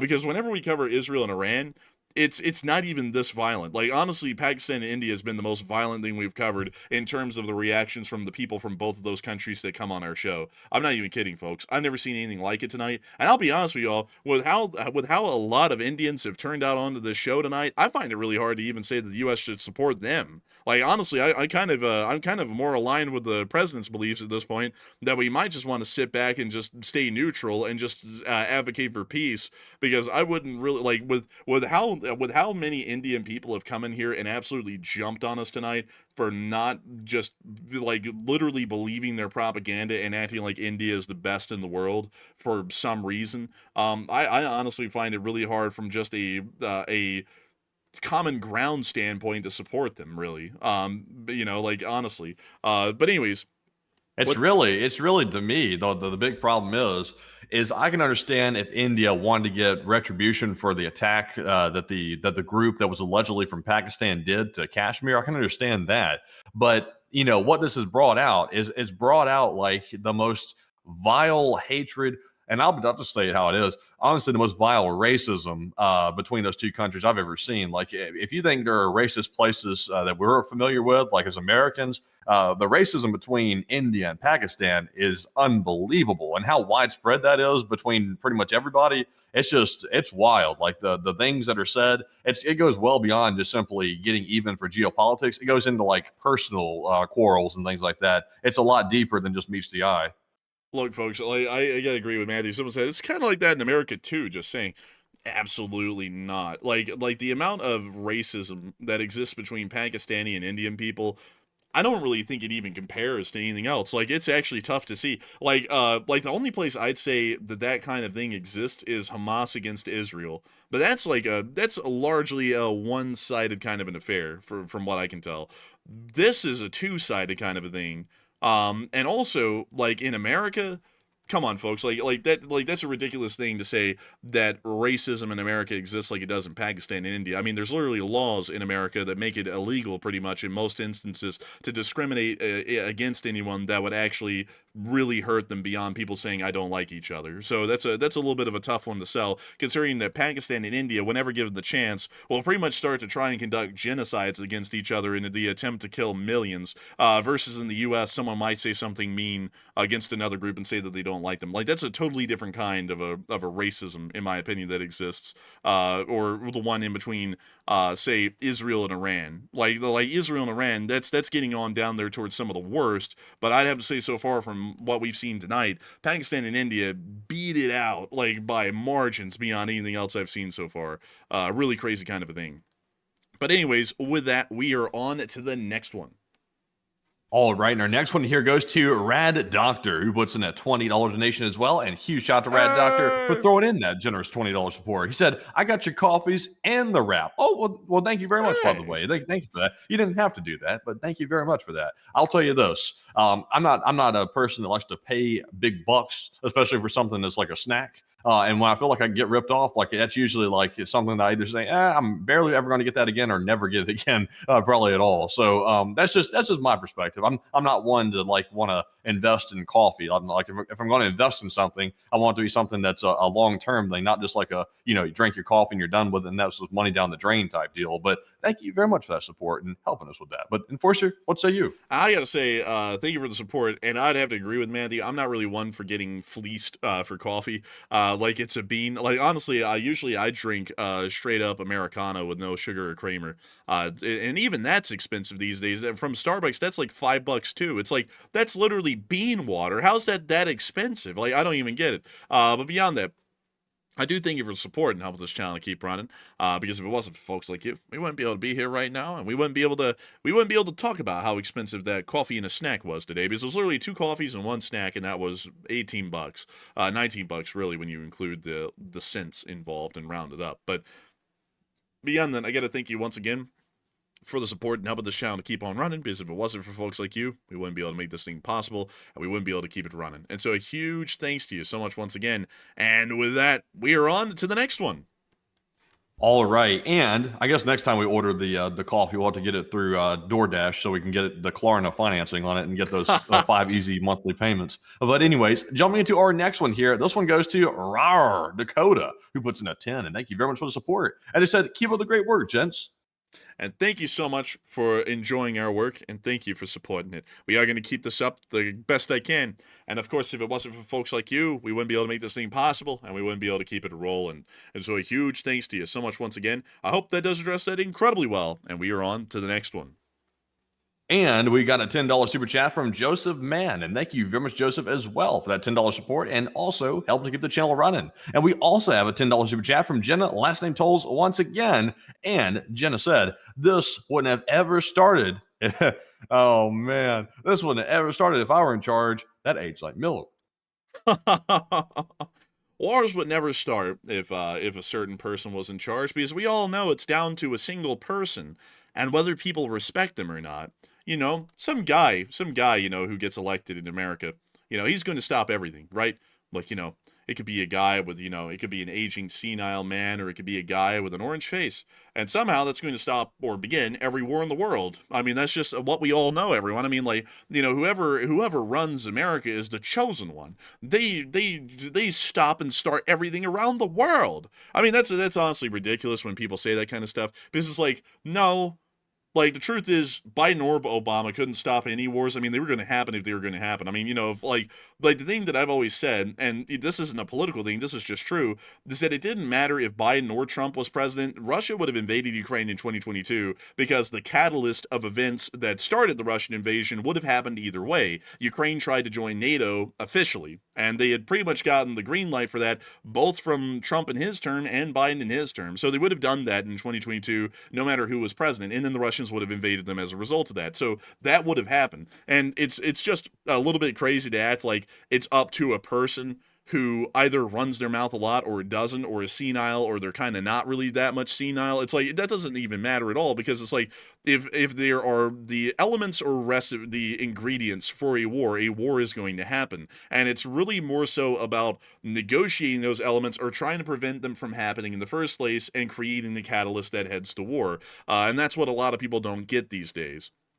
And so with that, I hope that doesn't. And also another thing is that it's like, the current president said that under him, no wars would have started because the world respects him. It's like, isn't his response to the India-Pakistan war the same one? Like, and this isn't saying that one's better than the other. This is just pointing out something that's kind of obvious.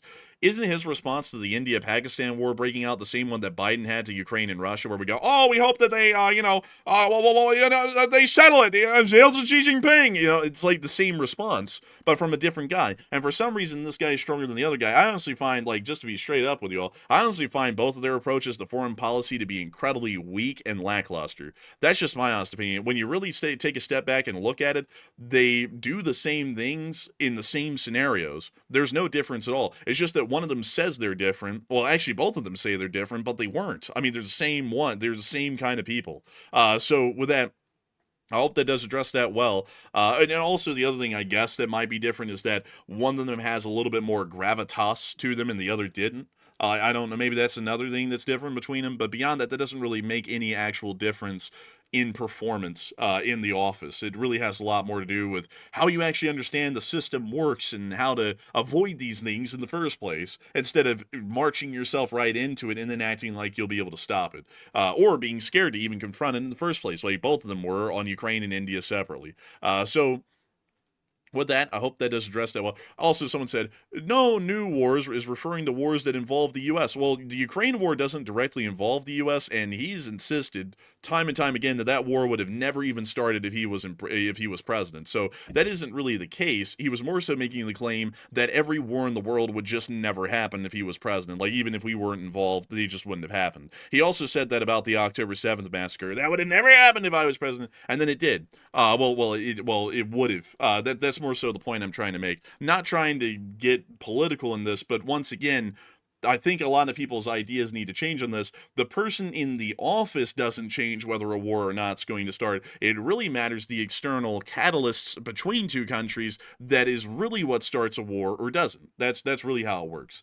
So with that, I hope that does address that the best I can, and we are on to the next one.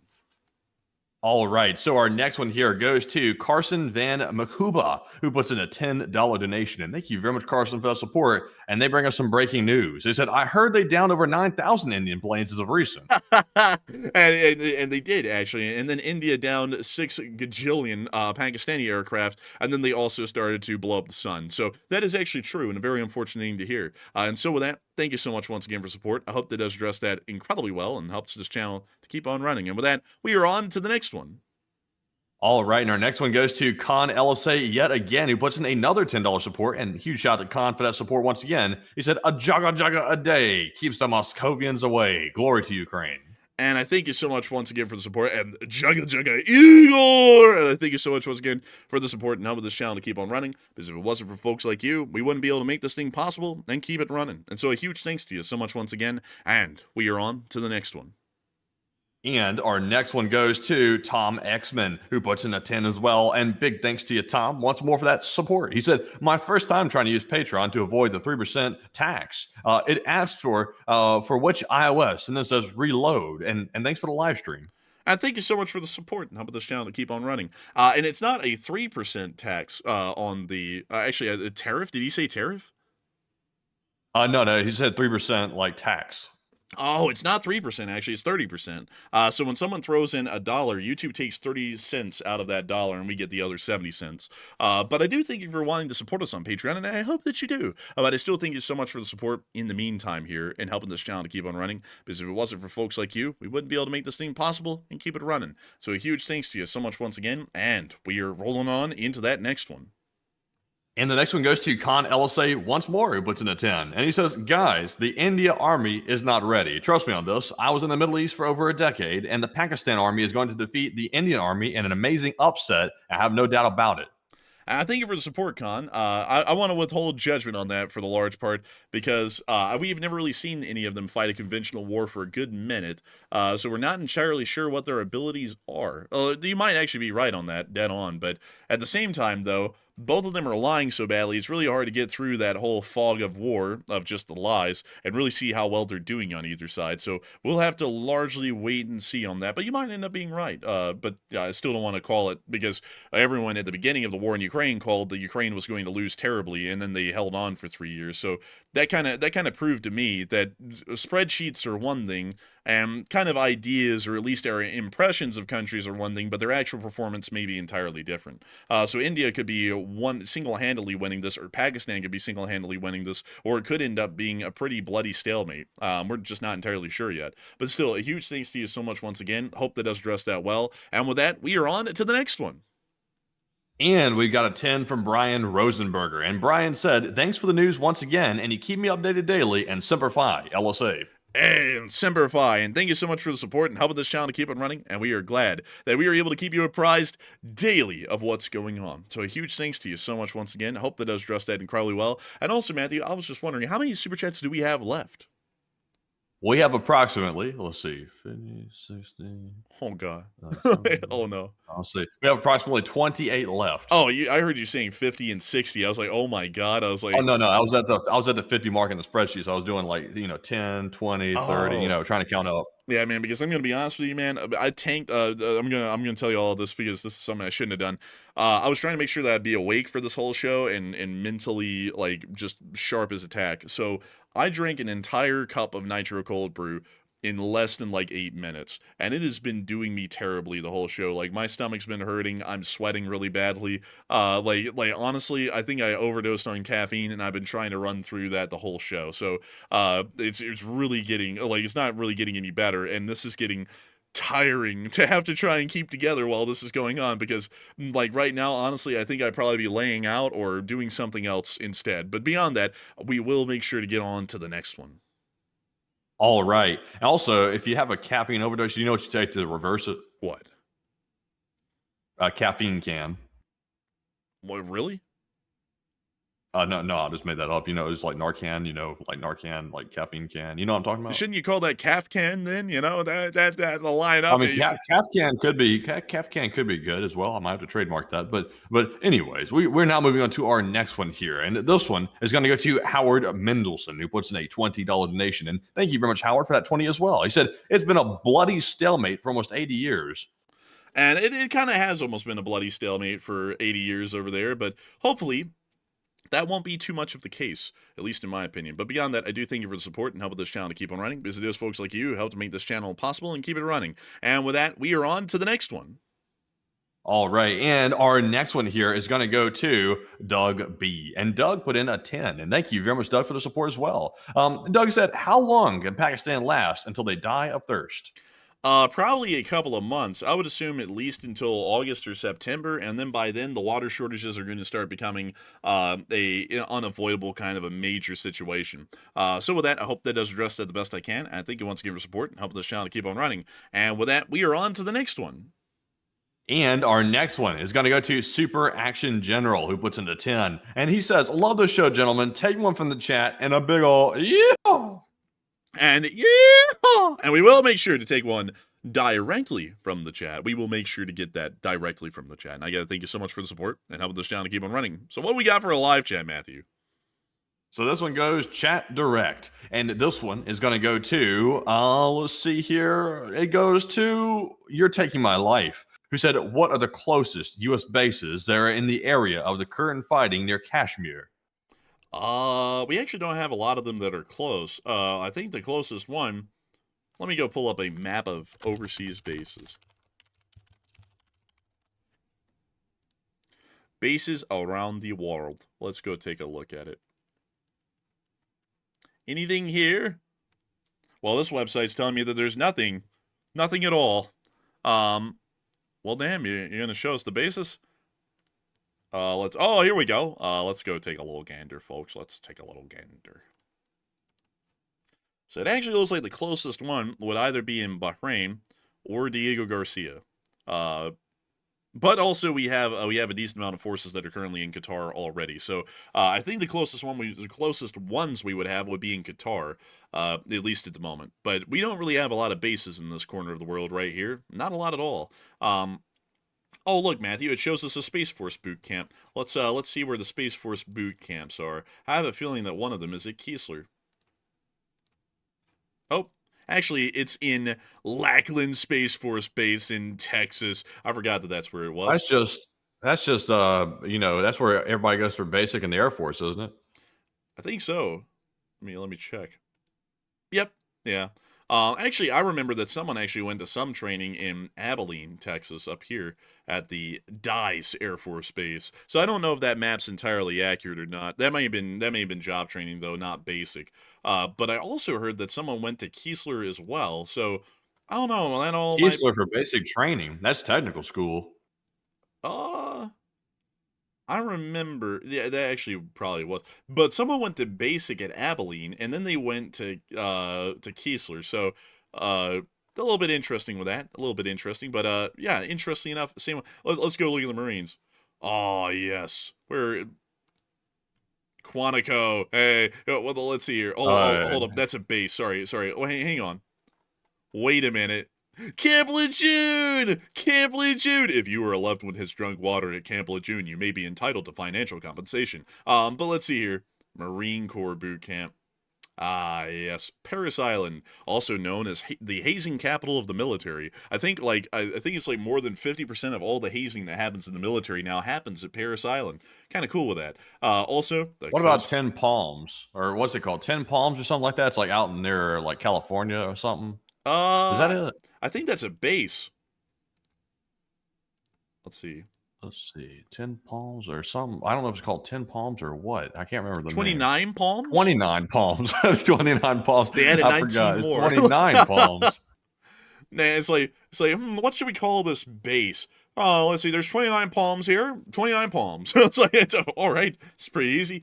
Like Marine Corps Logistics Base, Barstow. Cool. So also they have the Mountain Warfare Training Center and the Mobilization Command in Missouri. That's pretty cool. How about the Army? Goodness. Wait a minute. There's the Dugway Proving Ground in Utah. What's this one? The Tool Army Depot. That's where you get sent if you're an absolute tool. I'm just kidding, by the way. They also have Fort Carson in Colorado Springs. And then they have the big ones in Alabama. They have Fort Benning. Look, they renamed it back to Fort Benning. Instead of Fort Moore. Fort Novosel. They also have the Anniston Army Depot, which is the one closest to us. Toxic stuff. Yay! Yay! Chemical warfare. Yay! And then they also have the Redstone Arsenal. How cool is that? We actually have a lot of army bases here in Alabama. We have 3. Fort Benning's across the border in Georgia, technically, but we kind of count it as ours. Dude, I really don't think any other place rather than Maryland has more than we do within their state's borders. Alabama is very militarized. Actually, California has more. California and Maryland. Actually, Maryland has about the same number, or one more, I think. How about the Navy? Golly dang, I didn't expect them to have that much. I know that the Naval Air Station's down here in Pensacola, but I didn't expect this many. I really thought it was just kind of like Bremerton, San Diego, and then Newport News. Those were really like the only ones I knew about. I didn't know they had all the rest of this. How about the Space Force? Ah, yes. All centralized around Cape Canaveral. Vandenberg. That's a cool one. The Los Angeles Space Force Base. Where the hell is that? Dude, that's right there? That's got to be for like cyber operations or something. Bro, that's not that far from Compton, bro. The Space Force is like involved, like they involved against the gang disciples in Compton. Let's see. Could you imagine the Space Force? What they call space? Are they cadets or what? What are they called? Guardians. In Space Force? They call them Guardians. Guardians. Can you imagine the Space Force Guardians wandering in Compton at night by accident? I can only imagine. Man, dude, honestly, man, bro, they might hit him with a laser gun, like a space ray. So, let's see. The coast. Oh my god. Well, yeah, that's expected with the Coast Guard. And notice they're all near major rivers here. Also, their logos are cool. Like the logo of the Coast Guard is actually pretty neat. Yeah. It's like a post office equal with a life preserver. Honestly, that actually kind of goes hard. Let's see. What about? Let's see. We already looked at the. Well, we looked at the Marines. We looked at. Okay, so we looked at all the branches. So hold up. I'm actually just wildly interested in this. The Army's got several: Fort Knox, Fort Leonard Wood, Fort Sill, and then Fort Jackson. How cool is that? That's cool. Also, the Navy has Naval Station Great Lakes. That's pretty neat. That's the only base for the Navy that does boot camp. So you go to the Great Lakes for boot camp. That kind of makes sense, you know, like that's like a kind of like the smaller version of the seas, but actually the Great Lakes can be pretty damn brutal, and has claimed a great many lives over its history. But anyways, with that, it is time for us to get on back into the super chat. So what do we got, Matthew? So let's get into this, because I was told by Jenna in the live chat that apparently India is accepting responsibility for some lost fighter jets. And it turns out they are. We're currently learning that India TV reports that at least 3 Indian fighter jets have crashed tonight inside of India in their own territory, with all of the crash sites having been secured by the Indian Air Force. The evidence now suggests that at least a few fighter jets with the Indian Air Force either crashed or were shot down tonight near the border of Pakistan during the strikes on the terrorist sites they claim they were shooting at. And it looks like they've all crash landed in India, and the status of the pilots is not unknown. So right now, it looks like 3 are confirmed. So the Pakistanis were actually not lying about that. They have lost 3 and also 1 drone. So far, the only discrepancy is 1 extra fighter jet, which is not being accounted for right now by the Indians.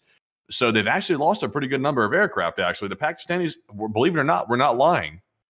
Damn, man. Honestly, now that they're not lying, that's kind of wild, honestly. Those casualty reports were coming out so fast they sounded unreal. Yeah, that's hard to even believe. But so now all the stuff we were saying about there's no way that India lost 5 aircraft in the first couple of hours. With that now being true, I would say that's bad news for India, because that apparently shows that they don't have pilots that are worth a crap, in my honest opinion. Because if they're getting shot down like that and they're crashing or whatever they're doing, they apparently weren't equipped to handle the situation, indicating that maybe they weren't trained very well. So that's not good. I don't know what exactly aircraft were shot down. We'll have to find out what the model name was of the aircraft, but that's terrible, actually. If they start losing like that in the first couple hours of an opening situation, that might affect how they respond. Yeah, that's a pretty wild one right there. 3 aircraft and a drone lost in the first opening hours. That's pretty bad, considering they were also the aggressor party. You would usually expect that the higher losses would be seen on the defending side, not the attacker, at least within the opening of the battle, or the war, really. So a little bit interesting with that one. We're now hearing some clarifications, and it actually does appear that the Indians have lost a significant amount of aircraft just in the opening hours of the conflict. So, while the claims have not been corroborated yet, now both sides are largely corroborating the same claim on that. So now we can actually take that as proof, which is a little bit shocking. But anyways, with that, we are on to the next one. And our next one here goes to John Segal, who puts in a $10 donation. And thank you very much, John, for that $10 support. He said, thanks for what you guys do. And I got to thank you so much for enjoying what we do and supporting it and helping it to keep on running, because folks like you make it possible. And so with that, a huge thank you to you once again. And with that, we are on to the next one. And our next one goes to FC, who puts in a $10 donation. And thank you very much, FC, for that $10 support. He said, breaking news. Islamic Republic of Pakistan forces have claimed a direct strike on the Betelgeuse star. It'll be confirmed in a matter of months or years of it becoming a supernova. Honestly, based on what we've heard so far, they might be right. They might have struck it. They might have actually struck it, because it turns out they actually shot down most of the aircraft they were talking about in Indian airspace, or at least caused them to crash. Crazy world. But anyway, Enforcer, what say you? Breaking news! Breaking news! It's actually crazy to think that we were making fun of them a couple of hours ago, and then it turns out that was pretty much not entirely untrue. That was mostly true what they said. You wouldn't believe that, but it actually happened. So with that, we got to backtrack and eat our foot on that one. Our statements about the Pakistanis being liars aged like milk. They actually ended up mostly shooting down all of those aircraft. So now the question is, were the Indians lying about shooting down a JF-17 still? Because we still have no video or picture evidence on that. So with that, I hope that does address that the best we can. I thank you once again for support and help with this channel to keep on running. And with that, we are on to the next one. All right. So our next one goes to Meow Meow, who puts in a 7. And thank you very much, Meow, for that $7 support. We also have a 5 from Elf Russia, who puts in that 5, of course, and does not leave a comment either. But thank you, Mr. Russia, for that support. We also appreciate that very much. And we also have a 5 from Uncovered Cube 7, who puts in that 5. Like I've said twice now, I'm repeating it twice. And he said news and LSA. Hey, and news. And thank you so much for supporting helping this channel to keep it running. And of course, long live the Lee Spring Army. And the Lee Spring Army will just simply never die. It never will, much to the dismay of some. And so with that, thank you once again. I hope that does address that well. With that, we are on to the next one.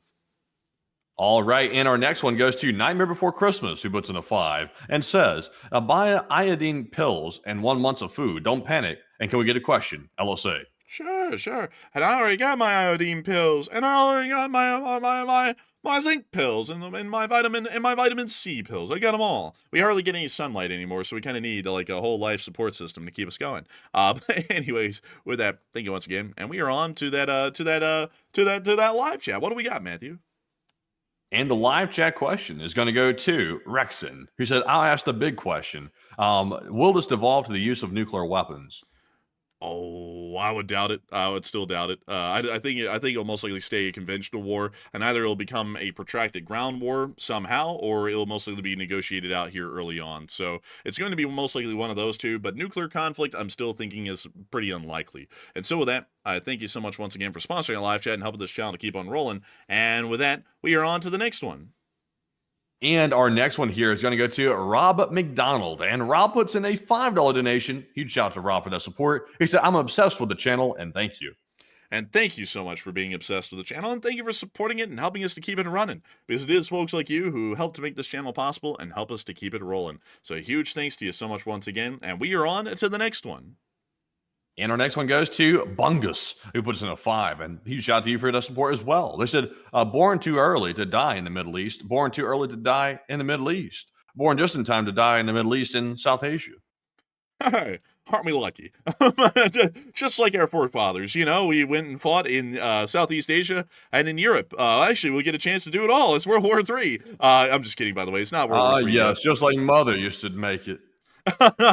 Oh, yes, just like grandfather used to tell us, we'll be able to go and die everywhere. But that's... yes, just like grandfather used to grease them.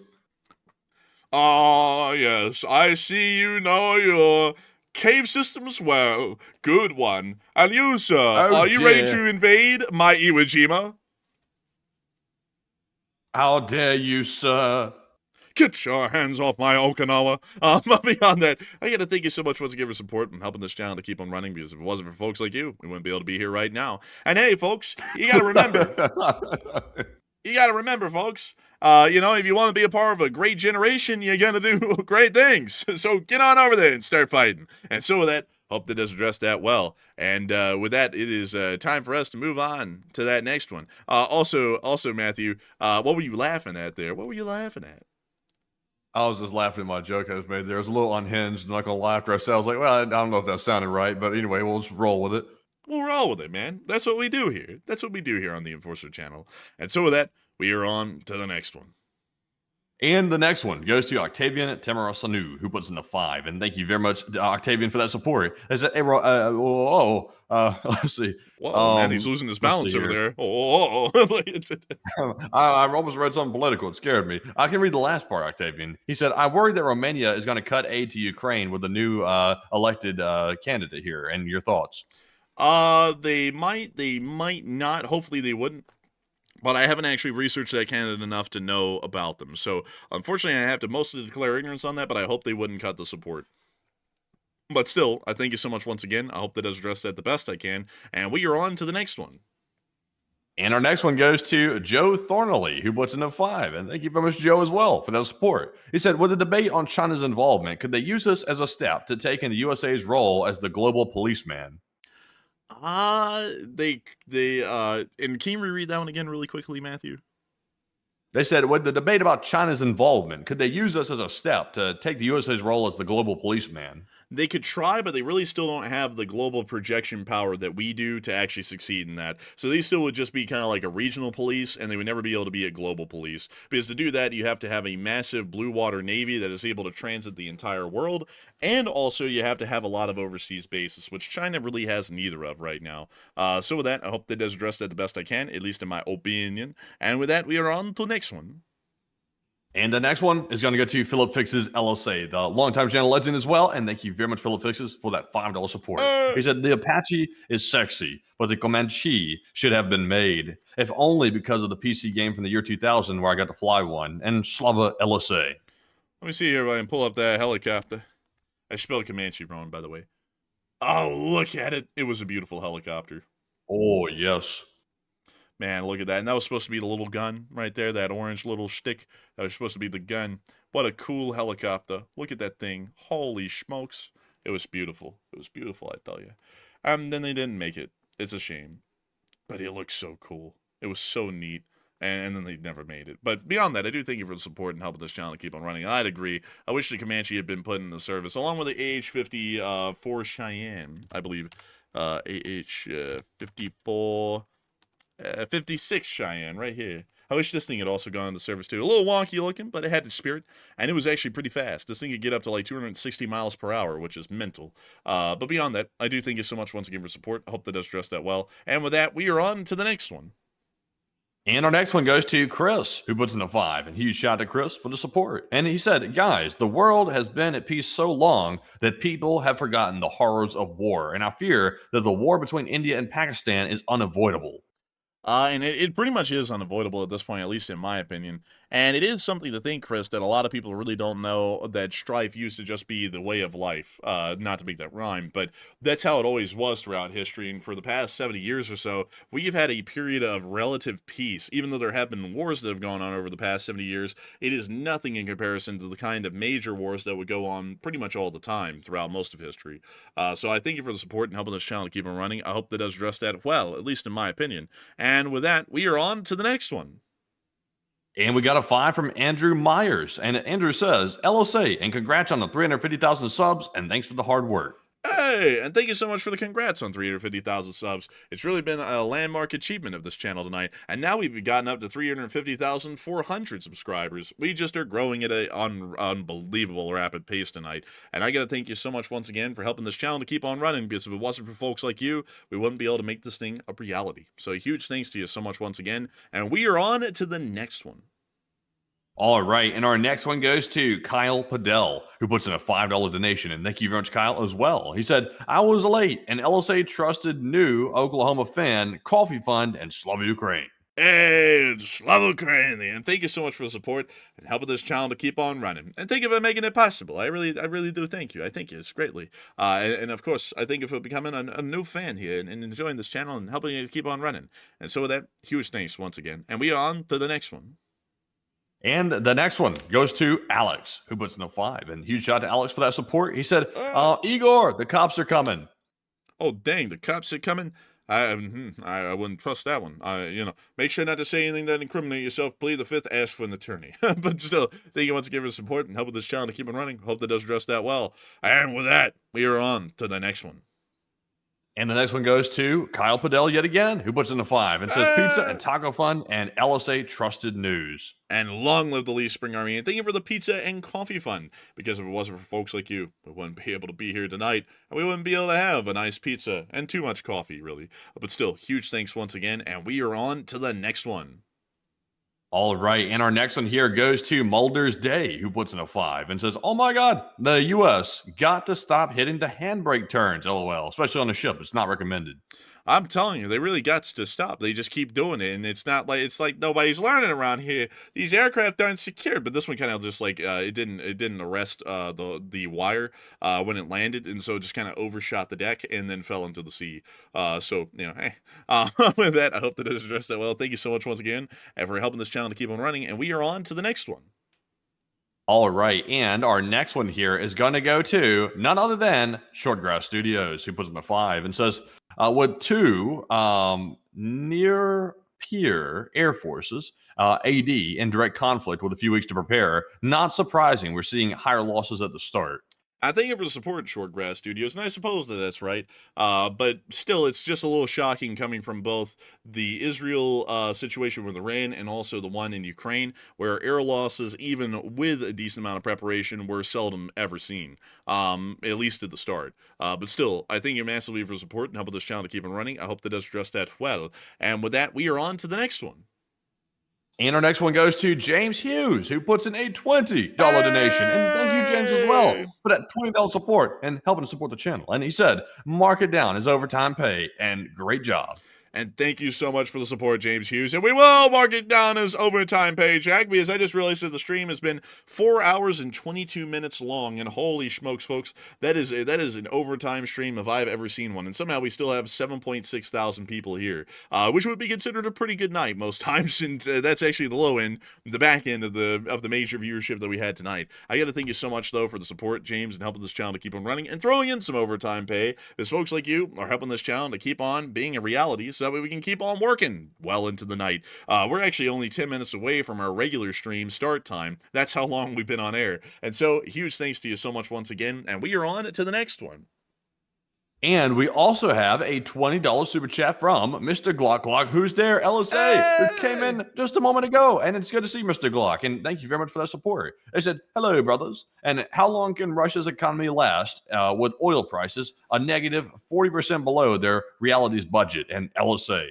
I got to thank you so much for the support and helping this channel to keep on running. And the Russians' economy, with oil prices negative 40%, I'd say they probably last about another year, another 2 years maybe. But that's about it. They really can't survive that much longer with the whole economic situation they're dealing with. And it's just getting rougher and rougher by the day. Beyond that, I got to thank you once again for the support and helping this channel to keep on running. Because if it wasn't for folks like you, we wouldn't be able to make this thing possible. And so, huge thanks to you once again. And also, I just saw someone actually ask an interesting question. Chaplain Dave Sparks said, do super chats count as tips so you don't have to pay taxes? And actually, they don't. Super chats and everything that we make on YouTube is tabulated into a YouTube form at $10.99. So we have to pay taxes on literally everything we get. So there's not even tax relief for us. And then they also slap self-employment tax on us. So at the end of every year, we're paying about 35% of everything we make in taxes. And then that's on top of YouTube taking 30% of the super chat. So YouTube takes 30%. Like, so if you send in, like, say, $10, YouTube takes $3 of that, and then taxes takes another $3 or $3.50 of that. So out of your super chat, out of the $10 that you give to us, you were really only making about $3, you know, excluding taxes and also YouTube's cut. So it actually is a bit of a grind when you think about it that way. Like, it's like people can throw in massive support. Like Hal Rose threw in a $333 donation tonight, and out of that, we'll probably see after YouTube takes their cut and YouTube, well, actually the government takes their taxes out of it, the state and the federal. We have about $100 or so bucks to split amongst us. Like, that's actually kind of like a thing when you think about it. But anyways, with that, I hope that does address that well, and we are on to the next one. All right, so our next one here goes to Eric Horner, LSA, who puts in a $5 donation, and thank you very much, Eric, for that $5 support, and we do appreciate that very much. And we also, by the way, folks, like, yeah, YouTube does take a fee out of it and stuff, but, you know, it's for using their platform. Like, obviously, they have to make something out of it. So, me personally, I don't have a problem with it, and obviously, everybody pays taxes, so that's just all part of the game, too. So, it's not like we're victims here or anything like that. So, but anyways, I would personally keep that stuff behind the scenes, but, you know, it comes out in the public occasionally from time to time. But anyways, jumping into our next one here, this one goes to Destiny Edgington, who puts in a $5 donation. And thank you very much, Destiny, for that $5 support as well. And sadly, no comment left behind, but we do appreciate that very much, and for you being a longtime channel legend. And we also have a $5 super chat from Burbo. And Burbo said, nobody expects the Mexican LSA, and Taco Bell is an abomination filled with heresy. What? No, Taco Bell's not bad. Taco Bell's all right. It's Tex-Mex fast food. It's not Mexican food. But I do thank you so much for being a part of the Mexican LSA and supporting this channel and helping it to keep on running. Because if it wasn't for folks like you, we wouldn't be able to make this thing possible and keep it running. And so a huge thanks to you once again. Hope that does address that incredibly well. And with that, we are on to the next one. And our next one goes to P. Sar, who puts in a $5 donation. And big shout to P. Sar for that $5. They said, I watched almost daily from Pringle's Thunder Run till last November. Been too depressed since then, and I knew where to go for the Indian breaking news, though. Hey, and thank you so much for support. And it is nice to know that people always know to come here for the breaking news. So a huge thanks to you so much once again. I hope that does address that well. And with that, we are on to the next one.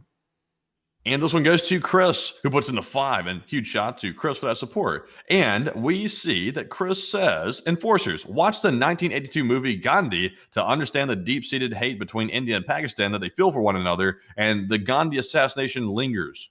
Thank you so much for the support and helping this channel to keep on running. And I also have to say that I will try and look into that movie a little bit. I think there was also a movie that was similar to that was made recently as well. And so I'll try and take a look into that and see how it was presented in dramatic form about the tensions that arose between Pakistan and India. So with that, thank you so much once again. I hope that does address that well. And with that, we are on to the next one. And the next one goes to Kyle Padell, who puts in a 5. And thank you very much, Kyle, as well. He said, my older brother did basic training at Lackland for the U.S. Air Force. Yeah, I believe he meant to say. Thank you for the support. And that's what I was thinking. That's what I was thinking. That's very interesting to hear. And I got to thank you so much once again for helping this channel to keep on running and making it possible, because if it wasn't for folks like you, we wouldn't be able to make this thing a reality. And so with that, thank you once again. And we are on to the next one. And we have a $5 super chat from Ed. And Ed put in that 5 and said, Irish Ed here. Great job, lads. And watched every minute and live chat if you have time. And LSA. Thank you so much for the support and helping this channel to keep on running. And I thank you for enjoying it, Irish Ed. And we will make sure to get a live chat in ya, Anna. And so with that, huge thank you once again. And Matthew, what do we got for the live chat? And this one goes to Canada is Sovereign, who said, does both countries have their airspace closed? Not just Pakistan, but also India as well. And also, could you reread that one again really quickly? The short-term answer to that question is Pakistan has closed their airspace, and I believe India has done a partial closure of their airspace. I see that flights are being canceled to Pakistan and also to India somewhat as well. But to answer your question, I'm not really sure. But the question is, has airspace been closed in both countries? Yes. Well, mostly in Pakistan, and then India has closed off the airspace, at least from what we can see, in Punjab, Himachal Pradesh, Jammu and Kashmir, and Ladakh. But those are the only areas that are affected by any kind of air closures currently in India, although that might extend into the rest of the country or most of the country in the following days. And so with that, I hope that does address that the best I can. Sorry for not hearing that question the first time. But beyond that, we are on to the next one. And the next one goes to Uncovered Cube 7, who puts in a 4, along with Mark Andre Burnett, who puts in a 4 as well. And huge shout out to the both of you for that support and also helping to keep us running. And we also have a 2 from Plazath. And he said, thank you for the early coverage and LSA. And thank you for enjoying the early coverage. And of course, long live the Lee Spring Army, and the Lee Spring Army will never die. And with that, we are on to the next one. And this one goes to Joe Thornley, who puts in a 2 and says, is there land-based skirmishes on the border? Yes, there are currently skirmishes in the area of Jammu and Kashmir, and supposedly skirmishes around the Punjab border, although we haven't gotten confirmation for that yet. So at this moment, it is clear that there are skirmishes happening, but we do not know the full extent of them. We just know that there's a guaranteed skirmish happening in the Poonch Valley area of Jammu and Kashmir. And so with that, I hope that does address that well, and we are on to the next one. And our next one goes to LSA Sergeant Figment, who puts in a 2 as well. And thank you very much, Sarge, for that $2 support. We appreciate that very much. And they said, LSA, hit the like button. That's an order. And hit the like button, folks. That is an order. That is an order. Order up in the court. Order up in the court. This stream actually has a pretty high like amount. It has 6,800 likes right now, which is pretty high. We actually have a like rate of 96%, which is fairly average for live streams. Live streams always get a lower like rate than our videos. Our videos will get like 97.8 or something like that, but our streams usually get in the 96 percentile. But still, that's incredibly good. And so with that, I thank you so much once again for support, and I thank you, LSA Sergeant Figment, for telling people to hit that like button, because I think we might actually surpass 7,000 likes on this stream, which would be pretty crazy to see. And so a huge thanks to you so much once again, and we are on to the next one. And our next one is another generous super chat, this time from Howard Mendelson, who puts in a $20 donation. And thank you very much, Howard, for that $20 support once again. He said, does this mean I have to cancel my vacation to Pakistan this year? Honestly, if you're going to vacation in Pakistan, I don't think anybody really does that. Like in reality, that's a tough one right there. I know you're joking, by the way, but me personally, I would cancel my vacation. I would have never booked it in the first place to Pakistan. It seems like a bad place to go vacation, honestly. But Enforcer, what say you? I'd have to say, if that's a joke, that's a good one. If that isn't a joke, I would cancel. Yes, I would definitely cancel. Also, I just don't know what there is to really see in Pakistan. Like I'll be honest with y'all. Every single time I hear of anyone traveling to India or Pakistan on like a travel vacation thing, they always eat something there and then nearly shit themselves to death because the hygiene standards for food preparation is non-existent. So that's why I personally never travel, because I'd probably eat something and then die of dysentery. Like that would be probably the reality for me. But with that, I do hope that does address that well. I think it wants to give her support and help with this channel to keep on running. And with that, we are on to the next one. And our next one goes to Drunkle Uncle, who puts in a 2 and says coffee fun. And I got to thank you so much for the support and helping out the coffee fund, because if it wasn't for folks like you, I wouldn't be able to be over caffeinated. And so a huge thanks to you so much once again. I hope that does address that well. And we are on to the next one. And the next one goes to Plazath, who puts in a $2 donation. And thank you very much, Plazath, as well for that support. And we also have a 2 from Kyle Padell yet again. And he said the USSF means the U.S. Space Force. And also my apologies by the way. I'm not familiar or used to the Space Force like abbreviation. So when I see it, I was like, is it United States Special Forces? I was like, what is there? Or U.S. Air Force, I wonder if you meant to say. But U.S. Space Force, and you're correct. But Enforcer, what say you? Thank you for the support, Kyle Padell. And yes, USSF is the U.S. Space Force, a fairly new branch out there. A lot of people are just not familiar with them and kid on them so hard, and they do a lot of good things. But beyond that, I do thank you so much for the support. I hope that does address that well. And with that, we are on to the next one.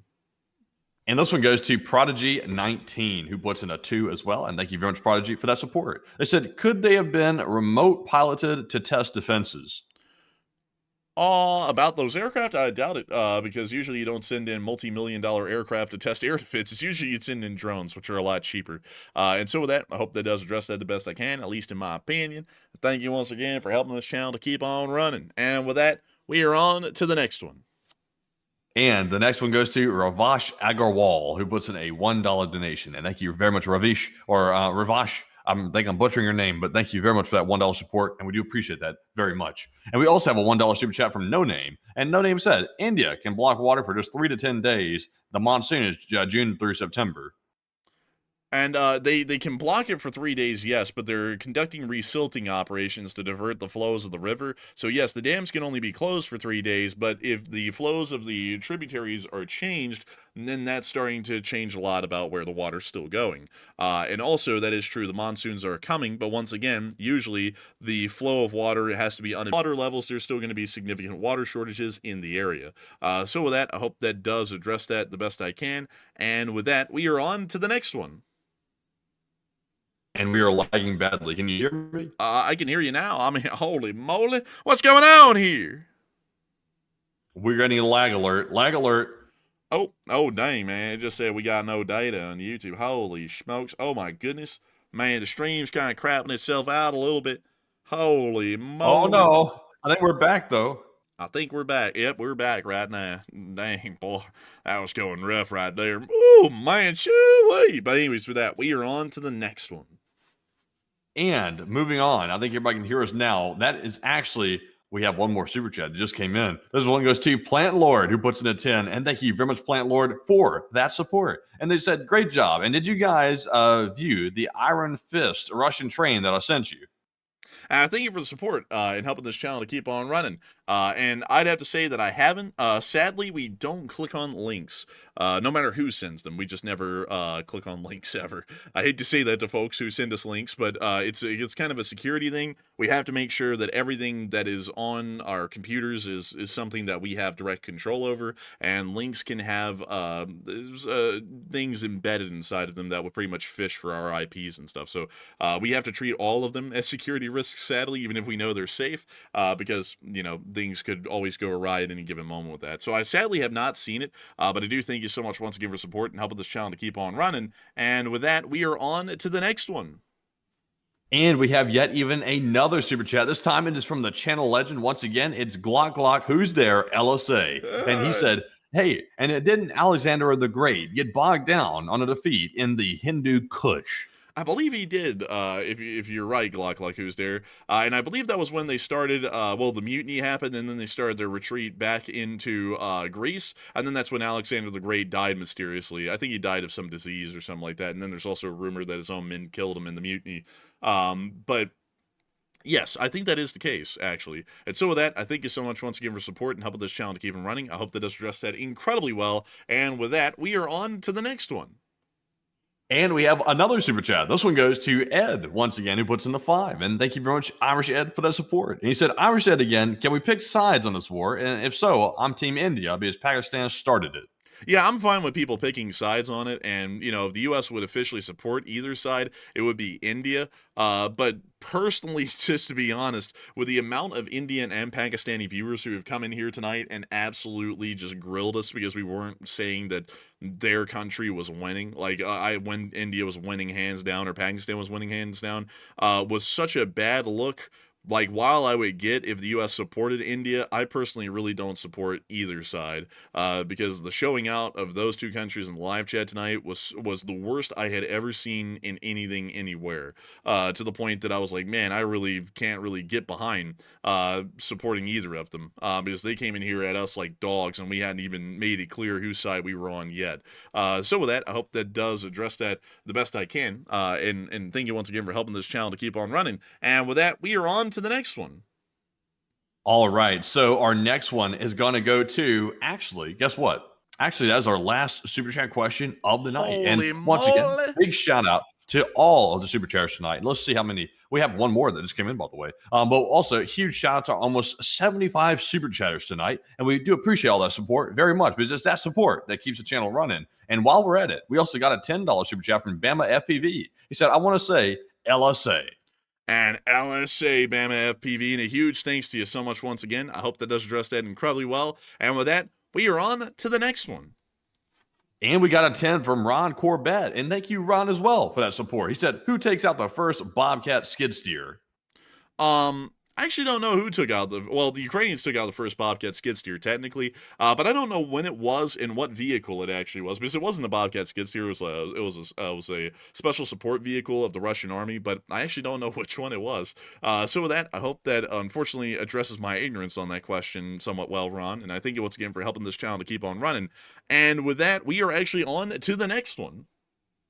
And goes to Howard Mendelson. He throws in yet another super chat, and huge shout out to Howard for that $20 support once again. He said, before I take sides, what's the point spread?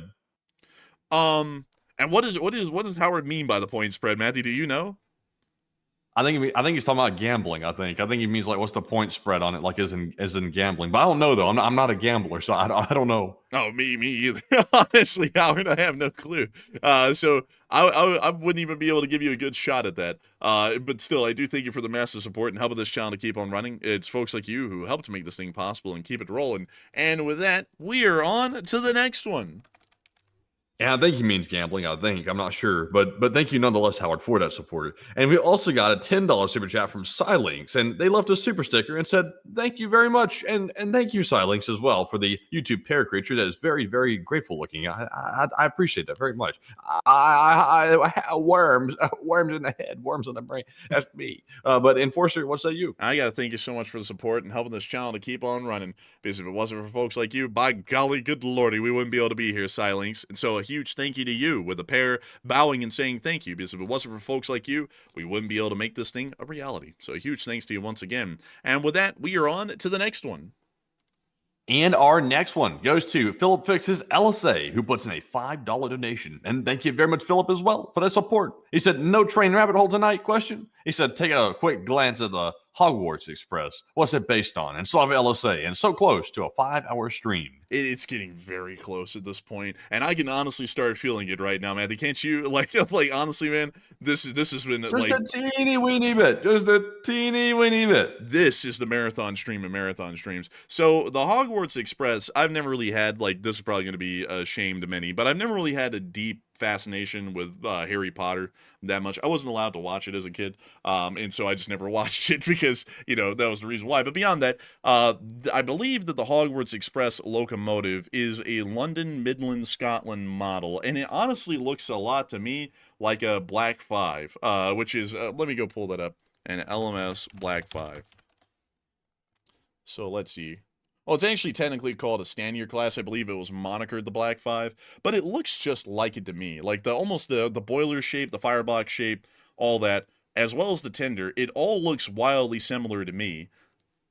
And actually, there's a little bit of a difference there. I don't think it actually is a Black 5. It looks close, but it also, at least in the movie, if we were to take this picture for it, it looks like it's using British Rail Mark 1 coaches, which are a fairly kind of a standard thing for this era of locomotive, if they're kind of shooting for that whole deal. But let me actually go pull up what locomotive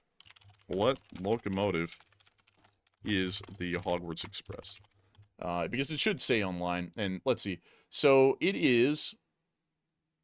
Let's see, it is the Olden Hall. Oh, so it's actually a real locomotive. No way. So that's actually it right there. So let's see what class it is. Let's see. Oh, no way! It was a Great Western Railway locomotive. That's actually wild. It looked a lot like a Black 5 to me. But apparently it is actually a... What class is this thing? Let's see here. Well, it's technically a mogul, which is a little bit weird. Wouldn't expect that. A mogul? Like Jeff Bezos. Come on, Jeffrey, you can do it. Honestly, for some reason, in my mind, folks, I always thought that everything like this in the UK was a Pacific, which would make it like a 462. But instead, it's a 460, which I believe is technically a mogul class, like if we were going by the American naming standard. But so it's a Hall class. Huh. It's wild. Because it really does look like let's see. Yeah, so the LMS Stanier Class 5, which is the Black 5, drew inspiration from the Hall class, as well as the B1 class for LNER. So it was pretty close. It was a pretty close guess, and I'm not really a big British rail expert. Like British railroads are the ones I'm most interested in outside of American railroads, but it still isn't like that same depth of fascination that I have with them. And honestly, my fascination really lies in electromotive diesels.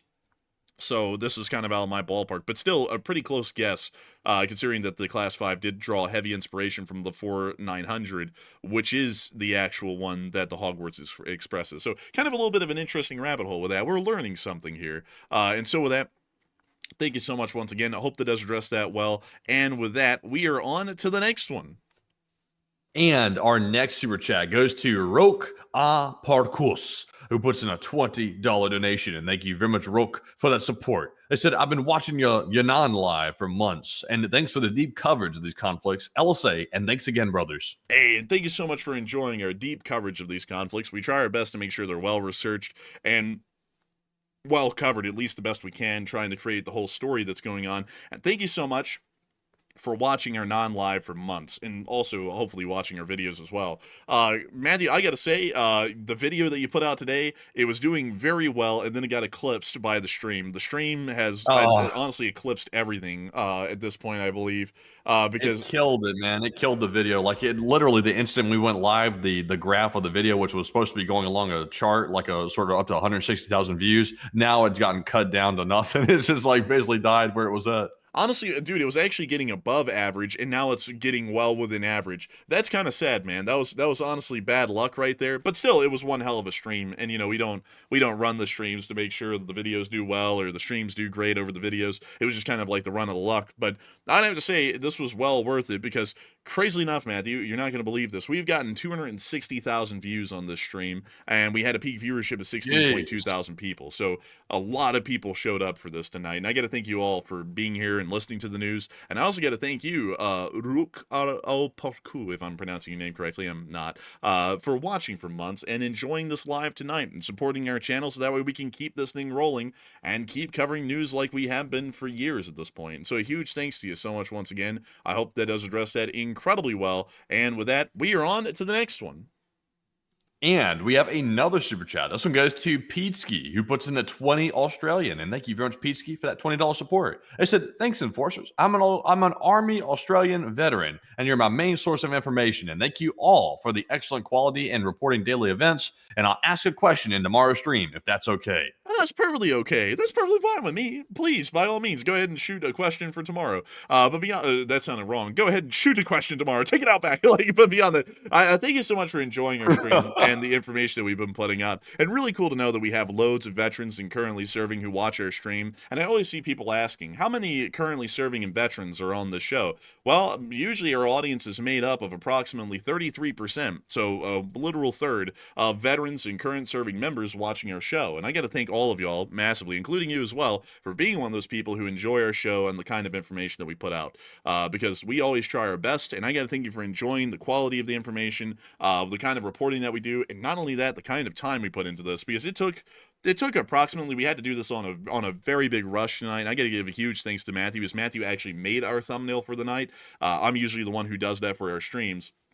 But we had to put the news and everything together to have this show ready to run in less than 30 minutes. And we've now been live for about 5 hours. And I got to say a huge thanks to you so much for enjoying tonight. Tonight's actually been, this isn't even up for debate. This is actually the longest stream that we have run in channel history today. And I got to thank you so much for being here, mostly probably through all of it, and enjoying every single second of it, because it means a lot to us that loads of people enjoy the kind of quality, effort, and hard work that we put into this to make sure that everyone gets their news every day. It's honestly, it's a great honor, and it makes all the work worthwhile. And so with that, a huge thanks to you once again. Hope that does address that well. And with that, we are on to the next one. All right. So our next one is going to actually be going, guess what, to our live chat questions proper. And once again, that was our last super chat. So thank you all once again for the support. And once again, helping to keep the channel running, of course, because it is that keeps these channels running, or this channel running, not these channels. I'm getting tired. As you can tell, my brain's starting to let loose a little bit. But we're almost on the 5-hour mark, by the way. So let's go ahead and start grabbing some live chat questions. And our first one is going to go to Cachulian343. Who said, does Pakistan even have enough nukes to follow through on the threat? I don't think they do. I actually think they have a lower number of nukes. Pakistan nuke number, or nuke count. I guess that's a better way to put it. Only 100? Nah, they don't have enough. The answer is no, they don't have enough. That's pretty much just all for India, and that's it. Like, it would probably take 170 nuclear weapons to completely destroy India. So they really don't have enough to share with the rest of us, which may be to their great misfortune, at least in their minds. So what about Pakistan said? Pakistan said, if we cannot survive, then nobody is. Everybody's going to go. It's like, what? It's like, repeat that again? Bro, threatening the whole world, you don't even have the ability to kill them all. It's like kind of a lame thing. But that's with Pakistan, man, the whole world caught astray with them. Like they just threatened the whole world over their fight with India. Yeah, it's like, honestly, man, that's like losing your composure completely to threaten everyone who might actually be able to help you out a little bit on a diplomatic level, to just threaten to kill everyone who could. It's like, dude, that's promising everyone's going to sit back and watch them get their asses get beat if that happens. It's like, because everyone's going to be like, well, screw you, man. Like, we were going to come and help you. I think you're threatening to kill us all. It's like, that's your problem now. But beyond that, I hope that does address that somewhat well, because they don't even have the number to follow through, actually. But with that, we are on to the next. You know what, Matthew? I would not say this usually, but we are literally only 12 minutes away from having a 5-hour show, and it would be kind of nice to round this thing out exactly at 5 hours. So I think we're actually going to try and answer as many live chats as we can until we're hitting exactly 5 hours, and then we're going to round this thing out, because we have gone well beyond being worn out at this point, probably. And I've been doing really well, because I've been overdosed on caffeine the whole time I've been running this show, so my exhaustion doesn't even really come through. But I can promise y'all, running a 5-hour show, and Matthew having to moderate for 5 straight hours and do everything else in the background for 5 straight hours, and then me having to monologue and then develop a monologue on the spot for 5 straight hours has been a pretty tiring thing. Mentally exhausting, not physically exhausting, but we are going to try and make sure to round this thing out close to, at least as close as we can, to 5 hours, and then we're going to be rounding this thing out. And so with that, we are on to the next one. And our next super chat, we have one more super chat. It goes to Mark Andre Burnett, who puts in the 5 Canadian. And thank you, Mark, for that support. Once again, he said, excuse me, goodness gracious. And Mark said, I just got a message from the astronauts in orbit saying they're still laughing at the joke about the space station being destroyed. That's a good one, Mark. And that one got so many laughs earlier on the stream. Literally, the chat went like hundreds of chats a minute. I think we can actually go pull up the chat rate. Yeah, so at that specific moment of the show, the chat rate was up in the hundreds of people just putting in LOLs on that one. That was probably one of the best jokes of the night. But I do thank you so much for the support and helping this channel to keep on running and really enjoying that joke and making this channel a reality so that way we can spit out more jokes as the days and weeks go by. So a huge thanks to you so much once again. I hope that does address that well. And with that, we are on back into the live chats. Also, by the way, for the people asking, we will be running our normal stream time tomorrow unless something wild happens like it did today. We'll most likely be running back at our normal time. So we'll notify everybody if we're changing that, but most likely, probably like 85% chance we'll be running at our normal time tomorrow. But if I think if India and Pakistan start going berserk again tomorrow, that might be warranting maybe another midday streaming for us. So I'm not sure. Well, if they're just going berserk like they are right now over the rest of the day tomorrow, it probably would be better to make sure that we're running our normal streaming times because, unless if it's something crazy like they nuked each other, it's kind of turned into the Russia-Ukraine war 2.0, so I would probably just cover it at the normal time instead, so that way we can make sure to have the rest of the day to make our video, make sure the video has its normal runtime, all that sort of thing, and get everyone back into the normal routine instead of getting a lot of people used to doing it like 5 hours early or 7 hours early, and then bada bing bada boom, we're back to doing it at 10 p.m. In a couple of days. So probably we'll consider it, but it's probably going to be highly likely that tomorrow will be a normal stream schedule, even if they are going absolutely ham on each other down there. So with that, we are on to the next one. All right. So our next one here is actually a super chat that goes to JR Does Stuff, who puts in a $20 donation. And thank you very much, JR Does Stuff, for that $20 support. He said, congrats on 350,000 subs, and let's go 5 hours and take a live chat and LSA. Hey, an LSA, baby! And I thank you so much for enjoying that we hit 350,000 subs. Thank you for the congratulations on that. And hopefully we will be able to hit 5 hours. Crazy enough, we've already gotten down another 5 minutes of show from when I said that. And it's getting really close, actually, to being 5 hours here. So only 8 more minutes, and we will be hitting the 5-hour mark here on the show. We already surpassed the 4-hour mark. We've done that before, but the longest stream we've ever had before this was 4 hours and 15 minutes. Actually, it was 4 hours and 20 minutes. This one has already gotten up to 4 hours and 50 minutes, so by far, it is the longest stream we've ever run. But a huge thanks to you so much once again. Hope that does address that well, and we are on to the next one. And our live chat question, which goes in honor of JR Does Stuff, is going to go to David Tablet, who said, with China having said it will back Pakistan, has there been any reaction from China yet? So far, there hasn't, but usually national reactions happen somewhat slowly. It may take about 12 hours to a day for them to actually issue a response, and that mostly would be issued by the foreign ministry. So we're going to be watching the Chinese foreign ministry heavily over these next few hours to see what they say, but so far we've heard something like they're monitoring the situation and that's it, but that means that they've seen what's happened and now they're having a little meeting and a powwow to figure out what their official statement's going to be. That's really what we're waiting for at this moment. And so with that, I hope that does address that well, and we are on to the next one. And our next one is another super chat from Philip Fixes LOC, who's putting a 2 this time, and thank you very much, Philip, for that support. He said, you guys are the kings of the 5-hour news, baby. Hey, and we just did it. Like, this is the first time we've done it, and we're now the king. And I got to thank you for the high praise, Philip Fixes, because this has been one hell of a stream. Hell, our news segment alone, crazy enough, was 3 hours long tonight, which is crazy in itself. So that means our question segment has been 2 hours long, which is insane. Like, our question segment these days is usually about an hour or an hour and 15 minutes. So a 2-hour question segment is mental. And I think we've had hell, we probably had a huge amount of super chats tonight, which really took a long time to get through. I think we had like 80 or something, which is insane. And then we had loads of live chats too, and then a load of other things going on. But a huge thanks to you once again. And I like to think that we probably are the kings of 5-hour news. Although I'll be honest, I think Agenda Free TV's got us beat on that. I think he's on for like 10 and 12 hours a day sometimes, which I could never like he structures his to where he can do it, but he's got like a decent tempo for how he covers his news, and he's able to get it through with that.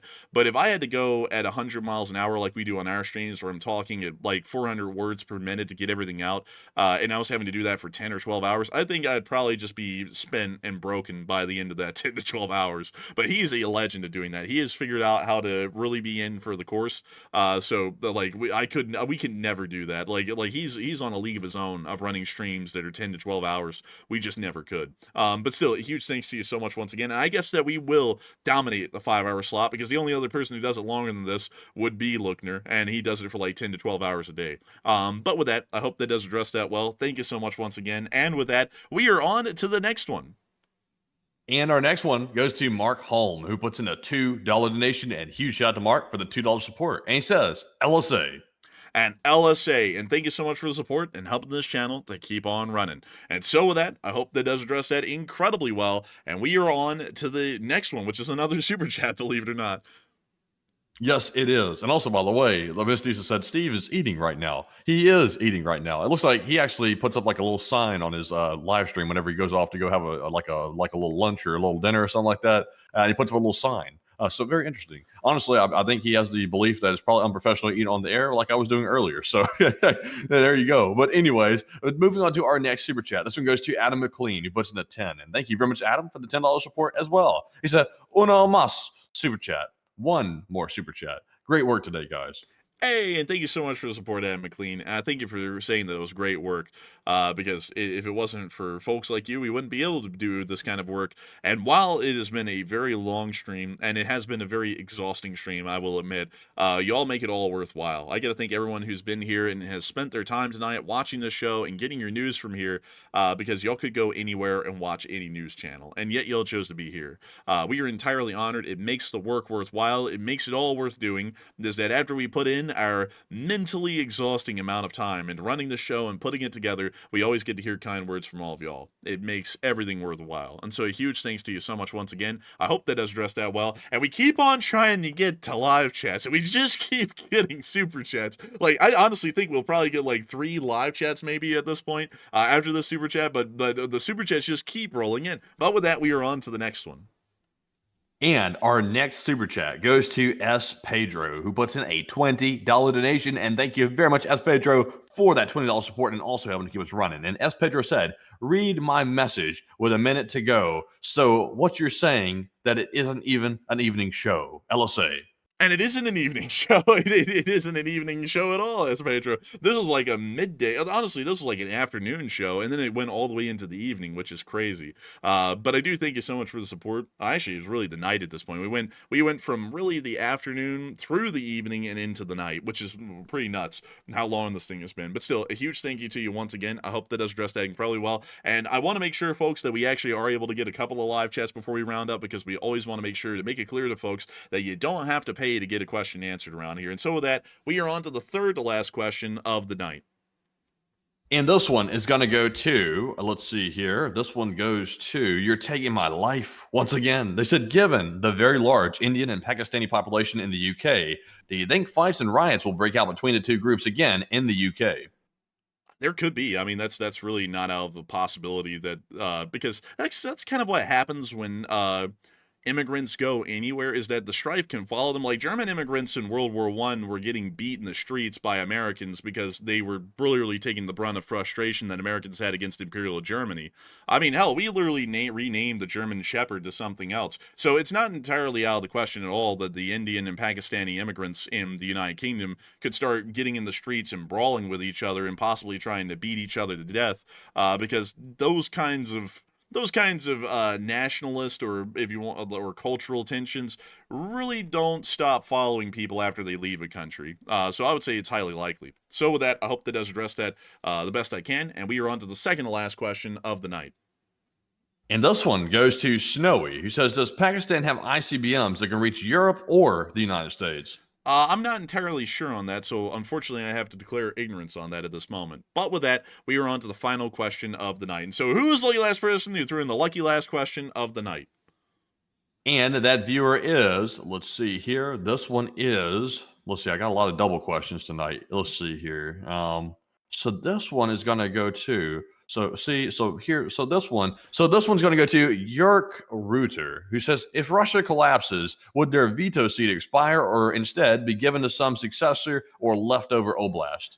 it would be given to a successor state of the Russian Federation by UN definition. There would be a successor state that would be decided, and then that would be the successor state that then takes the Russian Federation's position in the United Nations, much like the Soviet Union did, or more so the collapse of the Soviet Union led to Russia succeeding them and then taking their spot in the UN veto. So with that, I hope that does address that well, and at that moment right there, we just hit 5 hours. I got to give a massive shout out to Joe Garo, who threw in a $6.66 super chat and said, appreciate your apolitical and data-centric reporting. Also, all of the LSA members, long live the Lee Spring Army. And that is a great way to round this whole stream out. I got to thank you so much once again for the massive support, Joe, and helping this channel to keep on running. Business folks like you make this thing possible, and that is a perfect way and a nice, kind word to the Lee Spring Army to round this thing out on. We have now surpassed a 5-hour stream at this point. We have been on air longer than we've ever been here on the channel. I've got to thank you all so much once again for watching tonight. It has been an absolute honor and a pleasure to be able to cover the news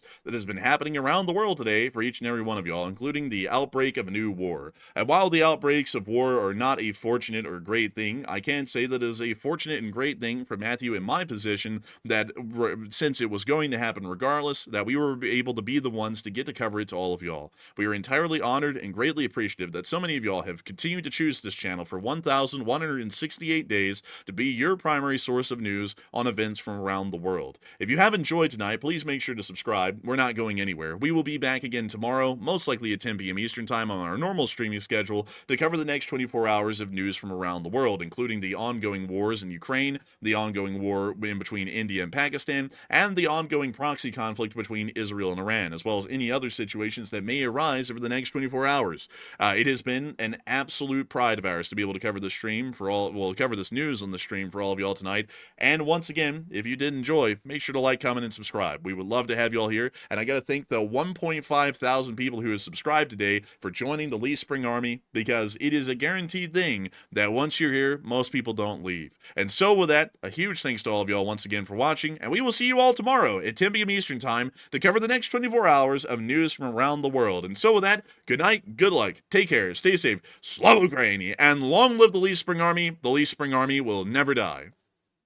And thank you all for joining us once again on this historic day on May the 6th of 2025, when India and Pakistan launched a major attack on each other. And once again, another page in history has been written while we're all here on YouTube watching it together, as the news literally came in at the exact moments. And you can say that you were here to watch it. And also thank you all for choosing us to present the news to you, and all 265,000 people that were here on the stream during the 5 hours. That is a massive amount of people, and we appreciate every single one of you for joining us tonight.